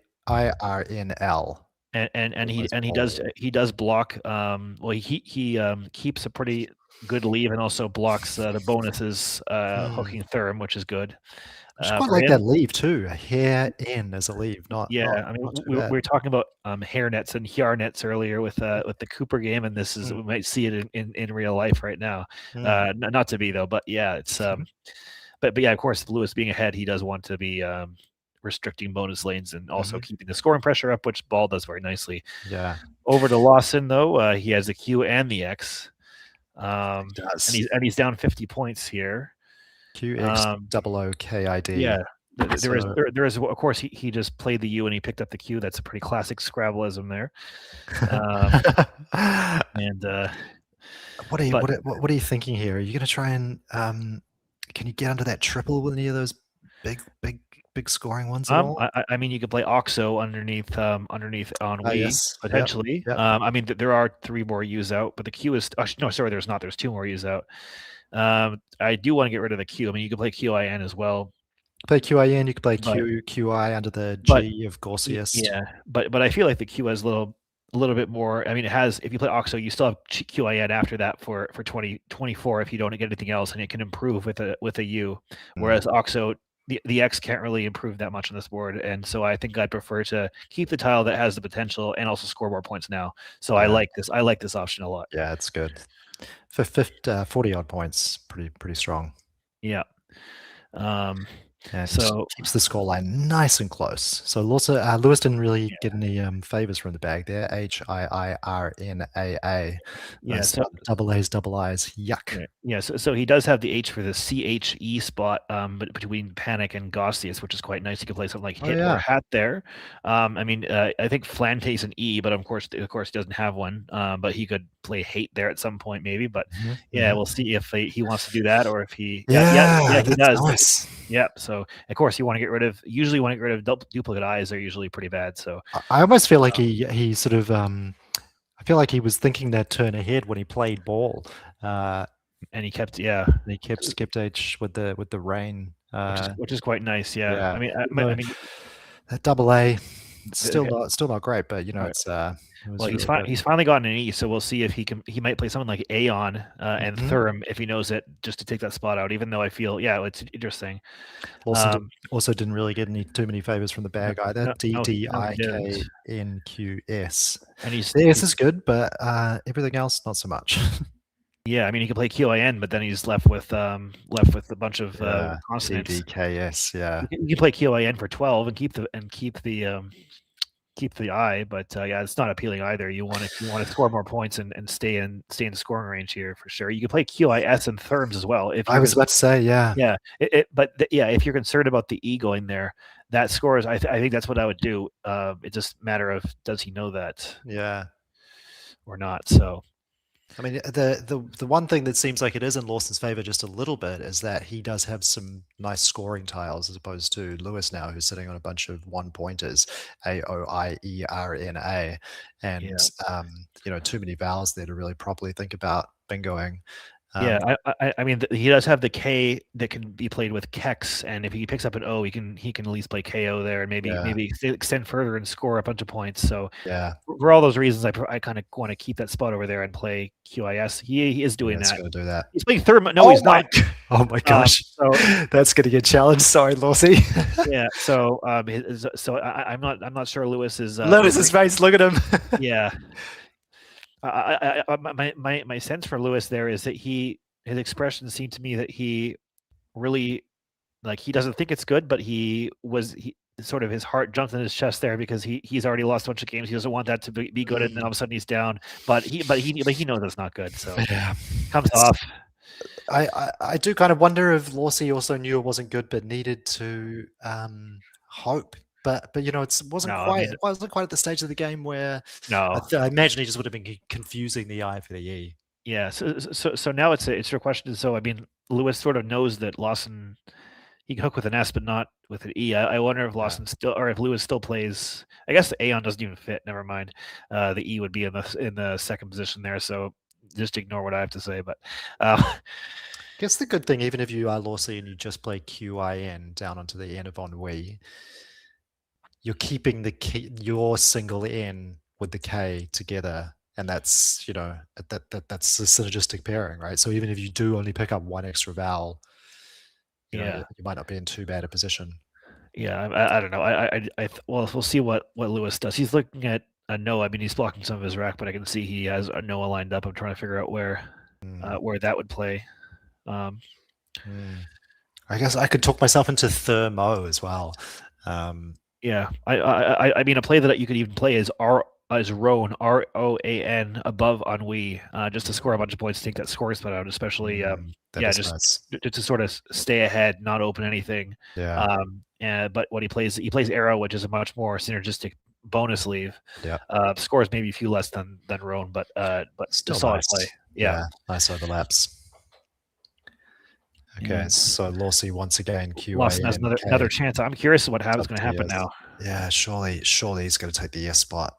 He's going to go QIN. Yeah, he's going to QIN. So he's keeping that S. He has to hope for a good draw now. But the nice thing is if he picks up an O, he will get KOI now. So that doesn't actually block that spot for himself. Which is Lewis is drawn into a lovely high prob bingo rack. TSAIRAN. So there are 3 combinations in there, I believe. Anything that plays through the L? There is not anything plays through the L, and the 7s don't play, so I don't think he's bonusing here. So we'll see how long he takes, unless we're missing a hook, like I did with the Scott game earlier, an A hook. But yes, Serena I don't think is going to go anywhere here. Serena, Artisan, and Antiaz. No. Panic, I'd be like, can you put an S on that? Doesn't take an S for Spanic.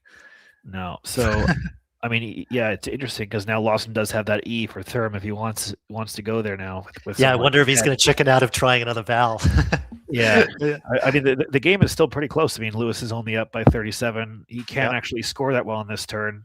This is sort of a classic situation. The board's closed, and these bonus racks lose value, as you can see, because if it's an open board, he'd be scoring 70 points. Right now, he's not scoring anywhere near 70 points with this rack. So some quackle information from behind the scenes. Our annotator has just let us know that it suggests fishing off an A.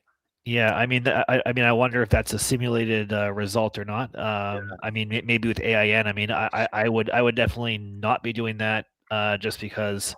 You have control of the game. You're up by enough points where if the game continues like this, you're going to win. So why score nothing and sort of let Lawson get back in the game with a big play with Therm or something, and then all of a sudden, if you don't bonus, you're behind, right? So and also where are you going to plop that A that's going to help you out at all? Because ideally you would want to do it. I guess you could go AIN. But that Lawson. Yeah, it's just it's not. Yeah, I mean, it's interesting. Just not something I would do, but maybe Quackle knows more than me. It's interesting. I almost want to just block the L, make it a 6-tile play down from the L for 9 points that blocks both Therms and that line, and then really just sort of go into a closed board game.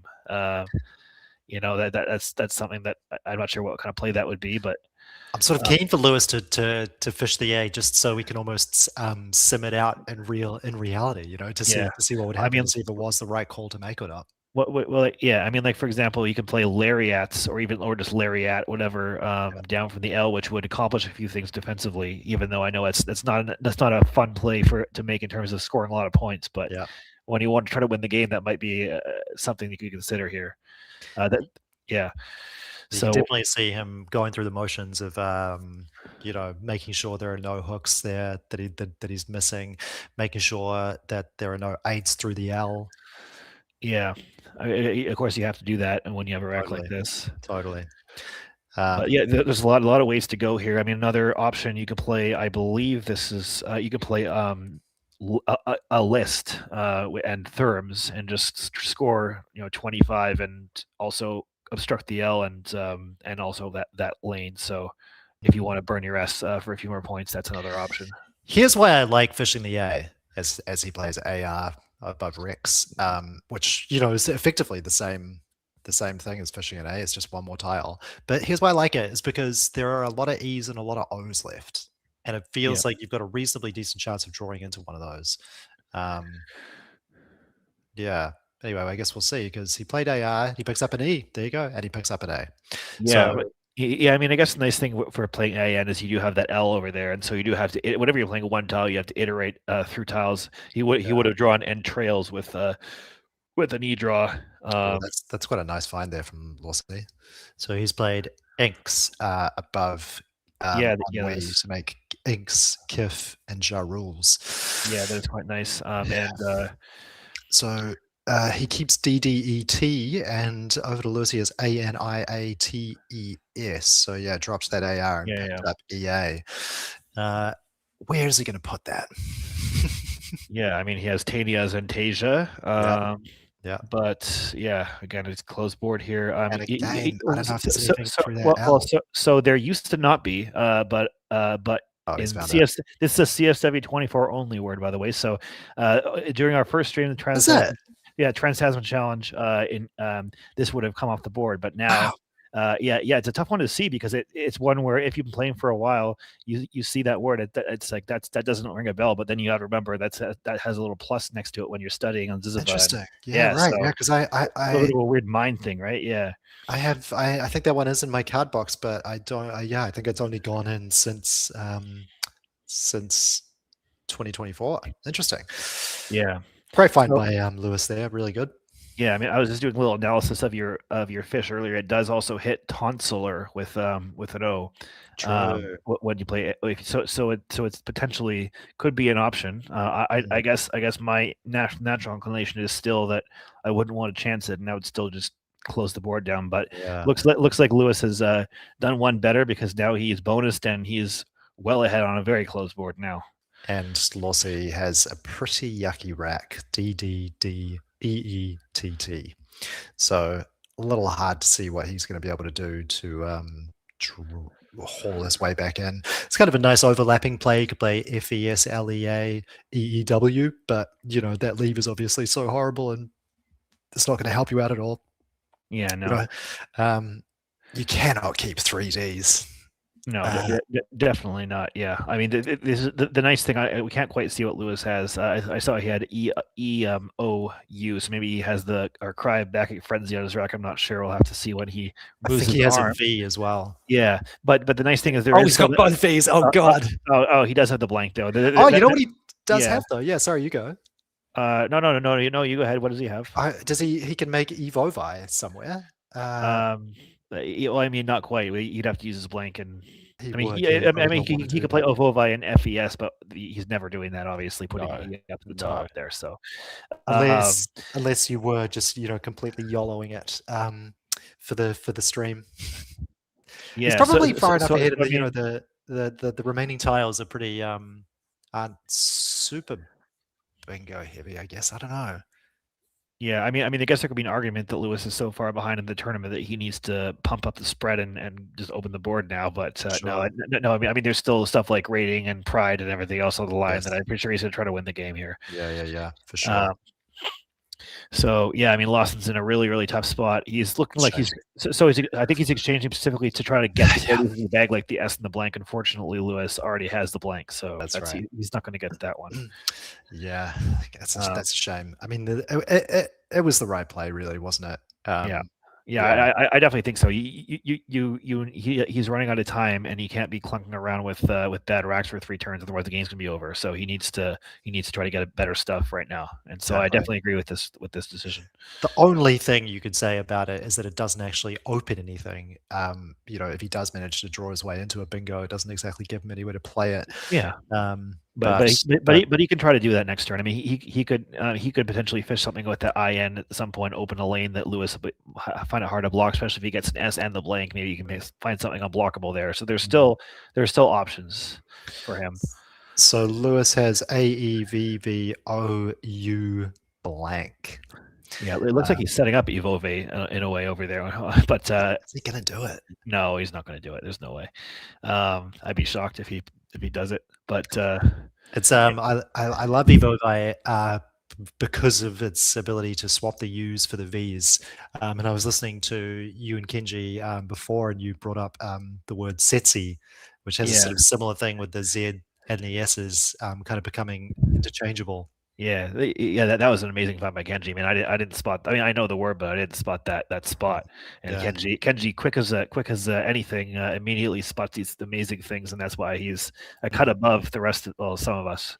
Now it looks like Lewis is considering burning his blank to play Volva, which I'm assuming he would do down into FAS. FAS, yeah. I mean, I think one of the reasons he might want to do that. I mean, he's considering Uvea as well, but I guess he's concerned that putting the V in that spot potentially get hit with IVE bonuses, and then he doesn't score enough. And I think Volva would score enough that it would make it so that if Lawson bonuses back, then Lewis would still be ahead. So I think it's to do with the exact amount of his lead is why he'd be considering doing that. But I mean, it is not a good spread play, that's for sure. So it's about 30, 34, 35 odd points, isn't it? Yeah, which would put him about 90 ahead, right? So then Lawson bonuses, Lewis is still control, right? So that's that's what he's thinking right now. I guess that is pretty safe, yeah. I mean, he's probably safe no matter what, because with the blank, because he's doing it. Nice. If you remember, in our game when we commentated with Cooper and Suzanne, Cooper could have played Volvi. So now we actually see the word with a blank, but just different configuration. So, I mean, Lewis could have done that. He could have played Volvi.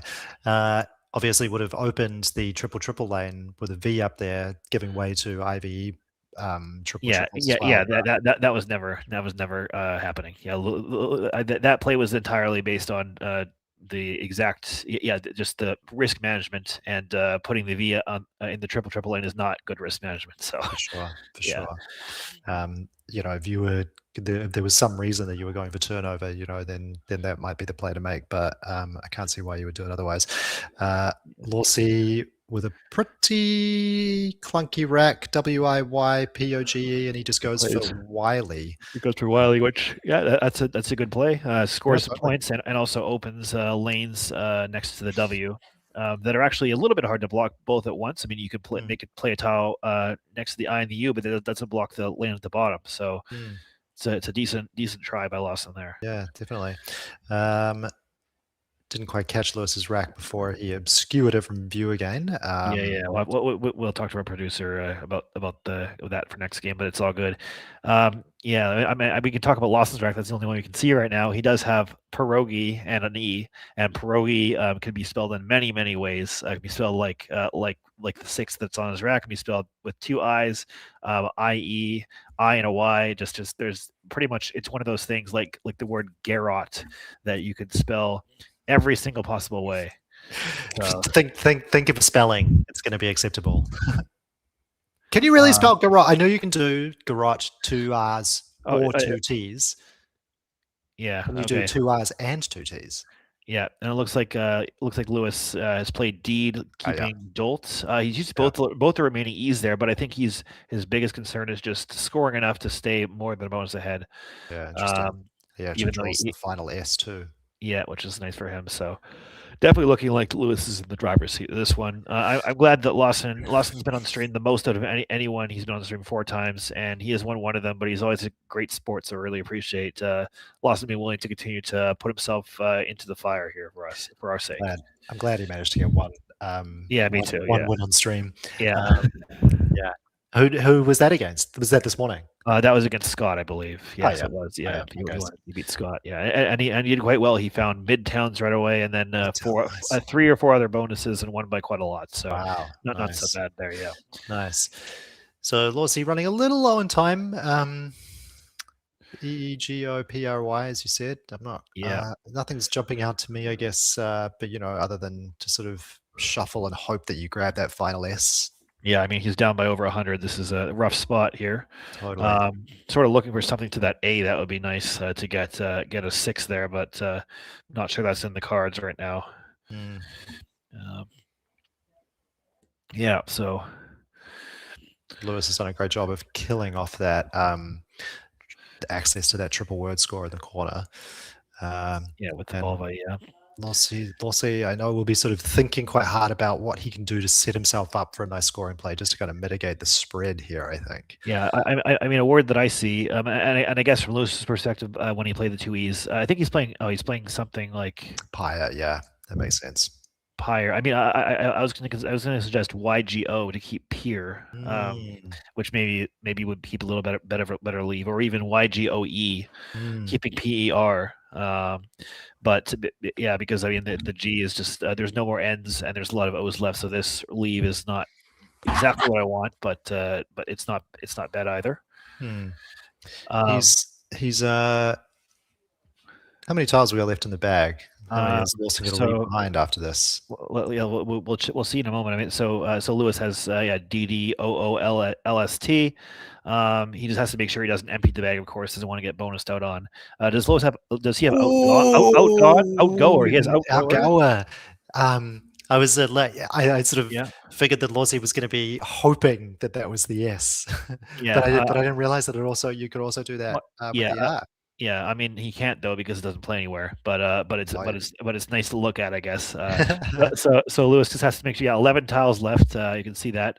Thank you for our producer for putting the amount of tiles up on there. That's very yes, nice. That is helpful. Thank you very much. And so we know there's 4 in the bag, and so therefore Lewis has to make sure A, he doesn't open anything, and B, he plays 3 or less tiles so that he doesn't get bonused out on. If he does those 2 things, he wins the game, I think. Outgoer is one of those extremely frustrating words for me that is sort of synaptically crossed with outgore, and every time I see it come up in my I try outgore first and then curse it that it's the other one, you know what I mean? And I would be sitting there if I was in Lawson's position being like, which one is it? Is it outgore or outgoer? Especially because outgore actually plays, so I would be sitting there trying to talk myself into with the outgore. Well, I mean, if you have a 5% chance that it's good and it's the only way to win the game, you put it on the board. But it looks like Lewis was considering DOO underneath Pyre, which looks good, but of course it leaves him with all consonants. So I think he's a little bit wary of that play. Totally. Given that. Now he's looking at DOD somewhere. I'm not sure where that goes. I think he still wins here. Even that's where it goes. Sorry, it goes with Din and Obi, and that's a much better play because it keeps the lone vowel just in case. Just on top of Jib there. Oh yes, of course. Yeah, there you go. Right. Yeah. Right. Yeah. It's just as you say it. There it goes. Yeah. Yeah. Nice. So. Keeping LOST, lovely leave. And even though he's kept that rack, he has not lost the game. So he'll leave one tile in the bag for Lawson. Yeah, to retrieve. So I wonder if he will try outgore, just as a sort of prayer. I mean, the problem is it doesn't even win the game, so even if it stays on the board, so it's not really worth it in that that situation, right? That's right. If it won the game, sure, but yeah. I almost wonder if he might just drop one of the O's and go for something. Open a lane, to try and bingo out. That would sort of be the prayer move, wouldn't it? Yeah. Maybe just playing op, or but op gets killed up to the triple. Yeah, I mean times out of 100. that gets met with glom there, and that was losing more spread. So I think you give up here. You're down by too much that even a bonus is not going to win you the game. So I think he's going to do it though. I think he's going to play OY. Or maybe even OWE. What goes on the top of that? L. No, that's not going to do it, is it? I guess unseen to him is an L, but then I guess if you do draw the L, what are you going to get with grout or nothing? Yeah, the OY, there it goes. So he is doing it. Yeah, I mean, so he can't obviously redraw an O to bonus. He's gonna pull an I. He's gone for op. He has gone for op. Yeah. So Lewis is going to have perfect information. He's going to draw the I, right? Yeah. He's going to draw the I. So he's going to have Gautier, but it's not going to stay. That's also not doesn't fit anyway. No, but is it going to get any E8s? Well, if glom comes down, it won't. I'm just looking. Lewis, of course, has to make sure. Lewis has 6 minutes to make sure his tracking is right, make sure that he's not opening up anything. And there was no 8s with Gautier plus an L or a G, so glom is safe. And I think that's what will end up happening once Lewis has figured that out. So yeah, nice. Okay, let's watch him permutate that. What about if he did happen to not see and or there's glom? Oh, no, there's glom right there. Yeah, okay. Yeah, off he goes, staring into the middle distance, just calculating all of those potential 8s. Yeah. Lewis is a good tracker, I'm assuming. I think he does something similar to me, where if he's not sure, he might retrack the game. I think he has a second tracking sheet, or actually, I think he tracks with different colors. He was talking about some method he had that enables him to do it well, and there you go. He's confident. There it is. That'll increase his spread, which is. That sequence of Lawson being a little desperate there is going to help Lewis maybe move up some standings places in the end here. So Gautier, Lawson's final rack. That's the only 7 there, isn't it? I think Lawson. I looked like he maybe was on hold there, but of course Lewis can't draw anyway. So he has Gautier only 7. So I think he just has to score as much as possible because Lewis is going out next turn, and I'm not sure. I'm not sure whether or not we're talking to Lewis or not. Up to the scheduling of how it's going, I guess. It might be more interesting to have a skim through the standings, given that we were the first. We haven't done that yet. I think we'll find out soon. Especially because I think there's been a little bit of upheaval. At least last time I checked, it was quite different to end of the day yesterday. So we'll do the standings. So I think we'll talk about that when they come up on screen after this game. Okay, cool. I am curious as to whether either of them saw the therm hook, but we'll have to. But the thing is, I'm in the venue. I can find that information out behind the scenes. So you can pop out, ask them in person, and then report back. Yeah. So Lawson opting for Gorge. I'm not sure what that is. I mean, maybe he wants to keep 2E for next turn. Gorgeous. Don't know that one. Gorget leaving UI, which that plays in one spot. I'm not sure what the other spot is. I think it's academic anyway, right? Although he had 5 seconds. He had 5 seconds. I mean, Lewis maybe could even slow play potentially here, but because he could maybe play an S for a lot of points, and then there you go. No, he's not going to do it. It's all good. Soot and top to ice the game. That was well played by Lewis. Definitely. The West was probably that was the moment at which it swung it properly in his favor. I think if he instead of going for goal sets, if he'd done a sort of subpar bingo, he might not have been ahead by quite so much in the end. Yeah, for sure. And then also fine. Yeah, so here we go. Here's the standing. So Lewis and Lawson both had five wins. That says 4, but my Elixir says 5, so something's going on. But anyway, Lewis should have 6 wins now, which gets him a little bit further ahead. However, There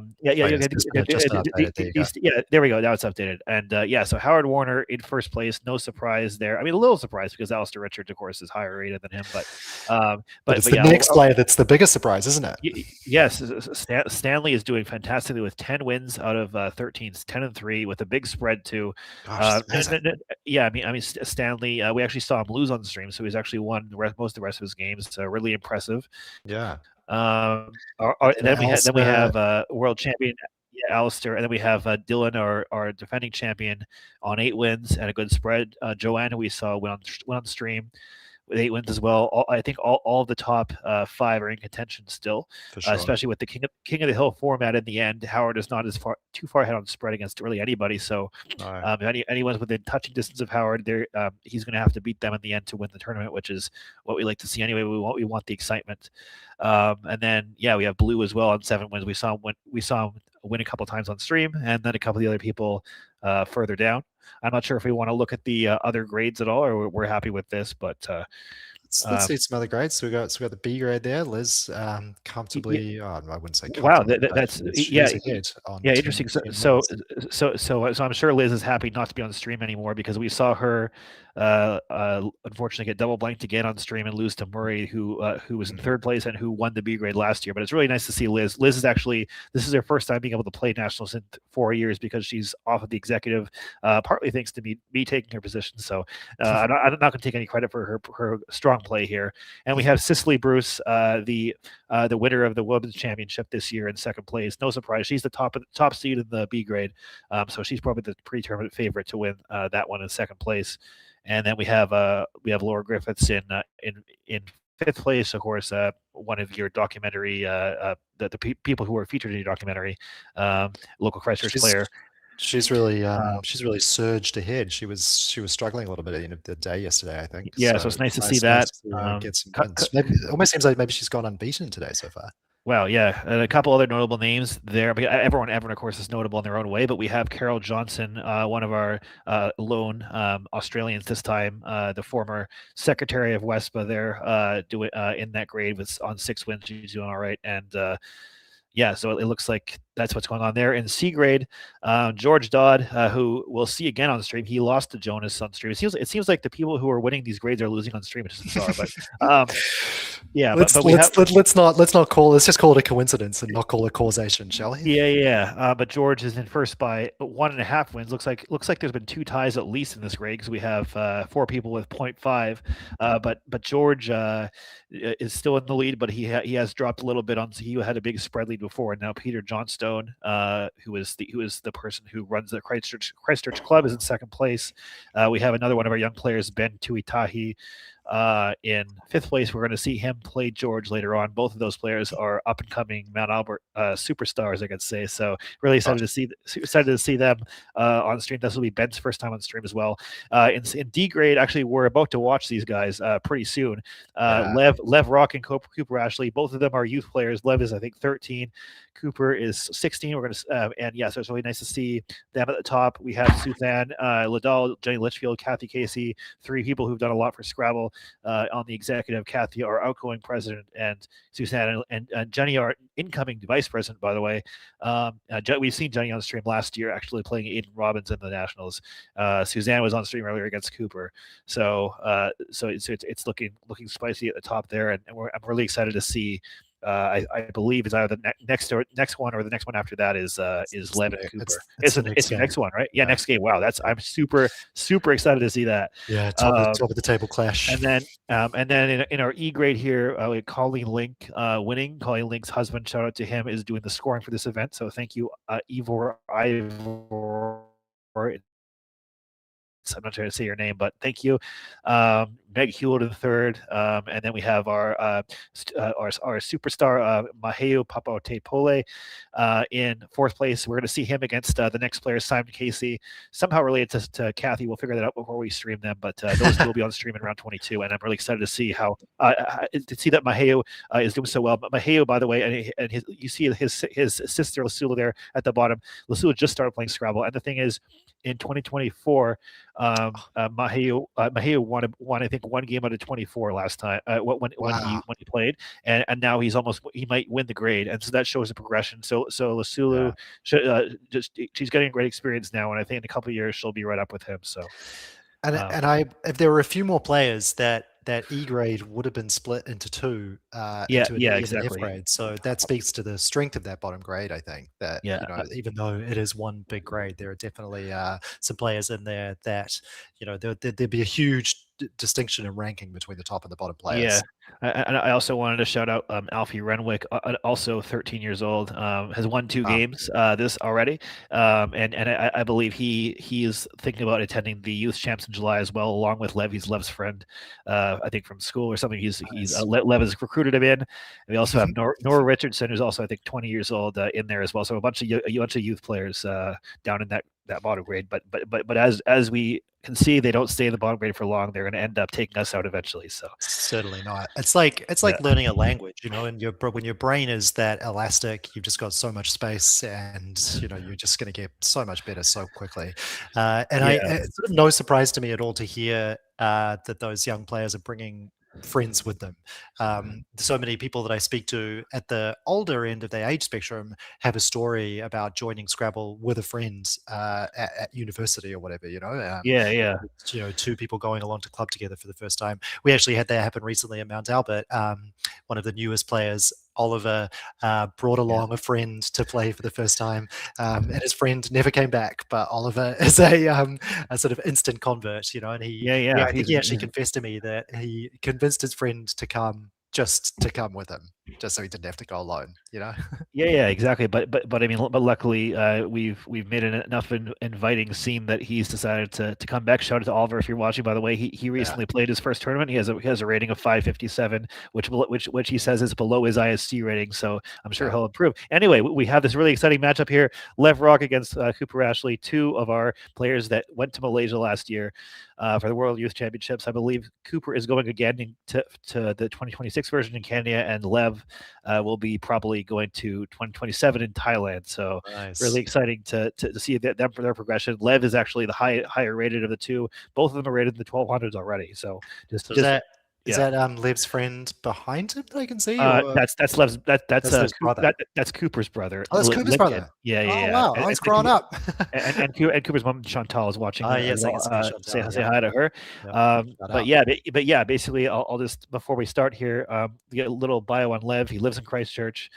13 years old. He's been playing since late 2024, so only a year and a half. It's his first nationals, and he's the highest rated of our youth players coming in nationals. I believe 1264, and he won the B grade in a need tournament very recently against a bunch of adult players. So that's so awesome. Congratulations! And by the way, he's in first place right now. So we'll see what happens. And he's actually so Cooper. I coach Cooper quite often, but the person who coaches Lev is the person who we just saw win on stream, Lewis. Lewis coaches him every week, I think. So really, yeah, nice. So, now he's got a bit of a clunky draw to begin with. QUID BVT. Now, luckily, the Q obviously managed to draw a U out, so he's going to be able to play it down. The only thing, I guess, with Quid. So he actually does have a star play. This is the tough one. He could play Quibit. Oh, of course he could. Yeah. So QUBIT. Let's see if he can pivot from this. I mean, he's not going to like it because it takes an E hook. He's thinking. I think he has a spidey sense. He knows there's something else. Yeah. So we'll see if he can do it here. Come on, get the Tallman shuffle going. You can find your way through. Oh, he's changing. He's changing. Okay, wow. That's a very interesting play. I mean, I think he probably balked at Quid because of the E hook, and he's going straight for a bonus. I don't have that much experience with how he plays. Yeah, and Cooper is doing. I think he's playing very quickly. Vox looks like very standard and good play, especially against an exchange. Of course, exchange 6, it's not that strong, but preventing several bonuses with that V out there. So. Not so bad. I just want to continue on. So I just wanted to continue on with Lev's profile real fast. He enjoys playing piano, SAS Diploma 1 piano exam 2 days ago, enjoys doing track and field, especially hurdles, and he was born in Baltimore, USA, and moved to New Zealand in 2019. Wow. Yeah, he does have does he still have an accent? He has a North American, I think so, North American accent. Wow. Boston. Yeah, so he's going to play WoW right there. So that's a bit of a standard play, I think. Get some nice points out of that. Keeping DITT. Yeah, and despite the American-born player, we're not playing the WoW lexicon here. So, So Cooper has MOSHEEN on his rack. So building a nice little staircase to start here, because there are quite a few nice scoring plays that will overlap with the OX and the W. Well, wait. Well, there is actually. I mean, this would be. I don't know how he can know this is good without studying hard, but he does have about a 120-point play here of Hosemen and Wows, which would be ridiculous. Wow. But that's something that I would be even unsure of. So Even if I saw it, I might not pull the trigger. Yeah. I think this is definitely the this is the sort of safest play, isn't it? Yeah. But I do expect him to get bonused on here. I do believe that he's definitely going to get right here. Yeah. So Lev has ACDEITT on his rack. There's one very obvious 7 right there. Although he's looking at cat above it with cow though, so hopefully he pivots a little bit and he's gonna play. Interesting. Play cat right away. So dictate was the miss there down off homed. Yeah, but it's still a decent score. Obviously, you're sort of foregoing 50-odd points, but yeah, I feel like nice leave. I feel like he just played just too quickly there, and yeah, so he just sort of needs to. I think both players I think could probably afford to take a little bit more time. Shuffle through. I mean, dictate's an extremely findable word for someone at Lev's level. So yeah, for sure. Yeah, but of course, it's his first time ever on stream, and so it's understandable. I think perhaps, and you don't notice him alphabetizing his tiles. Something that he told me, because Lev plays occasionally in the Woogles Club. That by the way, anyone can join it. At 7 p.m. on Tuesday nights, and we've chatted a little bit on there. And what he told me was that Lewis was going to buy him something if he studied up to 3,000 probability in the 7s. And you can see him alphabetizing tiles. That's a sign of someone who studies that way. So, nice. Yeah.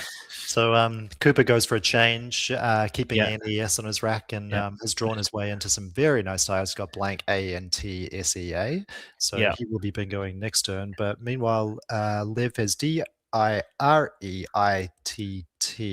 Yeah. So now tell me, is Ditty good? No, but there is a 7 on this rack. I don't know if it plays, which is tri-tide. I don't think it does. Of course, yeah. So yeah, I don't think that's going down. No. You really need something to start with the D. Get that off homes. The V is sort of really killing off that bottom quadrant. In fact, really the entire half.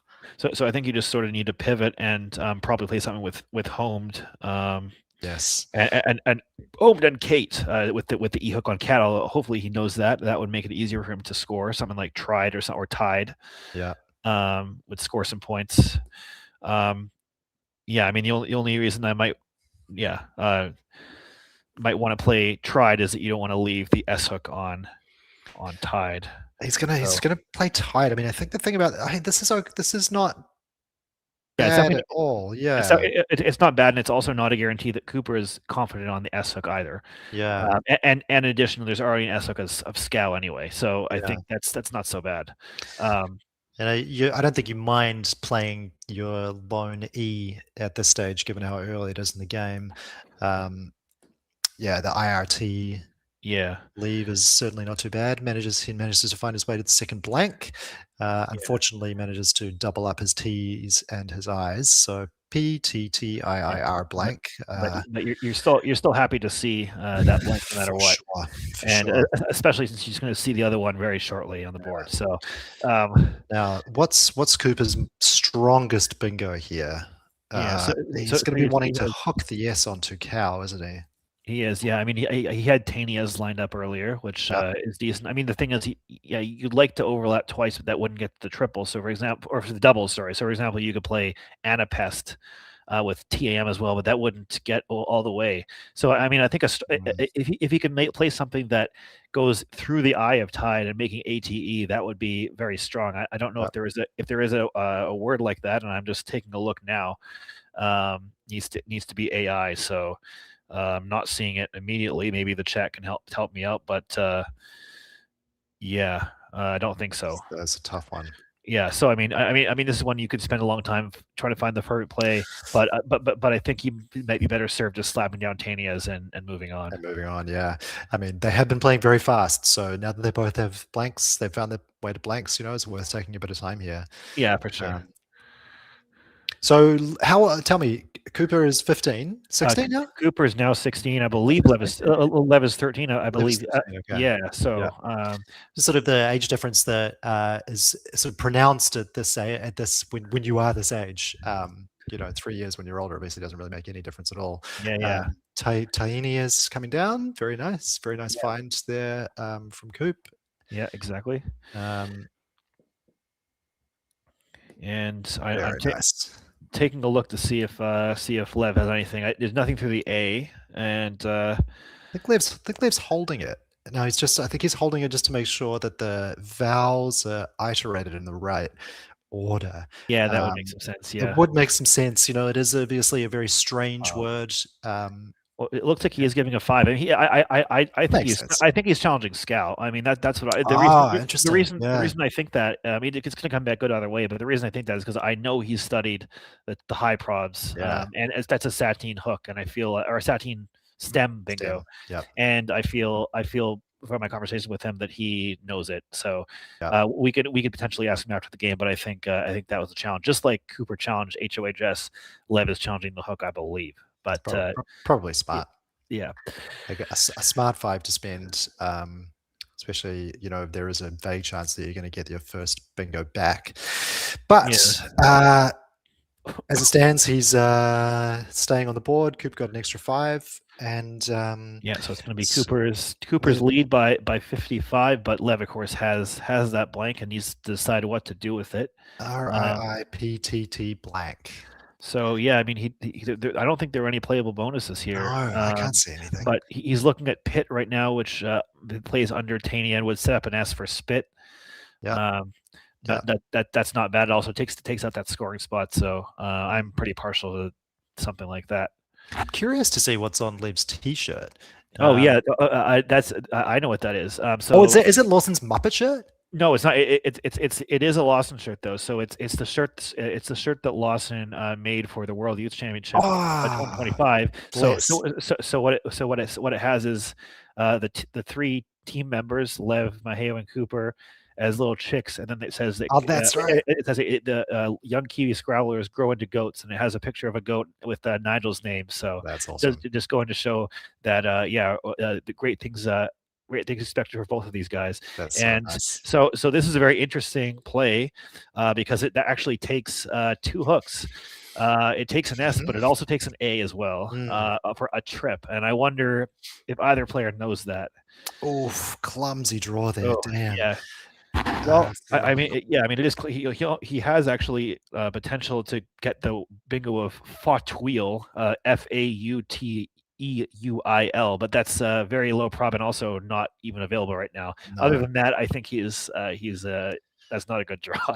Taking one more turn. So and Coop playing Opal. So he's playing LUN on his rack, which I think is pretty smart. Yeah, well, he's leaving off the N, which it hooks with an N.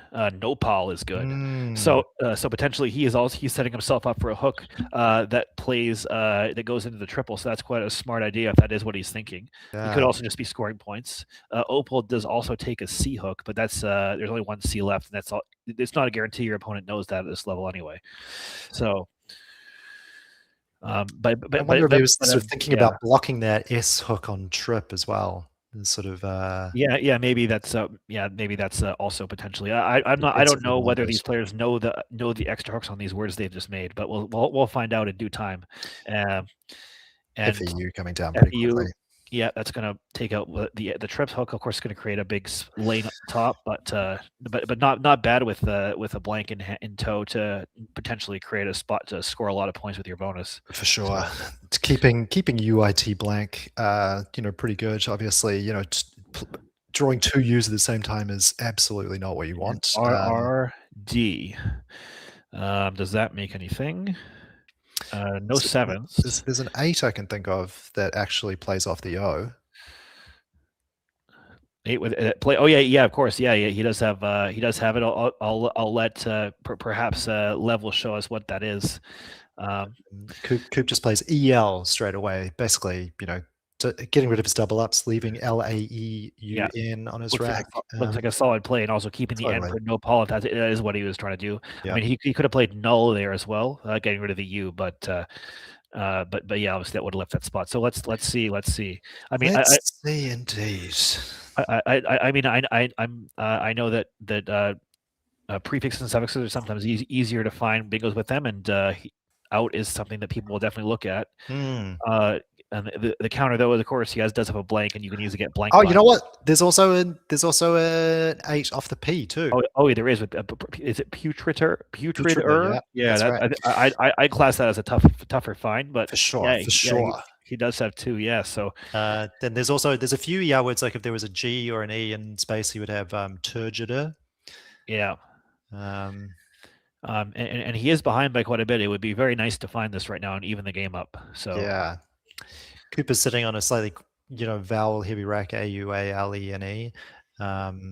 So he's not going to be scoring a ton of points on his next turn, I wouldn't imagine. So a bingo here from Lev would really keep things pretty interesting. Yeah, especially if Cooper can't do much, and then Lev can hit the openings hard himself.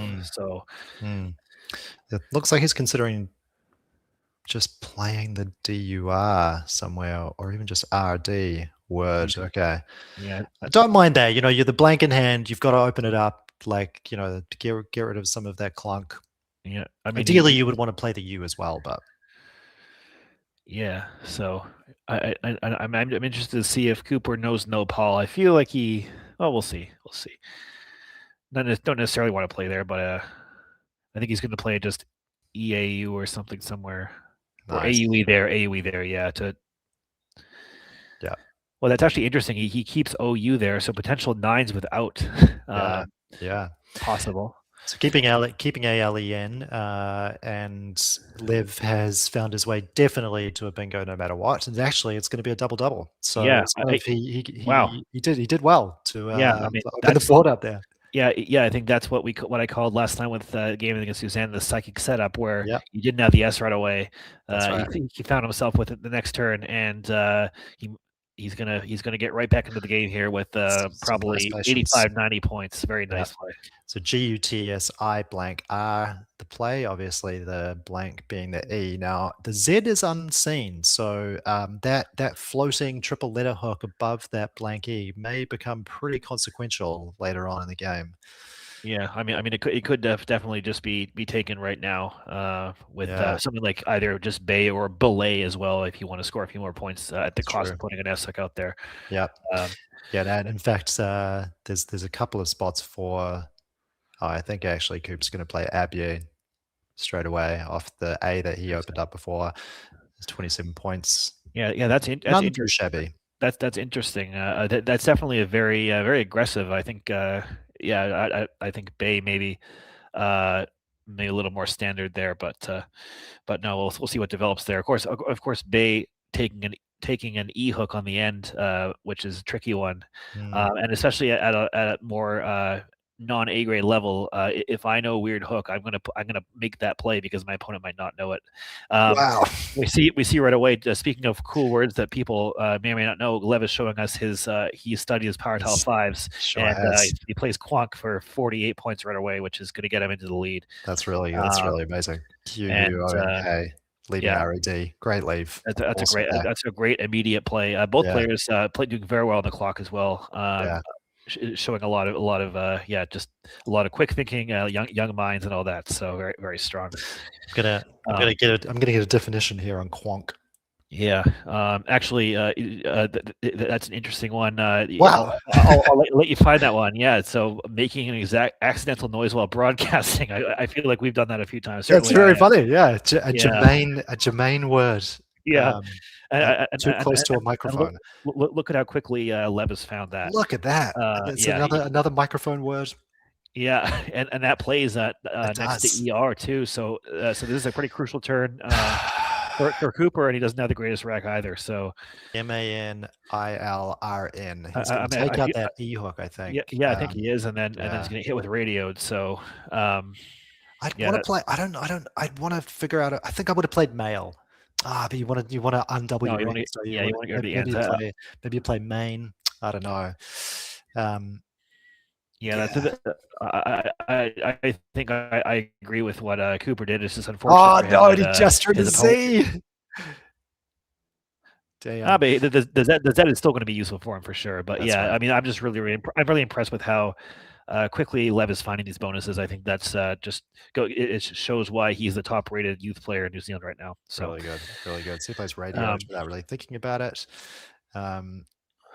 Cooper has JZEILRN. Yeah, and he is behind by quite a bit. So I mean, he could slap down ZE for 50, but that leave is pretty atrocious. Yeah, it's not going to do enough, I don't think. Yeah, so I'm looking for other options. I mean, ZINE also scores a bunch. But yeah, I mean, I'd like to use the J. It's the worst of the two tiles. I'd like to keep the Z if possible for a bigger score, but I'm not seeing anything super great right now for that. No, and anything you can do just to play off the J is gonna give you something. Give your opponents back something pretty chunky. Like if you just play Joel. That's really okay. So he is playing. Yeah, he's playing ZE. I mean, it's we'll see. I mean, if he draws an S, he's in business because you have Quonks and you have Stide. So so there's still ways to come back. They also have the hooks to main as well. Lev has some nice scoring tiles, even though it looks pretty clunky. He's got FYGHING. Yeah, so he's got an open. He's got. If there's an open E somewhere, you can play how do you say that word? Higa? Yeah, I'm not sure how to say it, but yeah, HYGGE is what you're talking about. A Danish practice that promotes well-being. That's what that means. But there is no open E, so I don't think that's going to come down. So he's looking at playing Finn right now, which is what actually keeps the tiles for HYGGE. I wonder if he knows that word and he's trying to keep it. But no, I mean, I feel like what he's trying to do is just score and stay ahead of Cooper. Totally. But it's got to be a scary situation with that huge Quonks hook open. Huge Quonks hook open. Yeah, and a huge Stide hook. He might get smacked for a lot. You know, you never. He needs or he'd like a good draw to sort of stay comfortable in this game, and he draws two vowels, which is good for him. Yeah, you've also got the floating triple up the top from Tainias. So if you wanted to play on there, you could have thought about that would have potentially blocked Stide any Stide plays at least. Yeah, but I feel like the stuff with like man is still open enough where I feel like scoring is a better option than playing Finny, which is what you're suggesting. And I'm actually, even though I know it's Cooper's turn, I'm wondering whether Lev knows the Y hook to Vug, because he set up Vug on his rack. He didn't put the Y over there, which is also valid. So interesting. If you were going to be defensive minded, you certainly would be thinking about trying to block that Quonk spot more than any other spot on the board. Well, it's interesting. I mean, he's up by about a bingo, so I think. Well, I mean, Cooper obviously doesn't want to play defense. He's behind. He's going to play Jin. There's no D's left, so that's not necessarily a threat. And actually, I mean, it sort of is going to work out because Lev doesn't have a vowel that goes next to J. He does have ING that plays there though, so he could potentially do something there to block, but it's not looking that great. I do really like with the remaining tiles. I do really like the RELI leave as well. I think that's really good rack management. Yeah, exactly. And he could easily, if the pool is actually pretty good, if he draws an S here, he very well easily could bonus. So just draws two E's. Two E's, and what's that third tile? Is that a third E? No. It's gosh. Well, that's not what you want. It's not what you want, but at the same time, it's also he has all their many E's and their many I's. Like there's only AAOO left. Yeah. So it's possible that Lev could run into consonant trouble here, which is actually a way that Cooper could potentially come back. And so So here comes Vug, and I'm very curious as to whether he knows the Y hook now, because that's going to come into play. Set up for himself. Now, I hope Coop takes some time to realize what you just said, that he's got all the remaining E's and doesn't do something like play Eerie and sort of spend all of those E's without ensuring that he keeps some sort of high synergy for himself. Lev leaving himself IGY. Yeah, I think Lev is just trying to keep ahead by enough. There's one S comes out. C, N, and R. Well, he has a massive bingo. Let's see. I think he's going to find it too. This is going to score 100 points. Now, I feel like this has been a really a big theme of the stream over the last couple of days, is which ing words do and don't take an S. So obviously, cryings is what I would be thinking about, but then scrying, which is what Leb's just lined up on his rack. Yeah, I mean, cryings I wouldn't be sure of, but he has scrying and quonks for. I mean, I don't have quackla, but it's got to be 100 plus. That's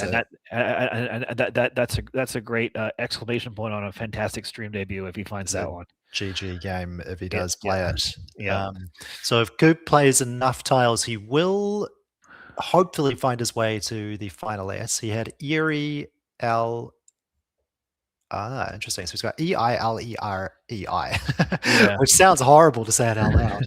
I mean, from his perspective, he absolutely still has chances here because he's not down by enough where he can't win with a bonus, and so he should be scoring a little bit and also trying to get rid of maybe one E and one I and trying to draw an S and win the game himself. So he's playing. I think he's playing Hyler, which I think is a word. It's not a word. Never mind. I'm stupid. We'll see if this gets through or not. The bonus is only Leisure. Oh, he's changed it. He's changed it too. He's changing it now. Yeah. Well, either way, it's bad.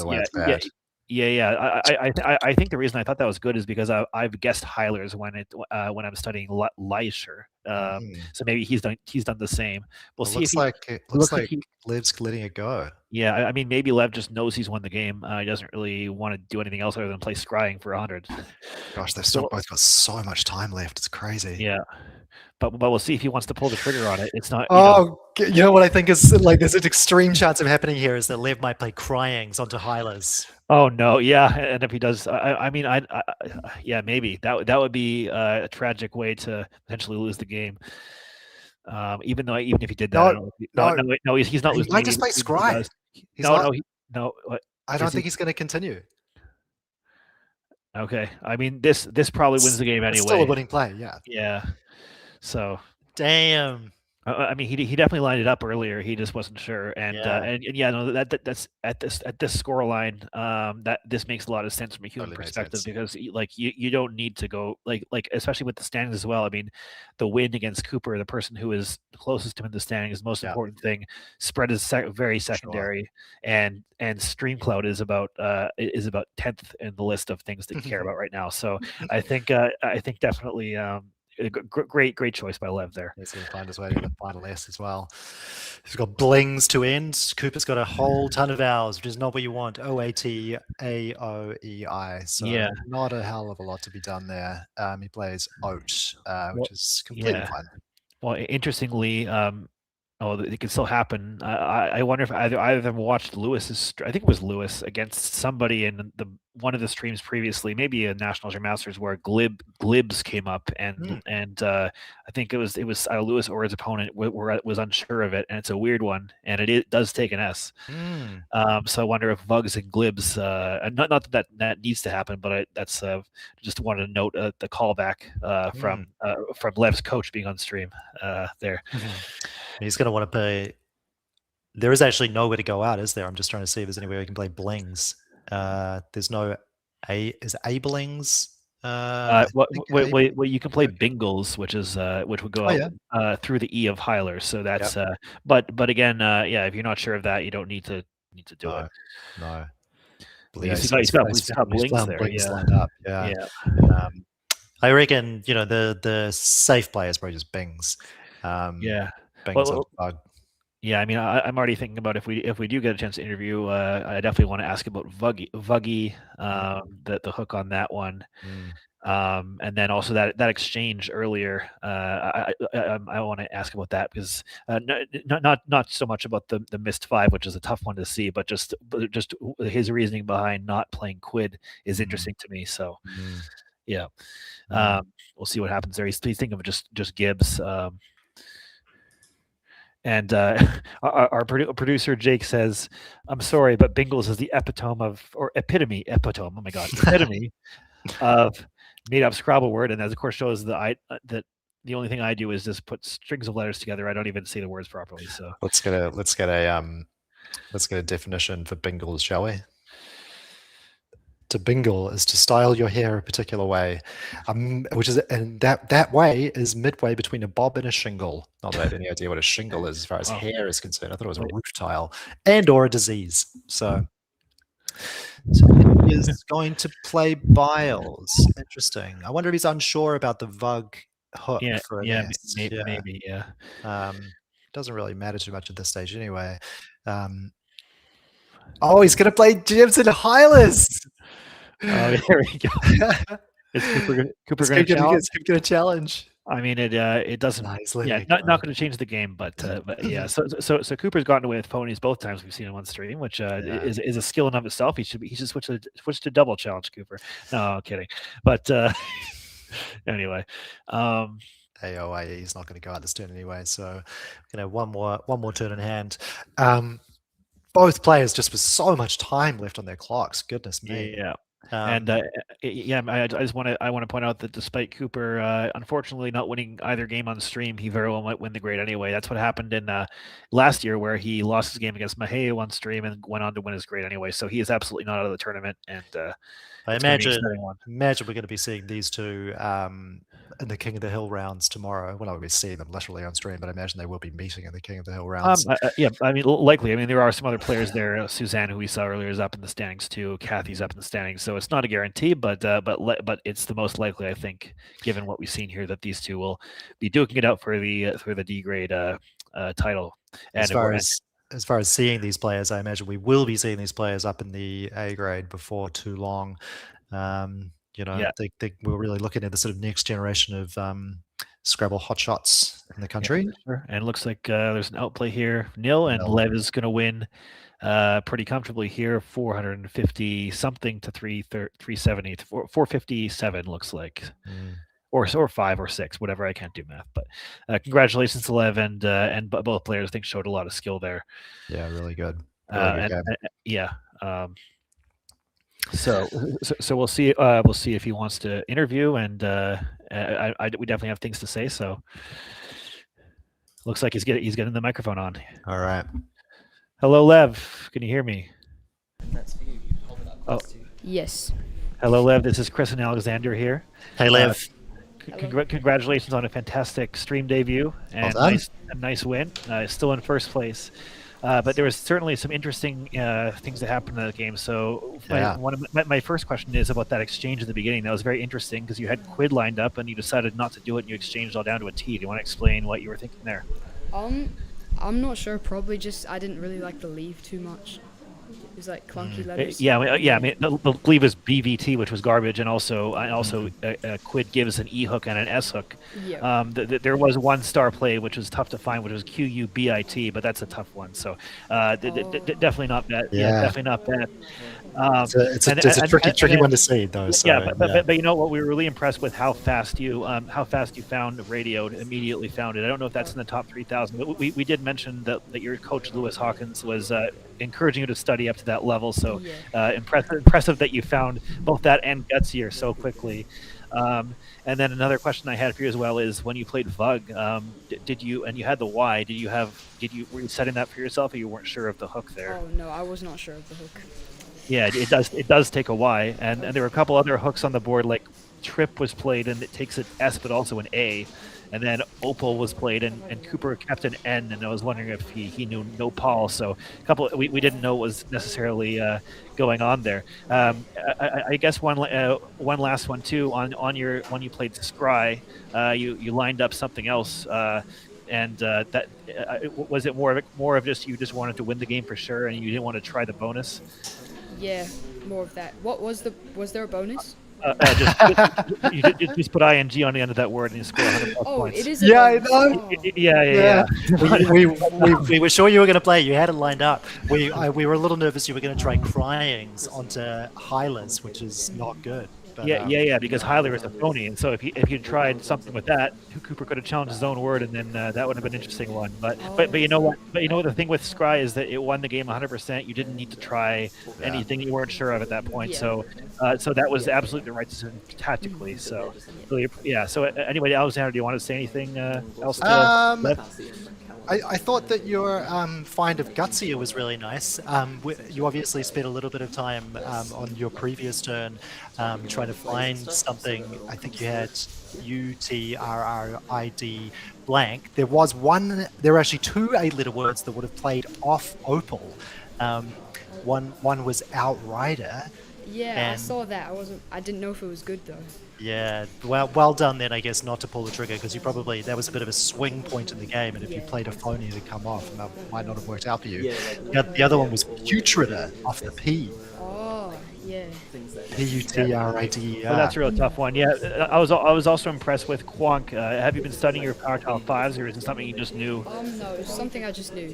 I'm pretty sure. Yeah, well, it worked out right. It worked out really well. So congratulations on your and good luck the rest of the way. I know you might be playing Cooper again at the King of the Hill, so we'll see how that goes. Yeah.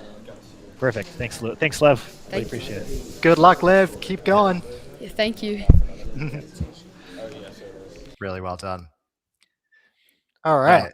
So I believe we're going to take a small break. I'm not sure if we have any updated standings that are worth discussing. We'll probably cover that off when we come back. But yeah, that was such a treat to watch the next generation right there. Really good. They're getting good so fast. And I mean, we saw George Dodd and Jonas Wiberg earlier. All those players are going to be probably taking wins off of me and stop me from winning tournaments pretty soon. So not going to be too long at all. Yeah. So next up we have Howard and Dylan. Wow. Yeah. So obviously a marquee matchup. No matter whether it's on stream or not, both players, some of the greatest New Zealand players that have produced. They've produced some of the greatest stream games. They're both in contention to win this time, and so the result of this game could be pretty consequential to their result. I think we are going to take a short break before we get into that. Yeah. I think Howard. It says Howard has 12 wins now, so he is 2 ahead of the field. So this is important for the rest of the field that Dylan pulls out a win. Anyway, yeah. I mean, if you haven't seen the game from round 15 of the 2025 Masters, Josh Sokol has made a breakdown video of it. You can find that on his channel. And yeah, just we're really looking forward to this. This is one of the most anticipated matchups we have going. So we'll come back shortly for that one, guys. See you guys in a few minutes.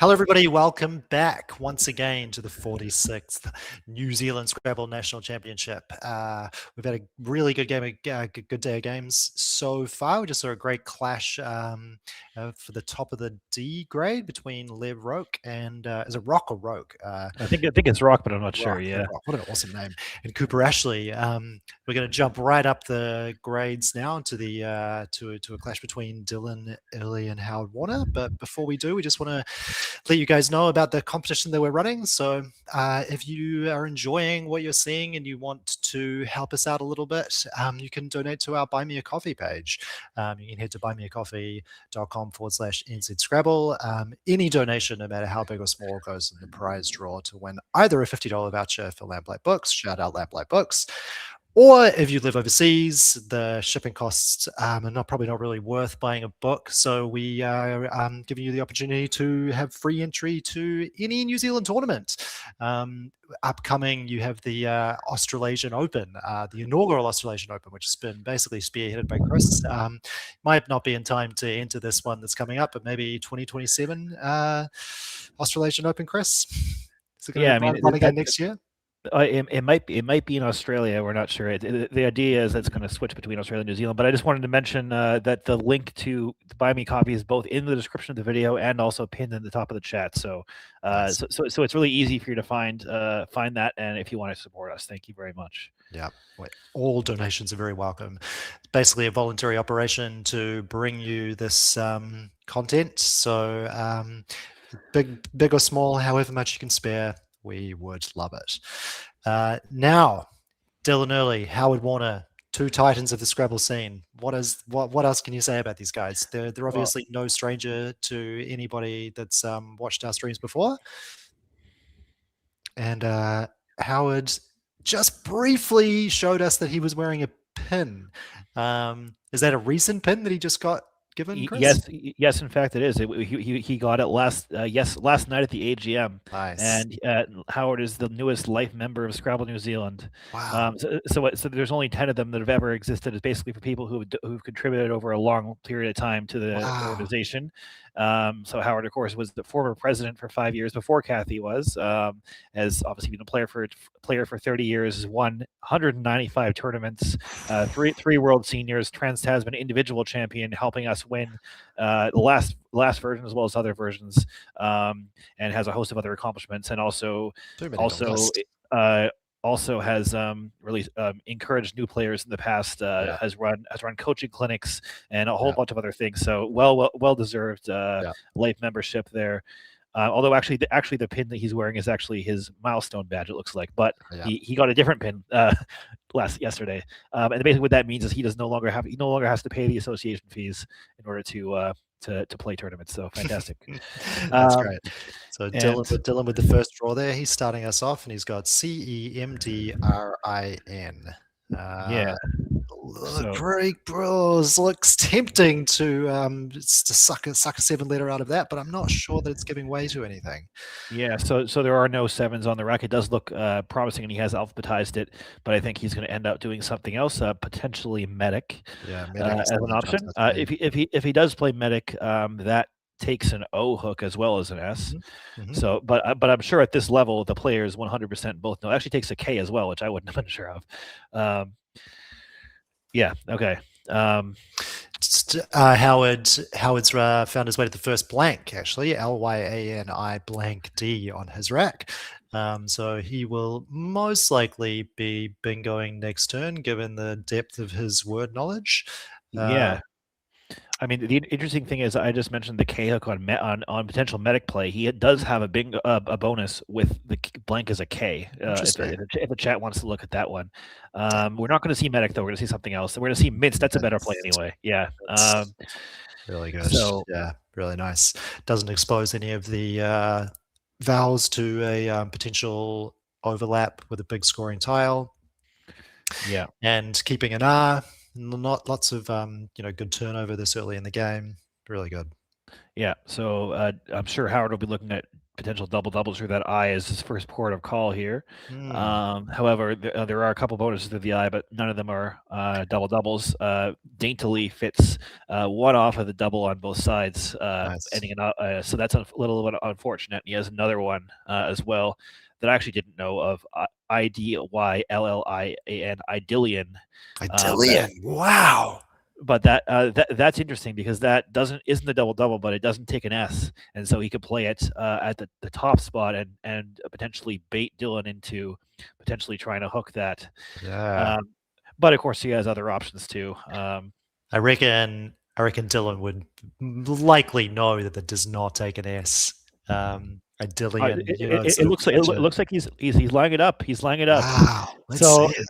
Yeah, so nice. I mean, this is something I would never do. But if you want to be a Josh Sokol you could play a pretzel-like play of Leylandi. So Ley land I, and that would go through the E right over top of that triple, and that takes both an S and another I.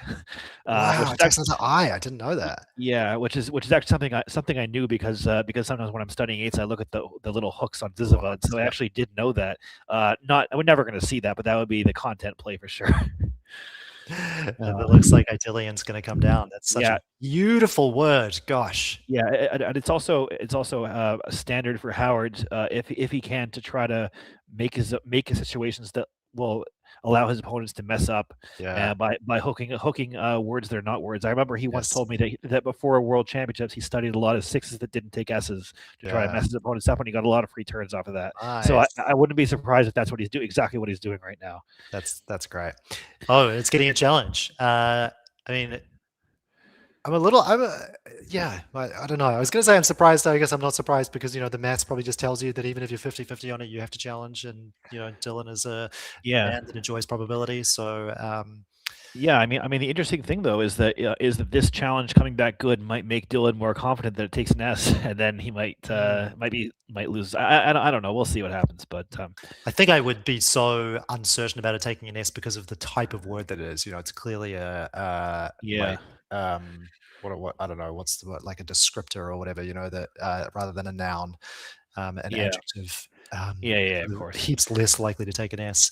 Dylan with a pretty good rack of his own though to bingo right back. He's got GIBRUSE on his rack. I'm not instantly seeing any sevens, but I am feeling like there will certainly be some eights. Well, so there are two sevens on the rack, and one of them is Briggs, and the other one every New Zealander should know. So I'll just leave it. Oh yes, of course. Yeah. But unfortunately, I don't think either play, and in fact, the only eights are through an O or an F.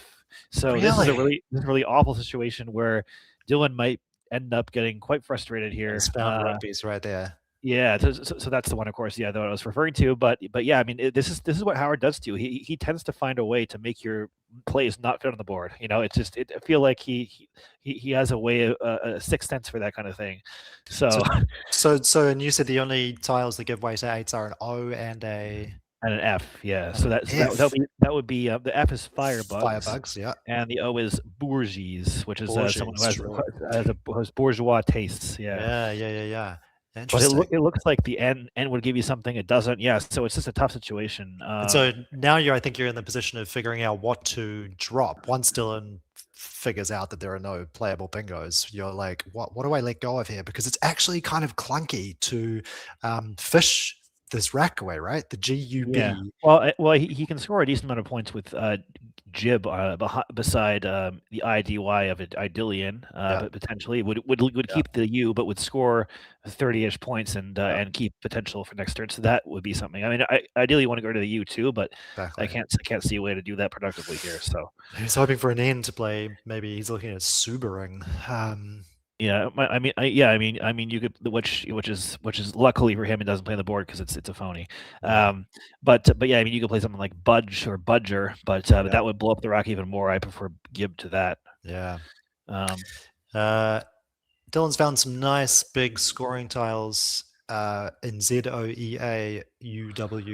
So he's, no matter what Dylan does, he's gonna get a lovely score on his next turn, Howard.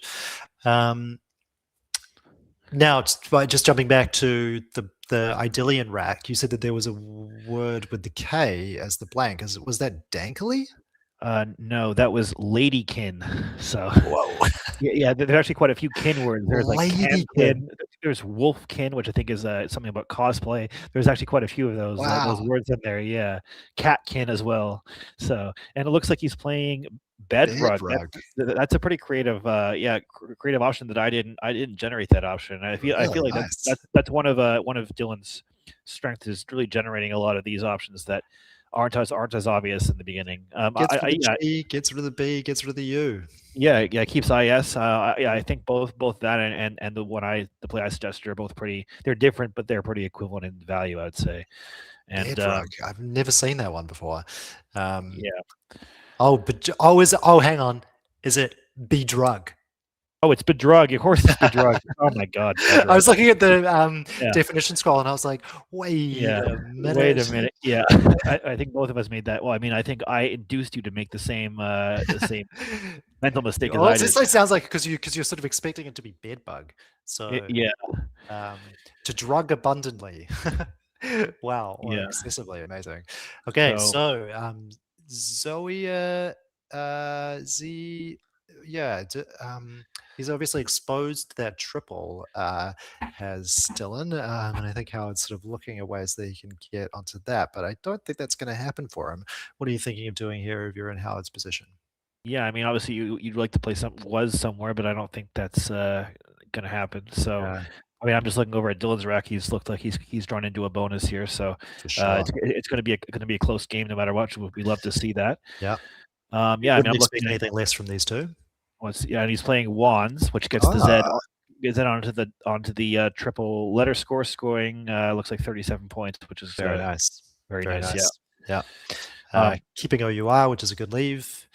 So that does block, I believe, the bonus that I saw, which was sleeking through the E of Mints, but there could potentially be other ones. So there are no sevens there. No, there is 1/7 of Kingles, which is Scots for a type of hard rock apparently. But does that go anywhere?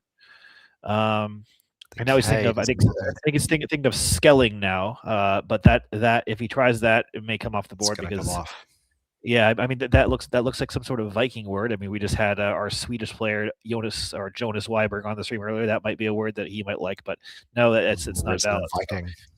Yeah, or maybe he's thinking of Skelding as well with B drugs.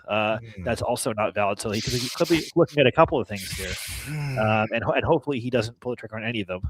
But it's tough to do against Howard because you feel like you can't afford to not try it. Here comes. Yeah. I think that's going to come off, Dylan.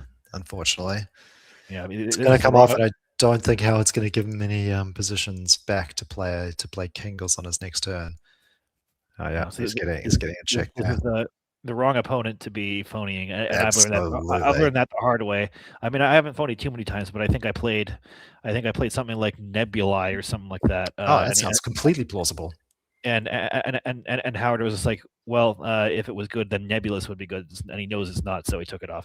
So that just sort of shows he's very solid on his words. Nebulous is not good. So Nebulous, So the plural of nebula is nebula. Yeah, or nebulae, right? So interesting.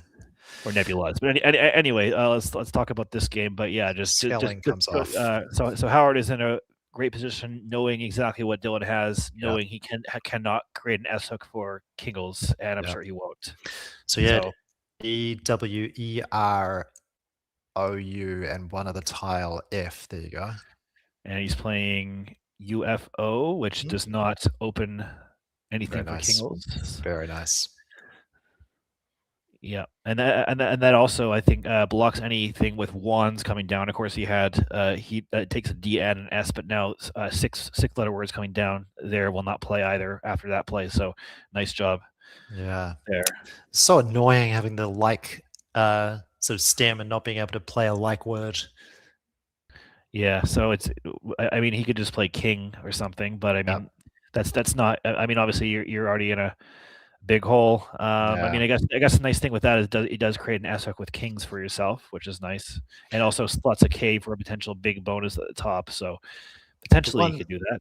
The one kind of saving grace here for Dylan is that Howard has drawn a little bit clunkily. He's drawn TUU to go with his EWER. I mean, he can still, play his way into a nice leave with one turn, but I don't think he's going to be getting heaps of points next turn. I mean, another thing Dylan could do is play Welk, WLELK, which would leave Sing, which is quite a strong bonus leave. And of course, Dylan needs the bonus as soon as possible. So exactly, potentially that could be an option too. Maybe you just do. Yeah, I know you said this, but maybe you just do King up the top. I guess I don't really love keeping the GN without the IN. I know. And so, I mean, I'm even looking at something like Lek next to the Idyllian, keeping even a stronger bingo leave just to really try to get one right away with EINGS. But yeah, I'd really be interested to know what Quackle thinks you should do here, or what the Woogle simulator would suggest. So sure. Shout out Cal if you can, if you want to simulate anything, tell us what it wants us to do. I mean, there is a little bit of a human element because Dylan knows that Howard knows that what Dylan has, so that's a little bit of an extra element that I'm not sure Quackle can fully analyze in this situation. Callum says that it prefers Kefs. That is Wanzas. Yeah. So Wanzas, yeah. Okay. Yeah. So big scoring spot. Yeah. So he has gone with Lek though. Kefs scores a lot, and but interesting. I don't know about Kefs. Just because that blocks not only the lane with Qs but also the lane with DO. And you don't keep your S to play any UFO. So I'm not a fan of that. But but Lek has worked out for Dylan. He has drawn a bonus, and it's a bonus that he is going to be able to play next turn. So Cal said Lek was the second choice. Behind Kefs. I mean, Callum, are you simulating these, or is this Speedy player? I'm just wondering. Anyway, let's. So there goes WERE, keeping the two U's and just trying to score. If you notice, a lot of the good players that, like, when they get a lead that is around a bonus, if you notice a couple other games like Blue is doing the same thing. They always want to stay a little more than the bonus ahead. And that way, even if their opponent gets a bonus, they're still going to be in control of the game. Control of the game is quite important to people like Howard, myself, Blue, and you can sort of see that coming through in these games here. So obviously not feeling too phased about keeping the W combination at this stage of the game. So here we go, playing Ceiling right here, SEILING off Qs. Yeah, so it looks like Callum is just, our annotator was doing a great job. He is just generating speedy choices. So Kefs would not come up best in the simulation. I mean, not that I can guarantee it, but I don't think so. But yeah, so great play by Dylan, getting back into the game, and Howard leaving left with a couple of U's here. Yeah, gonna have to figure it out. Maybe you play 2-2 somewhere if you're Howard. Keep HRD. 2-2, yeah. I mean, let's see. So he's up by 23. You play Tef and Udo. 2-2s off to the side there.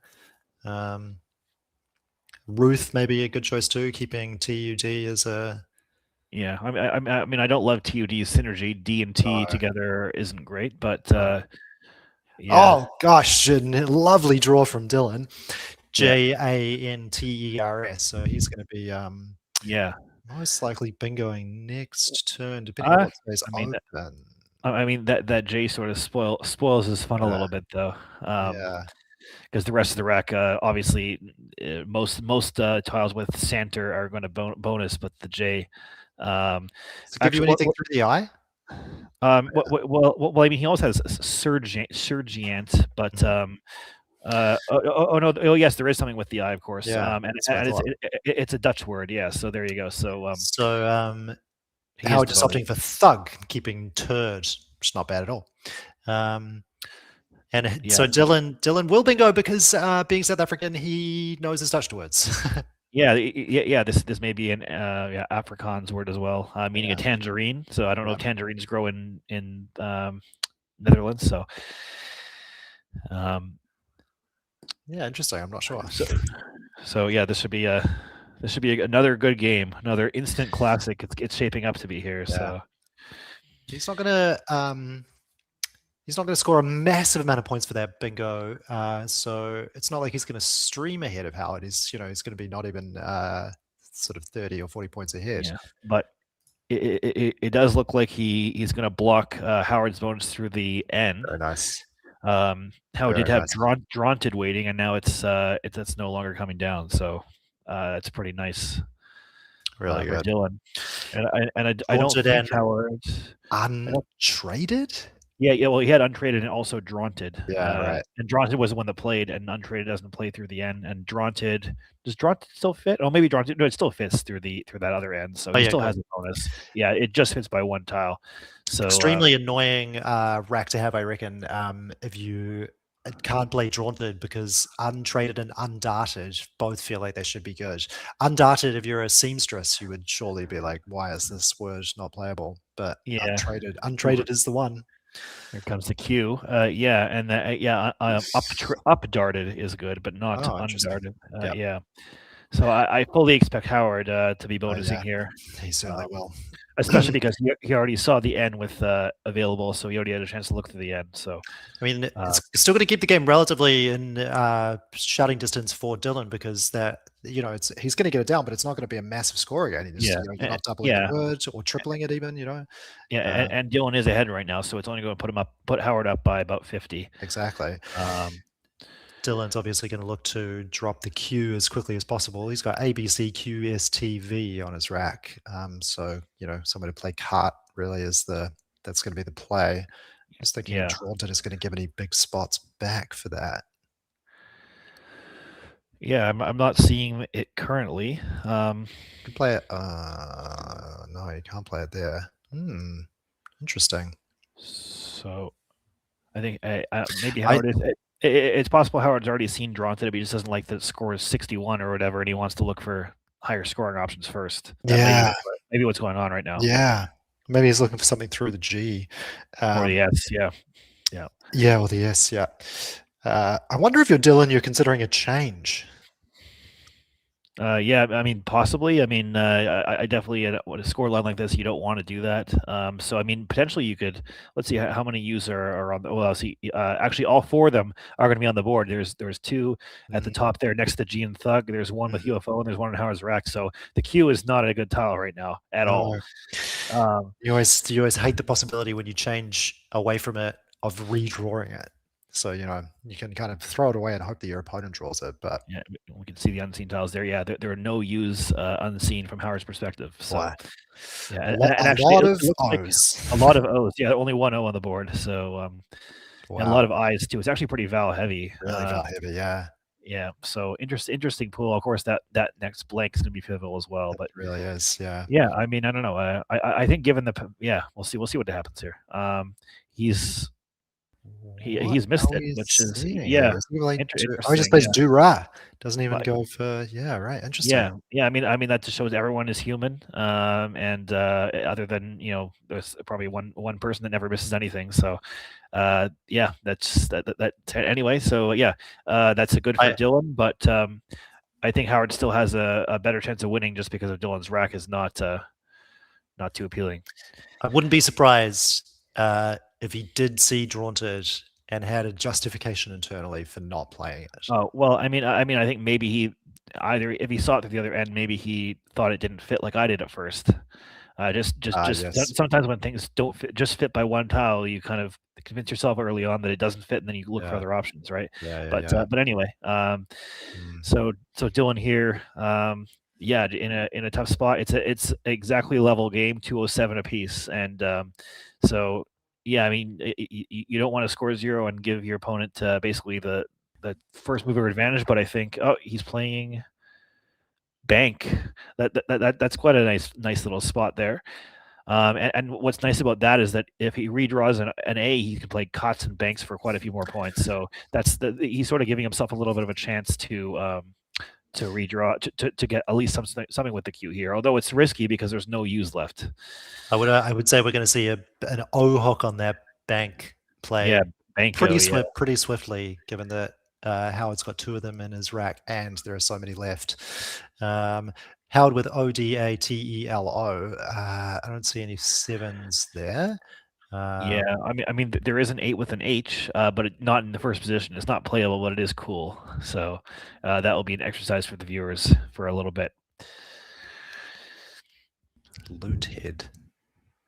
There's actually almost a bonus through the W. It's blocked as well, but if the W is 1 square over, there would be actually a bonus to the W. And I'll spell that one. It's late wood, which is wood formed later in the tree's growing season, like the tree rings. Yeah, so, wow.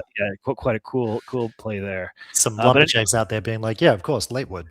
Yeah, Everybody knows that.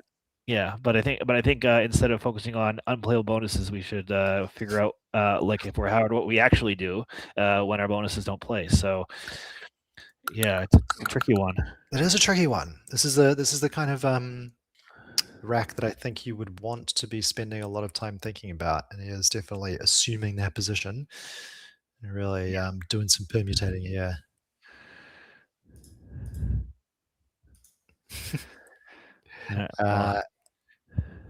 What do you think you're doing here? I would really be considering knocking out that Hock on bank. Yeah, I mean, I just have to see exactly what to do there to score a lot of points. I mean, like something like LOTO is not very appealing at all. No. Doesn't score very much. So do you do duel again, like you saw in the Joanne game? Well, it doesn't get to the double word score is the problem. So yeah, it's really tricky. What's he looking at here? You're looking at alt. Yeah, I mean, I just feel like you can't keep 2 O's on your rack looking at what's left. The chances of pulling another one out are huge. I mean, it's interesting because you can go both ways. You can score, or you can sort of just you could fish and try to get a bonus with that floating S and with the O hook and with the T at the top. But I think from what I know of Howard, he's likely to try to go more the outplay, outscore. I think he's looking at Alto and Banco right now. Yeah. Which is better than my suggestion of Lotto because it doesn't put a vowel next to that double letter score or word score above the C. So, but I'm sure he doesn't want to do that. It's when you have a play that scores under 20 points, and it's like, am I really making this play right now when it's a tie game? Tricky. I will note that Dylan has redrawn an A for COTS if he doesn't go there. Yeah. Dylan will be playing QATS for 35 or so. So yeah. But yeah. Really. Yeah. So just as we're waiting here, I'll just just want to reiterate what's going on in the standings here, Howard. At least as of let's see if it's updated for the last round. I'm going to check real fast. It has been. So Howard is 13-2, and then there's 4 players on 10 wins. Alistair Richards now in second place. Dylan Early, we're watching right now, 10 wins, and then Joanne and Stanley also 10. And we see Rotal being played here. Scoring 18 points, keeping ODE. So he's doing that, not Banco. Yeah, it's I guess it's sort of both defensive minded and also not. It's kind of open as well. Very interesting. It might be one of the situations where he's got to play something, but this isn't going to work out as well because Dylan is going to be able to play QATS now. Yeah. So I'm glad he played an O because he did pick up another one. So and there it goes very quickly. Yeah. You got to do it. So QATS leaving HOV in his hand, rack rather. 35 odd points, jumping slightly in the lead. Yeah, nice job by Dylan there. And Howard has picked up some scoring tiles. He's actually decently close to pyoderma, which is a word that came up on my study list recently, but not quite. Wow. But I was poemy is a word I would love to play, but I don't know. I don't think if you did it would stay on the board very often. You don't think it's good? No, but there are you can play myope like someone who is depressed after losing a Scrabble game, and then or you can play mopey, which is also the same thing. So it might be why, yeah, it might be why one of those ones that plays I think both with and without the E. Is that right? Yeah. Yes, it is. So something Howard can do is play EMYDE down from the E to score quite a lot of points. MID, that scores something like 40-ish. But of course, it does float an E down there. It's not necessarily the most defensive play in the world, but does score. There's still 4 O's unseen, so you probably do want to get rid of an O if you can. Definitely. But yeah, I mean, we'll see. Well, he's looking at Woody right now, keeping MEP, which scores quite a lot less than my suggestion, but is a much better leave. So now he's thinking maybe of Whoopee, which is a word. Doesn't mean a whoopee cushion, which is a different spelling. It's a well-off older person. WOOPY. I wonder if he's just going to play Whoop and to set himself up for the Whoopee play the next turn. Oh, what that would do is, I can't see him doing that, but it does. He is keeping the other tiles for Emide as well if he does that, or he can just play Emide now. I don't know. It's an interesting situation. Yeah. And he's playing. He's playing Epode. He's looking at Epode, I think. Yeah. So this scores a little bit less, but it gets rid of an O. So, and also, interesting choice. It is an interesting choice. It does leave YOM. I was going to say exactly. Yeah. Oh, he's taking it off now. He's taking it off. He's taking it back. Yeah. He's going for your suggestion. He's going Emite. Yeah. He wants to score a few more points, I think. Yeah. Probably smart. But yes, oh gosh, keeping both those O's, I don't know. And he's exposed P and O to Dylan. I don't know if that's necessarily too important, but he has done that. It's actually not too bad, given that the other O's are on Dylan's rack. So Dylan with A, G, H, O, T, V. But it looks like a lot of O's are on Howard's rack now. There's 4 of them. So, gosh, sorry. Yeah, I didn't realize I was still catching up with the unseen tiles. There you go. So he got punished for keeping 2 O's. Yeah. So interestingly, there actually are some bonuses with 4 O's, and I know a few of them. There's Hoodoos, Loco Foco, and Foco Loco, and there's a few other ones. I randomly know some of those bonuses. Loco Foco sounds exactly like what it should mean. Yeah, it probably doesn't mean what you think it means. It just says match on Zizzle, but I'm sure. Yeah. And then there's one, I believe it was expurgated, which is Octorune. But anyway, I don't want to learn that. Oh yes, no, yeah. Sorry, I thought you said root. Yeah, I do know that word. No, yeah. So Dylan here though, it's a close game. He has the V, 2 O's himself, and the 8. So. Yeah, interesting here. There's a lot of eyes left, and none of them have an eye for overlapping the Q, which is sort of an important scoring spot. Yeah.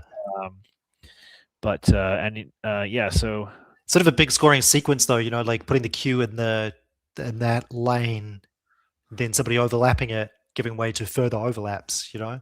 I always feel like you're like, yes, I got an eye to overlap the Q, and then you get hit back with probably more than you managed to get, you know? What's Dylan thinking about here? He's got Ho. He's got HO lined up, yeah. I mean... Who's he going to play that? I hope he's not playing with OT and Hawk. I don't think so, but that's the spot that I'm looking at right now with HO. I mean, maybe he's looking at HO or HO and OH and UH to block the T or something, but... Not sure. I think you want to get rid of the V if possible. Definitely do. Yeah. But ways to do that. Through the G onto the through the G of ceiling onto the double word score somehow, maybe. Can't see anything there. Well, I mean, you could play Gavot there if you want to get rid of some of the stuff. The V and the O It does put a T down there, but that's a potential option. Yeah, it's not a vowel, so you know it's the sort of it's not the worst evil you could commit on the board. Yeah. Okay, what's he going for? He's going for Vola. So yeah, he's getting rid of the V, which makes a lot of sense to me. I think that was priority number 1 on that rack. So totally. Yeah. So Howard with 4 O's, PAR. Yuck. Yeah. I mean, I still feel like he could play OOP at the top there and still score enough where he should not exchange, but and it looks like he's doing exactly that straight away. Yeah, it's the right idea. Oh, Dylan's found his way to the second blank. Wow, and he has Goethite, I think, too. So Yeah, to that E, which is going to score a massive amount of points. Yeah. So Dylan to take the lead in this game. So, but Howard's taken back his play of Oop, and I think he might be considering blocking down the bottom. He might. Well, the thing is, if you remember the game in Masters, I think Howard played Oop. Wow. Yeah, so he has blocked with it. Yeah, I mean, Howard played Oop in that game and supposedly blocked all the lanes, and then Dylan played Populate through the OP, if you remember that sequence. I remember. How could you forget? Yeah, so it's sort of ironic this is happening again with these two players, and we'll see if Dylan can find a 9 through PE or OD or something again. So as you can see, Dylan has lined up Goethite, but it doesn't play. But I'm sure he has other things. There's an L available as well. I'm sure he's still going to be finding something. There are a few sad bingos to the L that don't score very much, but at least there's something. Yeah. Probably needs to. I mean, he will really wanting to be trying. He'll want to hit a triple. That's incredibly captain obvious thing to say, because of course you're going to want to hit a triple. But I don't think he's going to be happy enough with just a sort of, as you said, sad bingo. And I wonder if you would forego the bingo this time. I don't think I would. I mean the thing is, like with the scoreline how it is, even the sad bingo is going to put you up on a pretty close board by 60. And that's sure you wouldn't just go for like THO down by. There is THO. That is actually pretty reasonable, and I guess I mean, maybe you do have 2 spots. So he does have 2 bonuses with the L, and those are the only ones he has. But yeah, THO is reasonable actually too. That's a nice score. It is. It is. I mean, the disaster scenario for playing your 2 bingos, which are regolith or hoteling, both of those don't block the T at the top. Yeah. And then if Howard then bonuses back with the T and gets ahead, that would feel like a waste of a very strong position. However, the nice thing sort of is that if you do play them and he doesn't have that, then you're in a great position. So it is actually still, despite THO being a lot of points, I think equity would say THO, but I think game situation, the bonuses are not a bad idea given the state of the board right now. Callum saying that Quackle prefers THO. Yeah, but I mean that does make sense. As I said, the equity does prefer it for sure. It'll be interesting to see some people, if anyone is in the chat. Which one would you play, THO, or would you play one of the bonuses for 60 odd points? He also has sorry. No, I was saying probably hoteling, but yeah, go ahead. Yeah, I was going to say he has 8 as a 7. Oh, yeah, okay. So what's he going for? And here's regolith, I think, probably. Regolith. Yep. Yeah. Put him on the wrong way. Put him on the wrong way. Oh no. Dylan, turn the clock. He hasn't hit it yet. It's there. Thank gosh. That actually the tournament could turn on that few seconds, because if Dylan goes on long to win and takes Howard out, which Howard is up 3 games in the field, that few seconds could determine the tournament. I'm not kidding. That was intense. Cortisol was through the roof. Wow.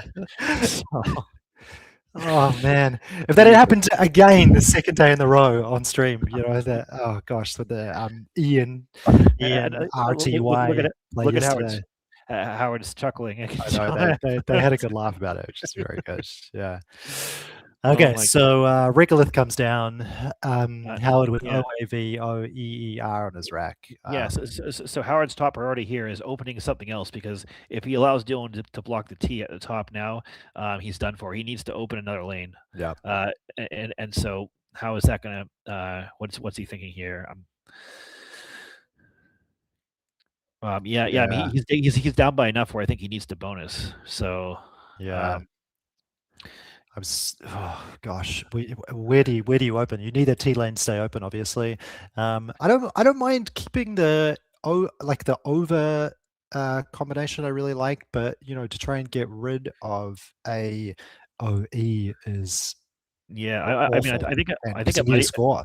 Yeah, well, I mean, I don't think he's playing. He's just low. playing low. So Yeah. he's just choosing to score. I mean, maybe if Dylan blocks for no points and then he gets a big X play down there. But yeah, I don't know. I feel like Dylan will be well served to block that T at the top there.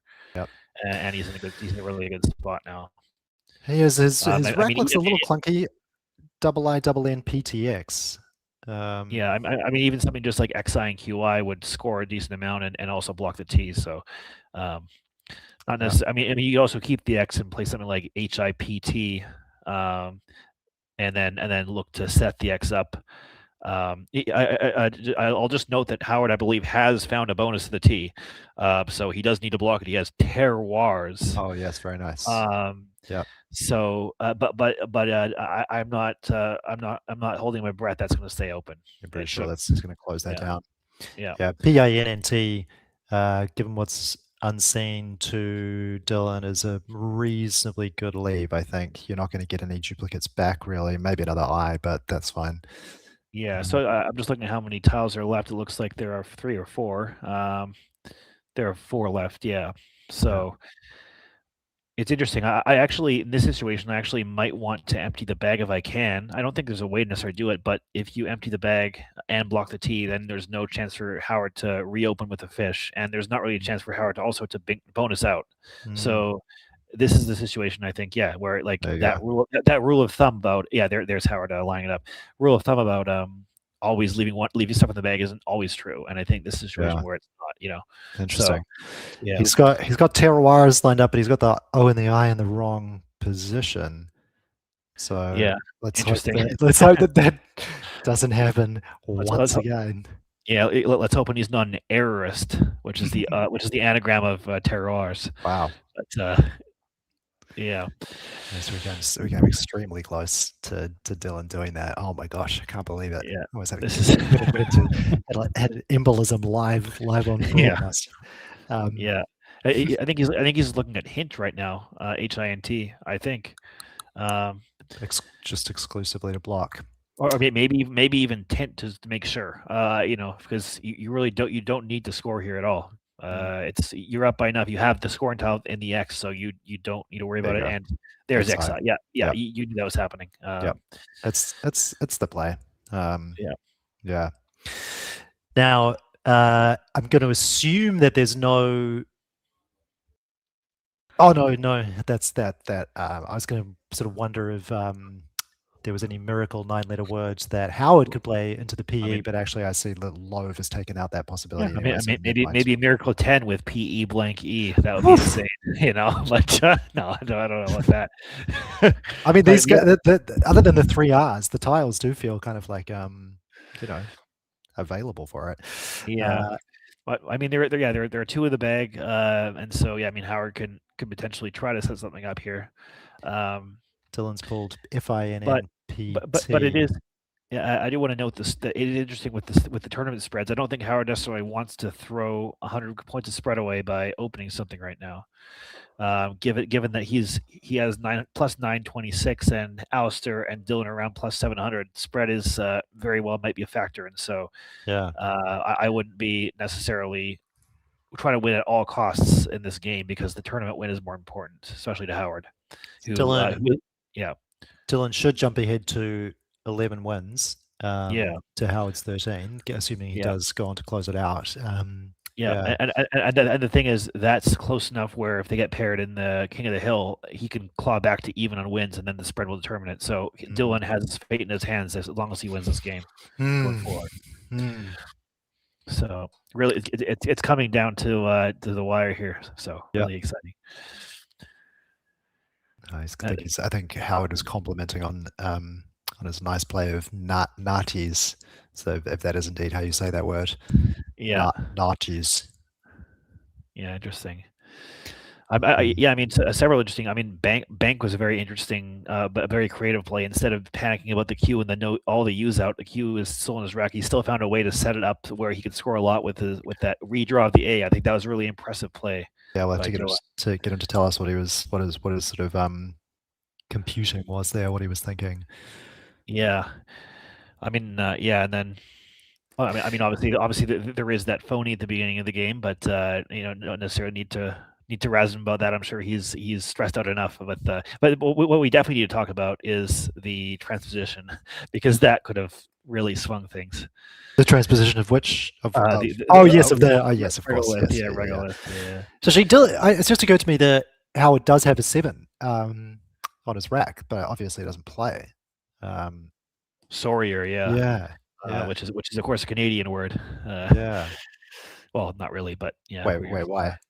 Well, the meme is that Canadians say sorry too much. I don't know if I really. No, I didn't know that. Yeah. Really, you guys always apologizing. Yeah, and Jake knows that he's typing it into our chat behind the scenes. So it'll be more like your more like your American neighbors who never apologize for a single thing. I don't know about that one. Anyway, yeah. So I mean, I think Howard is really fighting to find any way to potentially win the game. And if there's anyone that can in this field, other than him, Dylan, Alistair, I'm sure that he's going to find it. So. I mean, Dylan only has one vowel with the I, so potentially there could be some sort of setup where Dylan can't block, but I don't see it right now. He's playing. He's just playing Auri, yeah. Instead of admitting defeat there. Auri, yeah. Okay. Which is sort of what we talked about. He wants to keep as much spread as possible, and keep ahead in that tiebreaker situation, which very easily could happen against either Dylan, Alistair, or someone else. So for sure. Yeah. So clunky set of tiles to close with for Dylan, like the F and the P really have no business being next to each other. It looks like Dylan's rack cam or player cam is being blocked up by Howard here. But yeah, what was it? About it? So he hasn't actually committed the play yet. Oh yeah, he has. Yeah, that's something that Howard does do. When I played him in Rotorua, and we had a record aggregate score of 11.25. Howard stuck a cue out in the triple lane and near the end game, and he had it there for 2 minutes and didn't commit his play, and I had a triple through the queue worth 230 points waiting on my rack, and I had to wait 2 minutes for him to hit the clock, and and it was also a tournament deciding game where we both were 11 wins and 1 loss. So once he finally committed the play, I could breathe a sigh of relief, and a quites for 230, which is instantly my highest ever single play. And set a New Zealand record for aggregate score, because Howard and I just were going crazy on that game. So amazing. Yeah. So there was no way that he could have just sort of fished for a bonus set, but I didn't see anything. I mean, it's anything he was going to do was going to get instantly blocked, I guess. And that's sort of why I was questioning the Love decision. I'm sure he has his reasons, but I was thinking even something like Vo on top of the VOE, just to force the block of the V, and then the T is still open. Sure. But it just, I guess probably we'll end up talking to the winner and not the loser of this game. But yeah, I'd be very interested to see to hear what the reasoning was with the Love. Dylan with Finney, it's very apt. That's a classy way of ending a game. I remember ending or nearly ending a game against Lewis on stream with Finito, a very similar idea. Nice. At the Masters. Very good. And we see how we're going out with ears, which is that's going to get quite a lot of spread back. It's going to be really close. It's not that close. Dylan's got this game, but it's safe. But it's going to be it's a nice scoring play to close with. Yeah. So yeah. I mean, this result is good for us as the stream, as fans of Scrabble, and we want to see a close finish, and this brings that closer to fruition. So we'll see if we get an interview with other players, and 384 to 364. You know, 20 points. Yeah. I mean, despite both players scoring under 400, it was a thrilling game, and I think both players were being very cagey and tactical in how they approach this one. Yeah. All right. We're getting word that no interview this time. We're going to go straight to our next game after this. All right.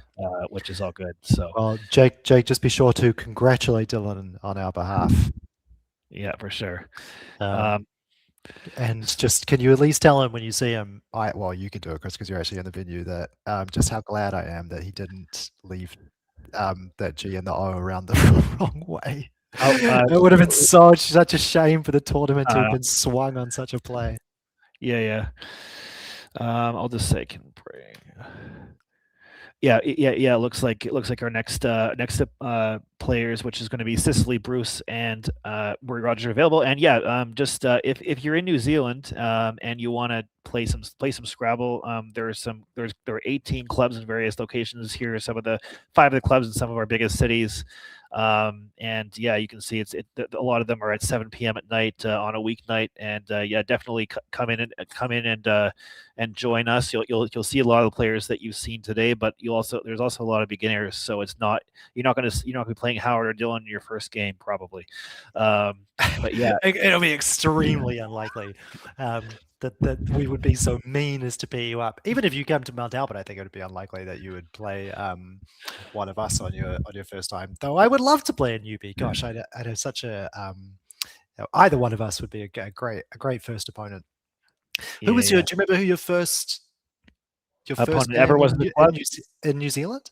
Well, I can tell you my first game ever at a club, which was in Vancouver, Canada, which is where I'm from, in 2009. Yeah. And of course, I was 18 at the time, and everyone came over. Oh, this new young kid, and I bonused on my very first turn, and there was there's a big crowd around me, and so of course I'd been playing online for a couple years before that, so I was a little bit of a ringer.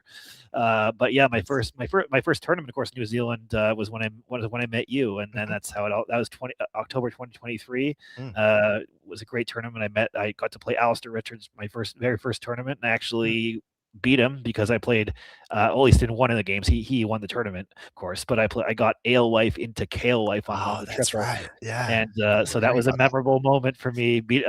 First tournament, got to play the world champion, and got to get very lucky against him. But yeah, so great. But yeah, we're going pretty soon to our next game here, which is going to be a top of the B grade matchup between Cicely Bruce, who is now looks like she is leading B grade now with 11 wins and a massive spread of over 1,000, against the second place player Murray Rogers, also 11 wins and a spread of over 500. Murray won the B grade last time, and Cicely recently won the women's championship in January, and also beat me at the Masters on round 1. That's actually must watch TV if you want to go back and watch that after this round 1 of the 2026 New Zealand Masters. I won't spoil everything that happened other than Cicely won. Cicely is in fact undefeated on the New Zealand stream, so we'll see if she can keep her record now. Murray, did you just jinx her? Well, I don't know. The commentator's curse. I think Cicely is if you look up unflappable in the definition of a dictionary, I think that's what Cicely's face would appear. So I think she doesn't give much away when you play her. Yeah, well, just generally her personality. That's my sense of how it is. So of course, Cicely is our treasurer. She's part of the New Zealand executive with me, and I know firsthand how hard she works and how many emails she gets from various people. So really appreciate her work. And yeah, so there's 2 executive members. Of course, Murray Rogers, if you missed earlier, became the president of New Zealand Scrabble at the AGM last night. He was the vice president last year. He's moved up in the world, and now he is the president. He's also moving up in the standings as well. So and also is undefeated today. He's won 2 games on stream already. So this should be a really exciting one. Let's see if Cicely feels nervous about beating the new president. Yeah, or she wants to hold rank, Yeah, I mean, actually, stylistically, I think this is actually an interesting matchup because we watched Murray earlier, and Murray is a little bit of a closed board player, likes to score, and Cicely is actually a very bonus-oriented player, loves to group rack, exchanges more than almost anyone else, hates bad leaves, and loves to get 2-3 bonuses a game. So, I think the shape of the board is going to be very interesting to see which one of these players going to exert their will on the situation. I also find Murray quite a fast player. My experience of him is that he's capable of doing a lot without bingoing very much. He does find his way to extremely high scoring turns. Yeah, very quickly. I'm just informed that our producer might be dipping out for a bit, so we might take a very short break and come back in about 3 minutes for this game. So. Just never mind. He's back. Sorry about that. We're just talking behind the scenes. Anyway, yeah, we're really He just excited wants us about to vamp. we're really excited about this matchup. Just Cicely. But Cicely's initially, when we first started streaming, she was nervous. She didn't want to play on stream, and then she's one of those that has then since embraced it and has really enjoyed it. So we encourage. Yeah, I mean, obviously it's up to you, but if you're a player, but we really encourage people to try it out at least. All right, looking at the results. This is. This is the round 13 results. We know, of course, that Howard just lost to Dylan. So Dylan is now on 11 wins. Alistair and Joanne and Stanley all potentially also have 11 wins. You want to take a look at B grade standings, Jake, since this is he's just switched us over there. So as you can see, we do have Cicely sitting nicely on the top on 11 wins. Murray also on 11 wins. So Cicely just took down Lois in round 15. Murray took down Jennifer. Both some nice higher scores there. So big spread.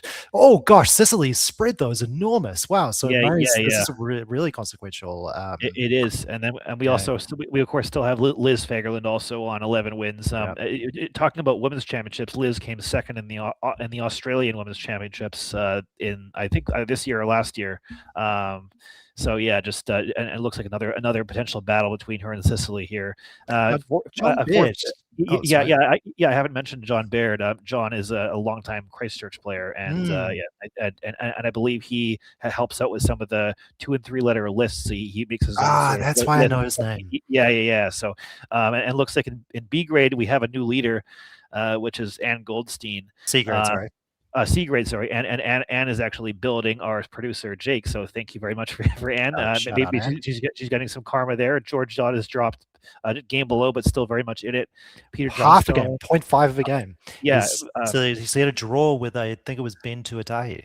Yeah, and we're gonna see those. We're gonna see those two on the stream tomorrow morning. We're really excited about that. And Jonas Wiberg, who we saw went on stream earlier, is doing well in.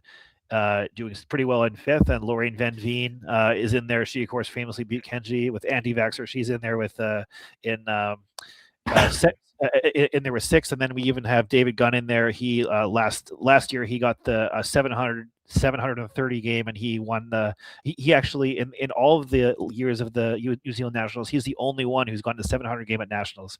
Wow. At least going back to 2000 when their records have been kept, and he of course won a trophy for that one. So it's competitive this grade, isn't it? It is really here we have D grade. We have Lev, who we saw win on stream against Cooper at 12 wins, 12 and 3.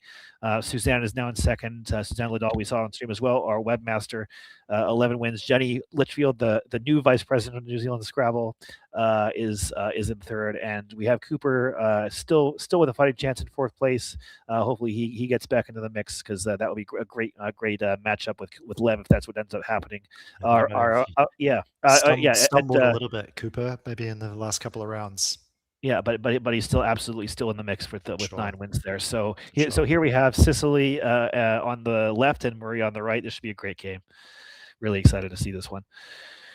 And I'm not going to spoil what happened in the game with me, but I will say that Cicely has brought it up several times when I've met her since. Really? When exactly happened at the end of that game. So I think I was commentating that game. It was that was the first game I ever commentated live on our stream, actually. And it was with Josh Sokol. So it was so fun. It was a great one for the stream. Great one to we got a nice, again, without trying to spoil anything. We got a nice few minutes to sit there and vamp. Yeah. while Cicely did a lot of thinking. Yeah, and then she came to the right conclusion for her there at the Absolutely. end.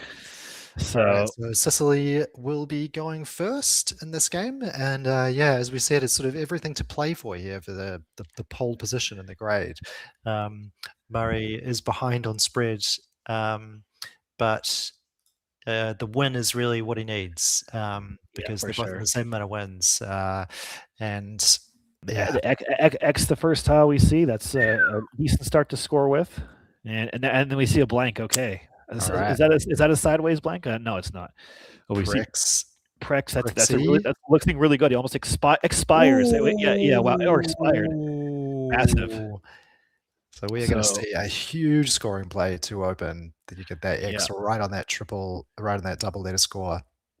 Yeah. Murray is blocking his camera, so we can't quite see what he's going to draw to hopefully respond. But he's got away BIH, AWAY BIH. So not a hugely synergistic rack. We might need a blank designation coming up here, Jake.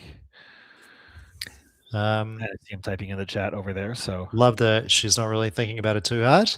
Oh, what a great feeling that is when you just draw something gorgeous. I'm guessing it's going to be a D, but it could be an R or an S. So should we put some money on it? I mean, I'd heavily bet on the D. Yeah, D. There we go. Nice. Yeah, I mean, if you want to set up the S, there's no reason to. I mean, Cicely has a lot of spread. You don't need to play high variance. So just Far looks good to me. So Murray's going to be able to score reasonably nicely in response, I think. You're going to want to try as hard as you can to get an overlap over that X, but the XP combo is really going to stop you from doing anything too crazy. Yeah. I mean, if you're playing if only, which is a variant where you flip over a tile and make it a blank, as long as you score 50 points or more, you could play hideaway. But that's not going to happen in this situation. So, no. Cicely drawing HOYEOG, and she has Hui lined up with the B. Yeah. So a little bit of clunk for both players to deal with. Gosh, Cicely jumping out to a 96-point lead already. Yeah, I mean, it's difficult to see what. I mean, maybe WAP, WHAP. Yep. Be a potential option. Murray kind of proved me wrong by saying that he was a fast player, but I guess he's going to want to do some thinking to try and figure out how he can best claw back. Yeah, and we have our commentator Kenji Matsumoto in the chat that says that interesting. Expired takes UN on the front, so it's not clear that was better than Expire, or maybe Expire. That's what Kenji would have done. So UN wouldn't play if she had made it the S. Well, no, it made the R because unexpired. Well, maybe the S too, but yeah, that's something that wasn't on my radar. So it is only good with the D. So we'll see if our players can find that if it comes up. So YA is played here, and that's gonna completely fine play. But again, Cicely's going to be able to overlap that herself. I mean, she doesn't actually have any tiles that overlap the AX. So true. Yeah. So she's looking at playing Bogey. What's she playing here? Goo. Or she's playing GUI. Okay, interesting. GUI. That actually is quite a good defensive play. So that sort of shows that despite what we're talking about with Cicely being an open board player and liking bonuses, she's kept HB and she's closing the board. But the thing is, players at this level will change their strategy depending on what the situation is. And Cicely, having started with a 90+ point bingo, is incentivized to close the board. So I think this is a good adjustment from her for sure, and especially with her opponents playing just 2 tiles there. So Murray with ABIOWHM. So no great synergy there at all, but definitely capable of doing some scoring. Overlapping onto the triple letter on the Y is what you're going to be wanting to think about here. Obviously, the YA above the EX as well is a nice scoring spot for him. Yeah, so I mean, you could put the M there next above the Y, but you could also play something like MOA, HMOWA above YA to try to get rid of it, score some points. And he's looking at Mob somewhere. That he must be looking at Mob with MY, which is very aggressive. That creates a big E hook with Mob. I think I'd be hoping for a few more overlaps than that. Yeah, I mean that does leave the synergistic in terms of scoring WH together, so it's not horrible. But yeah, I mean it scores less than the other plays. He doesn't have any. There's only tile. Okay, so he's opting for Mo. He's just playing Moa, not Moa. It looks like, yeah. Which be- I guess, well, yeah. Of course, Moa creates that big, Exactly.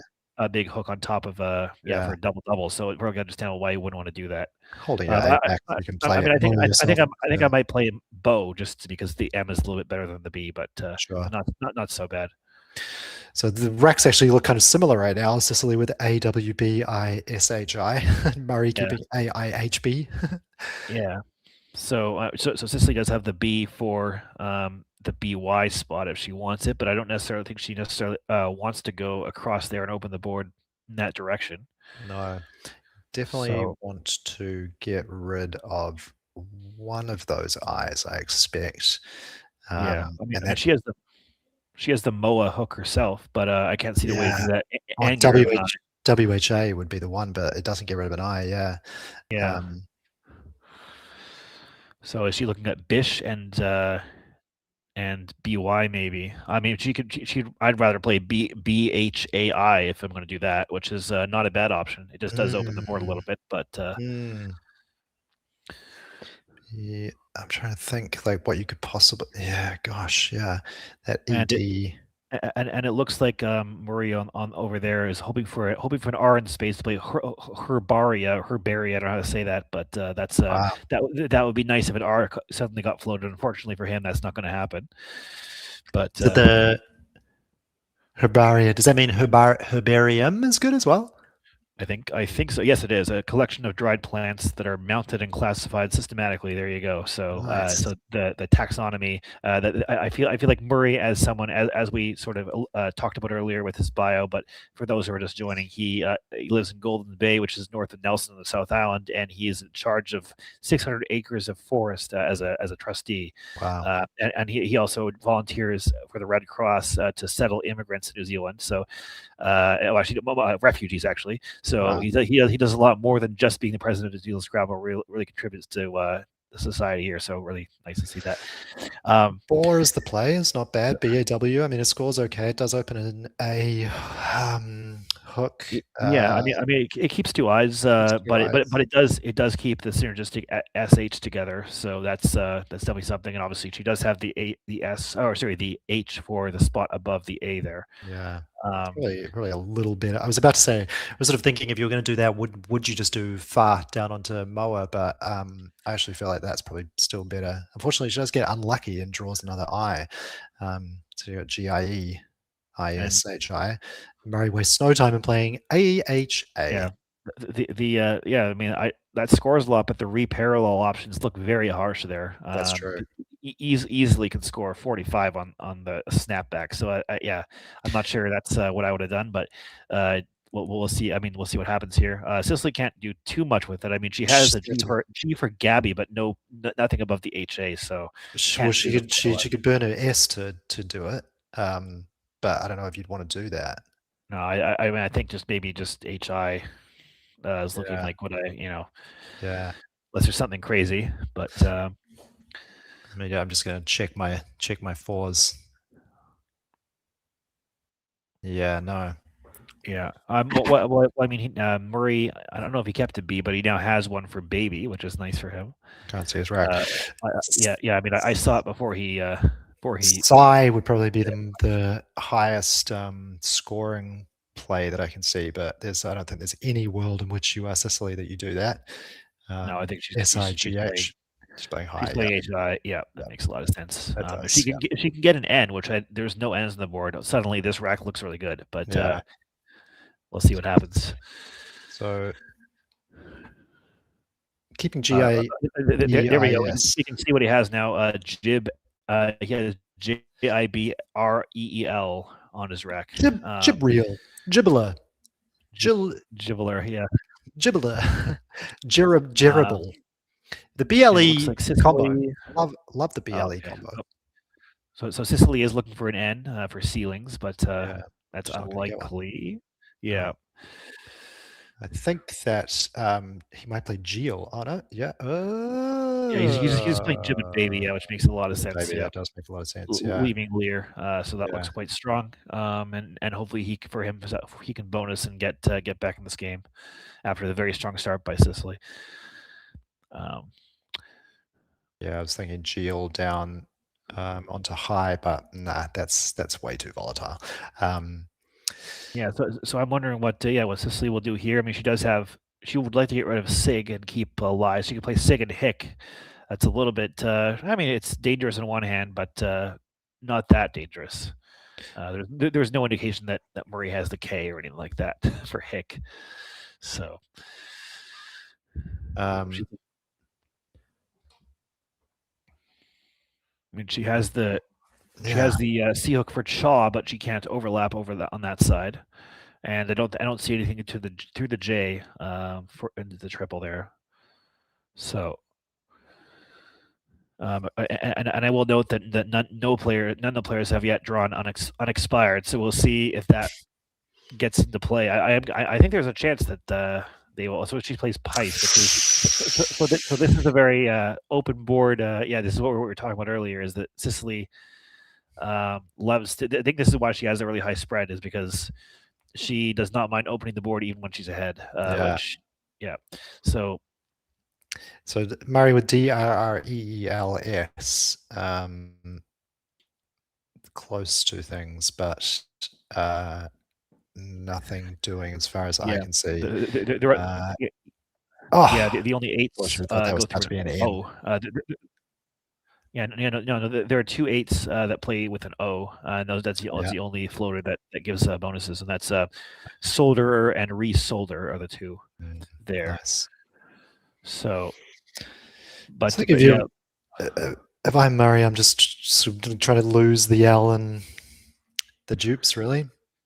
Yeah, I actually kind of wonder if he may think about trying re-expired, if there's any chance of that. But no, I don't think that's 2 in the cards, even though it's sort of tempting. But it would score 50 points. Maybe you would just, you'd keep that as a get out of jail. Maybe if you are getting to a position where you absolutely need to win the game, but it's going to come off, isn't it? If somebody does try it.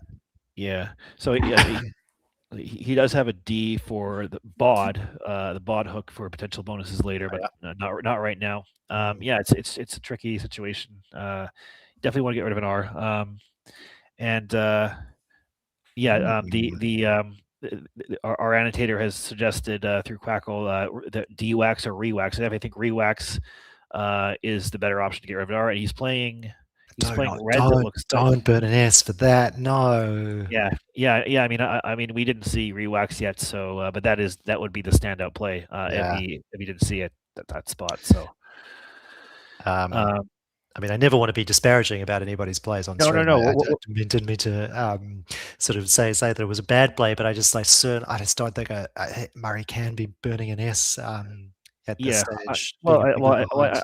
I mean, that if you remember from his play earlier, he does like to score points. He doesn't mind burning tiles to do it. The good thing for him is that there are, from his perspective, 3 more S's out, so he could redraw one and could work out. But yeah, I mean, it's not a play I would make, but it's not necessarily horrible. I can't see what his last tile was, but he had RONKLE before he blocked the camera. So Ronkel. What does he want that final tile to be to draw a bingo? Cicely with GILATIS on her rack. Yeah, so that play of Pice is a little ironic because she would have had a bonus from the P if she didn't play that. Obviously, she would have drawn some other things. Oh, really? Wow. Yeah, that's a beautiful word. Gosh. Yeah. So the word would be pigtails if she had not done that. But as it is, no bonuses. So there's other tiles. So Murray has KEEN LOR on his rack. So yeah, well, he now has half of unexpired now at the end. Someone's finally drawn one, so that's good for him. If he can. So if he can pull that four one U's unseen there are, aren't there? Yeah. 4 U's unseen. Yeah, that was score 1, 2, 3, 4, 5, 6. Yeah, 9. That was score 51. So it's a shame both of those B's are gone too, because somebody, Murray would be pretty close to binge. It looks like we're seeing ITA with Thaw, which scores a decent amount. I definitely, yeah. I mean, I definitely like scoring here and not. She's decently close to a bonus, but you don't want to be fishing for a bonus up by 40 when you can instead, unless you're very, very likely to hit it, because you want to stay that bonus ahead of your opponent if you can. So that's a nice decision by Cicely there. Now, tell me, is there a world in which Murray tries something like Locker or in Locker? And Locker for the C. I mean, I don't know. I doubt it. It looks horrible to me. Yeah, but I mean, but end lock is good, and so those ER words are always tricky. I think maybe there's a world he is. I mean, I feel like I've studied eights to around 16,000 pretty consistently, and I think that would be in there, and I would have seen it. But that's me. That's not him. So we'll see what happens. He's not quite that desperate yet, but he's getting there. So it looks like he is going to play lock. Oh yeah, it could be lock or locker. I think locker. Yeah, okay. I think lock is reasonable. I mean, he doesn't have all the hooks that he needs for all of his bonuses to fit, but he does have some with HI. Like he has HIE and HIN that will make some of his bonuses fit. But there is a world where he draws one starting with an R and then it doesn't fit. So that's my only concern when not playing the ER there. I'm really not a fan of the L as a tile generally, but keeping it in this position to try and get a hook off bore makes me kind of like it on this rack. So Cicely has Skoldig. She's got Clogs, DI. Obviously hoping for an N, like everybody's been hoping for an N so far. Still haven't seen one on the board.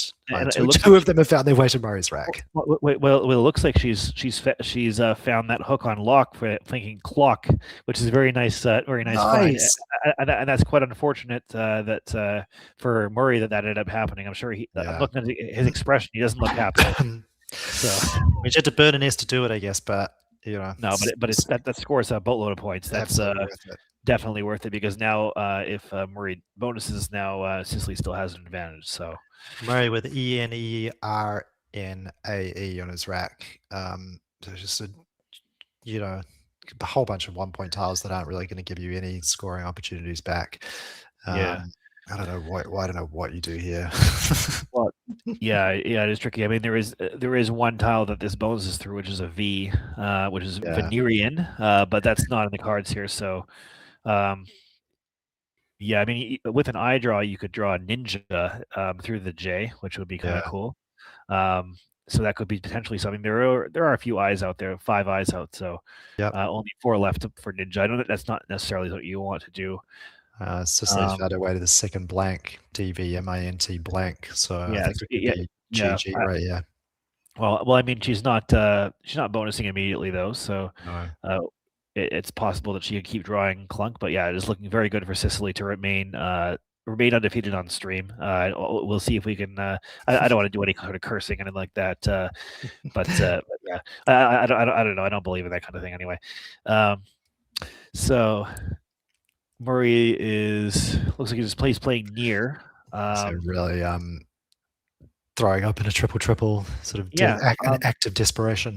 And it might work out for him because Cicely really can't use that spot in any productive way. So I think I might have played Ian, and I mean, I know that would have probably not worked out because you would have been giving back something pretty massive.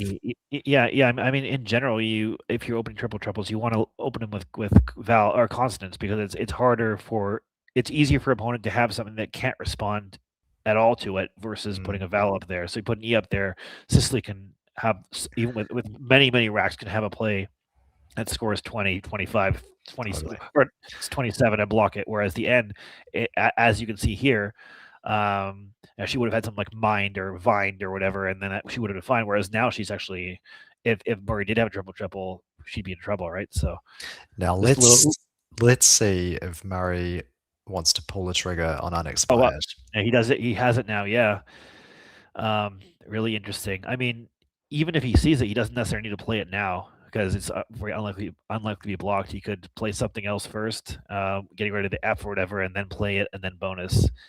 So I don't think 100% that if he doesn't play it, it means he hasn't seen it. But Cicely, DVIMNT blank. What are you thinking here? Well, I mean, potentially, playing something just like Void and scoring some points, keeping an MT blank is an option. I mean, if you're concerned about the triple, I mean, you have the blank, right? So it's sort of less likely that Murray's going to do it to you.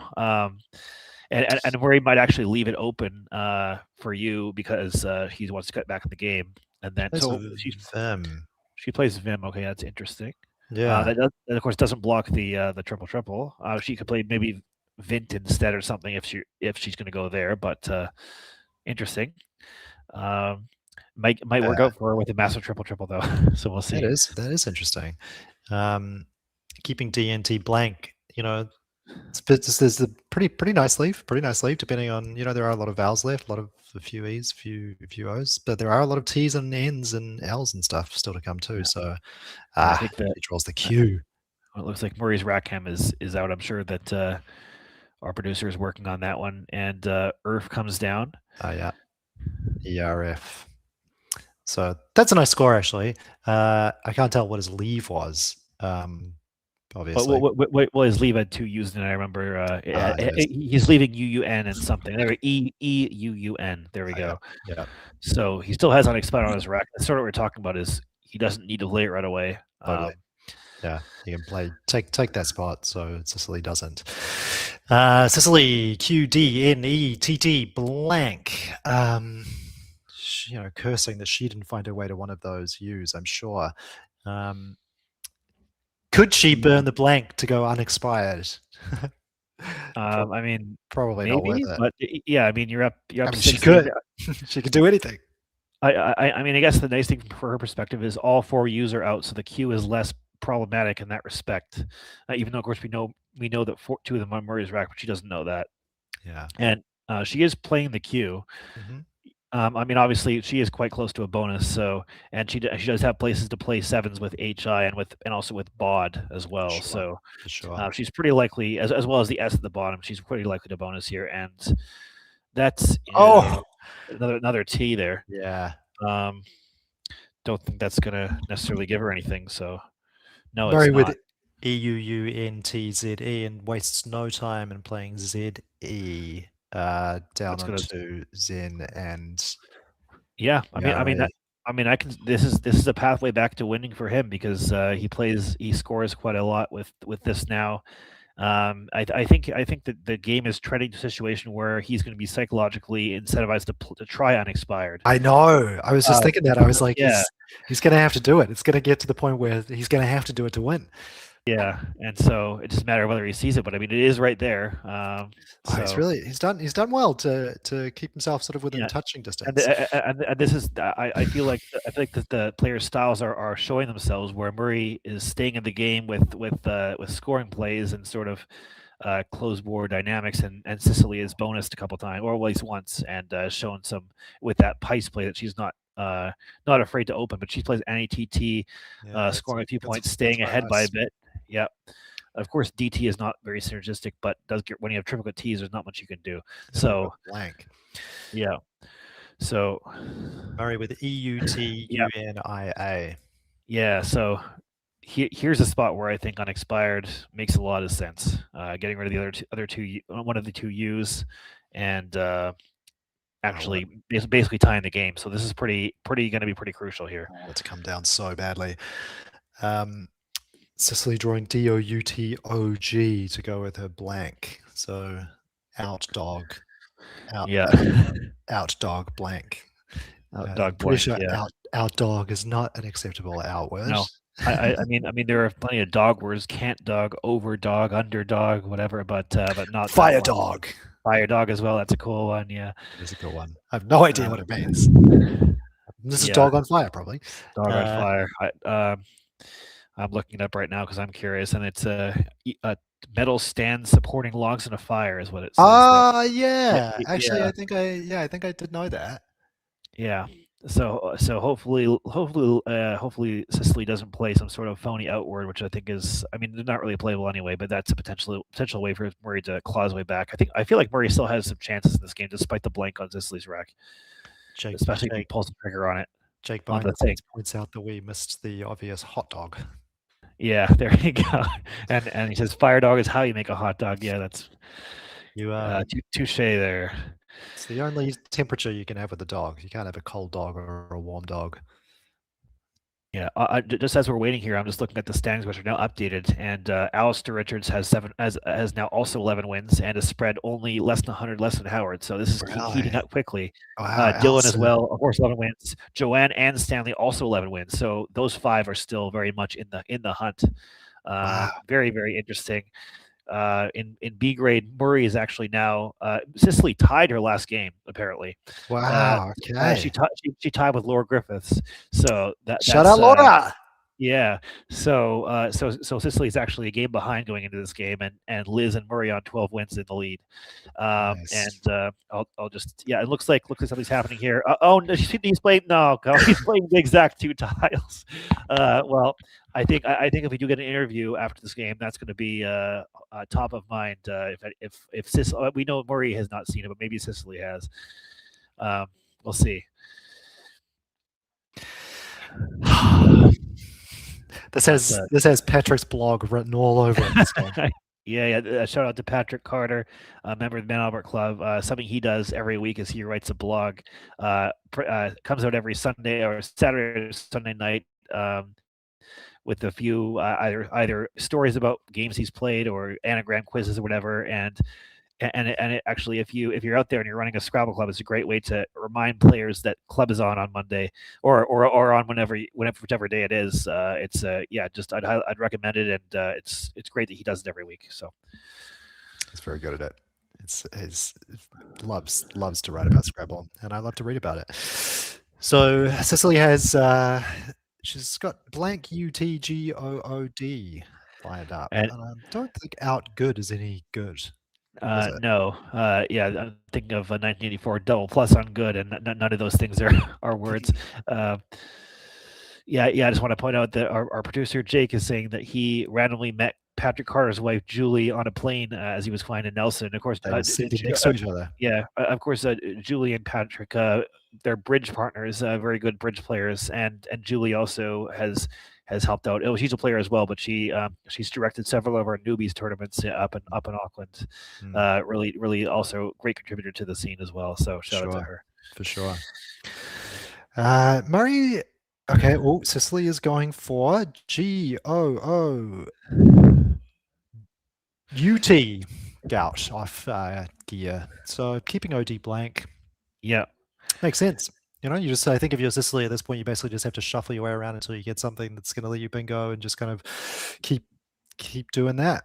She's kind of got pretty lucky that Murray. I think if Murray had kept the N, he would have been in pretty good position to bingo and find his way back. He's playing a twee now. It feels like both players are just it feels like it's a close game and both players are sort of struggling, and the game is sort of slowing down a little bit. Interesting. It's a sort of the cadence of the game. How some games are lightning quick and some games feel like they slow down. It's how that goes. It doesn't feel like their clocks are too. Too deep either, despite it feeling like they've been spending a lot of time thinking.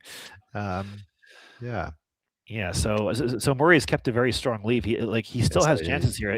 If he draws a bonus and Cicely hasn't been scoring. I mean, this is sort of what we were talking about earlier with some of the. It looks like she's going to get a bonus now. Oh, with that A, I still think so. Double A. But I was thinking Paradoir is obviously. She does have a few bonuses there, but actually she has one bonus that hooks Ba. But although it's tricky to see with the blank, but I have faith. This is a word that's an English word, and I feel like Cicely is strong on two combinations of words. One of which is high probability bonus that she studied, and the other one is words that are commonly used in English. I mean, she won the women's championship playing jimmied, which is low probability, but it's a word that you know in English. She knows how to look for those, and so the word she has now, starting with a D and hooking Ba, is one of those words that people would know even if they don't play Scrabble. So I expect Cicely. She has some time. You can see her concentrating right there. She'll get it. I think she'll get it. Yeah. If only Murray could reveal his rack to us. We could find out what he's managed to draw his way into, keeping ASE. I feel it's extremely likely that he's got an N and an L. And we have another really interesting comment from Kenji in the chat, and he says that Atui keeping AS, if Murray drew another A, then he would have Zenanas through the ZEN and blank and blank. Oh yeah, a lot of points. Wow, so that's nice. That would be a potential way to get back in the game too. This is why we have Kenji as a commentator, because he can really find these out of the box crazy options like that. So come on, we got to get Zenanas or unexpired or both. Yeah, so we need some extensions. Oh, Cicely, she didn't get it. She didn't find diorama. Yeah, So diorama was the word. I still think she's in okay shape, but yeah, this is sort of what remember I was talking earlier about some of the really top players like Blue and Howard and trying to stay. And he has fist. He's just like fisted. Okay. Yeah, I think wasn't quick enough to know what his other tiles were. He has AP on his rack right now, but yeah, like I feel like Maurice is trying to outscore.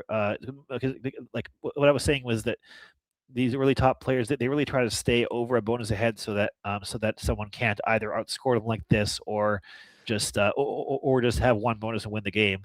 However, I think Cicely is quite good at eventually sort of sticking with the strategy of semi-fishing and fishing and eventually getting one, and now she's guaranteed the bonus. So yeah, so and I've experienced this with her as well, where she's scoring 10 and 15 a few turns, and then she hits you with the dagger. So I feel like there's no way that she loses this game.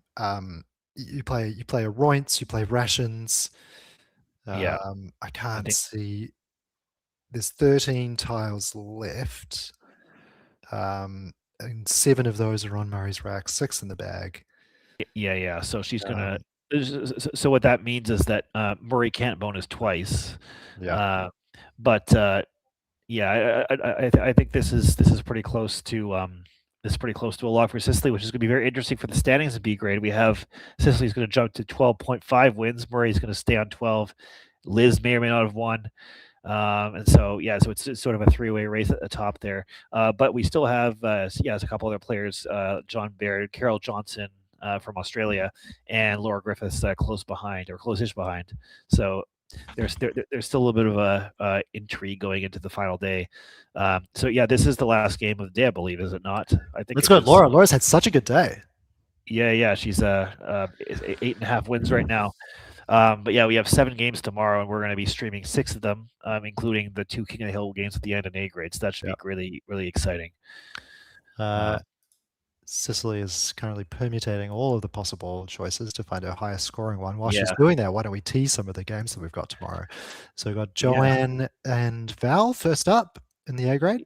Yeah, that should be really interesting. Another rematch of they didn't play on the stream, but a rematch for both the Australian Women's Champs and the New Zealand Women's Champs. I believe Val did quite well at the Australian one as well. So is this Val's first stream appearance this tournament? This tournament it is, yes. Nice. I played on stream before, but And then what about the other games? I believe we have George Dodd and Ben Tuitahi as well, which I'm really excited to see. Actually, Ben's another one that last year he was very new to Scrabble. He was too nervous to go on the stream, which is fair enough. But this time he's gone so good so quickly. Both George and we see Eurasian being played here from Cicely, which is going to win the game. But Ben. Ben has just gotten so good. Both Ben and George are in the A grade in the Mount Albert Club, sort of the club grades. And when I first saw that, I was like, I know they're improving, but are they really ready for it? And then I got paired with Ben, and he beat me. So I was like, yeah, I think so. So it's like. I think something that the organizers of the Mount Albert Club are good at realizing is that they kind of know when you're ready. And even if you're going to lose, even if you're going to get bashed around a bit, those losses are going to be instructive. That you're ready to be playing at that level. So Murray wasting no time and sort of waving the white flag and playing. It looks like Pavel down the bottom there. No, that's an N. Paven. Oh, Paven. Yeah. Pavel is a Russian first name, but that's not a word. I was going to say that would have come off. Yeah. Yeah, George. George's rating 1373, Ben's rating just slightly behind him 1357, but I would say that is not at all reflective of their actual skill level. Yeah, I mean they're only going up. I mean, what I was teasing them about is that of course we have the Australasian Open in 3 weeks. Of course, we're going to be streaming that one, and we have that tournament has quite a lot of prize money, and there's 3 grades in that tournament, and the lowest one is anyone under 1500 rated, and I think they might be playing themselves out of that grade. It just this tournament that they keep you know, and we're paying at least $500 to the winner of that grade. So we'll see if those guys are still in there to ruin everyone else's day or not. See if they want to do some jockey the standings a little bit to sort of stay down. We may see some people throwing some games. Well, that happened at the U.S. Nationals a while back. There's something. Matt Canick's brother, Chris Canick, was in Division 3 of the U.S. Nationals, maybe 2012 or 13. The first prize was a couple $1,000s, and Chris purposely lost games beforehand to get into that grade, which was legal at the time, and then he ended up winning the grade, winning the money, and then they changed the rules to make it so that it was your peak rating of the last 2 years and not your rating currently, to avoid that happening. Wow. So. I don't think either Ben or George are going to do that, but that actually has that exact scenario prompted a rule change over in North America because of that. So just a little tidbit there. It's a sort of like the lesson in like the second the stakes are a bit higher, right? Usually prize money in Scrabble is not worth doing anything like that. But sort of what are you playing for? But you know, if you've got a couple of grand at stake, it sort of does seem like you're gonna get some people figuring out a way of winning it. Yeah, exactly. So Cicely's final rack has just got OLDINR. And then the remaining tiles on Murray's rack, his camera's down for the moment, but I think he's got LU left. Right? Well, I can see LU on the unseen, so that's got to be right. So he's going out next turn. He has Lun, and I think he has something else.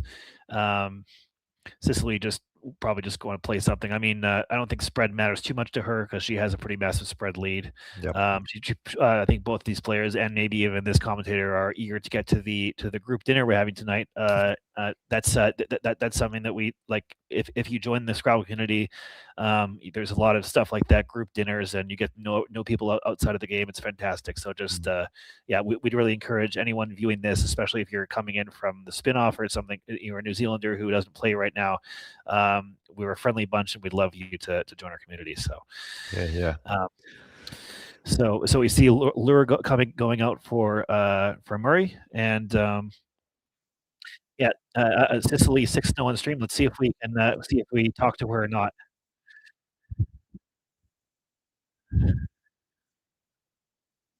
That was absolutely frustrating.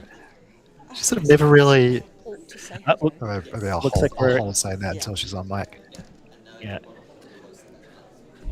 Hello, Cicely. Can you hear us? Yeah, I can. How are you, Chris? Really good. I have Alexander here with me. Hello, Cicely. Congratulations. Thank you. That was a bit of a struggle, that one.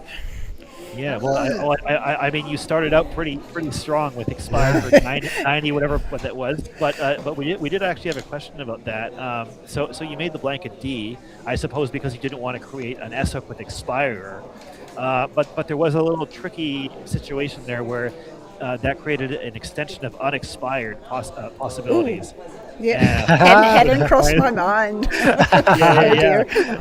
We were also wondering if somebody would try re-expired. Which doesn't sound very good. No, it's not. Yeah. Which would have certainly come up. Unexpired.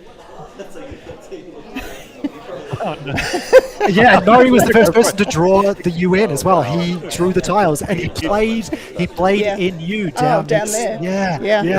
Yeah, he's just having that moment of revelation as well. Oh, sorry about it, Murray. No, it's okay. But but I mean, like you had, like you must have been happy to see that lock come down. And you got the big C hook, and that really helped you out. Yeah, that was nice because I didn't feel like I was picking up nice stuff at all. It was doubles and lack of vowels and then a few eyes and that sort of thing. So it was nice to get a score at last. Yeah. Well, you're now a perfect 6-0 on stream. So I don't think you're scheduled to go on again, but you are. I'm never doing it again because. Oh no. Going to maintain that perfect record. Yeah, exactly. Stop right now.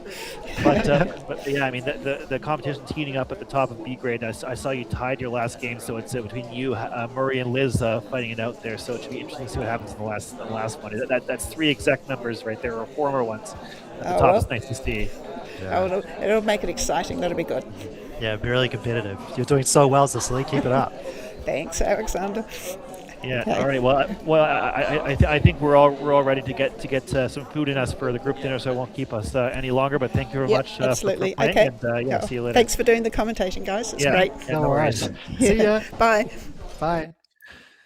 All right. That was Cicely Bruce, and I think we're that's us for today. But we're going to come back tomorrow, bright and early at 8:30 New Zealand time for the day 3, the final day, and it's going to be me, myself, and Naween, Fernando, who we saw earlier today, and then to the final games, King of the Hill games, are going to be myself and Kenji Matsumoto.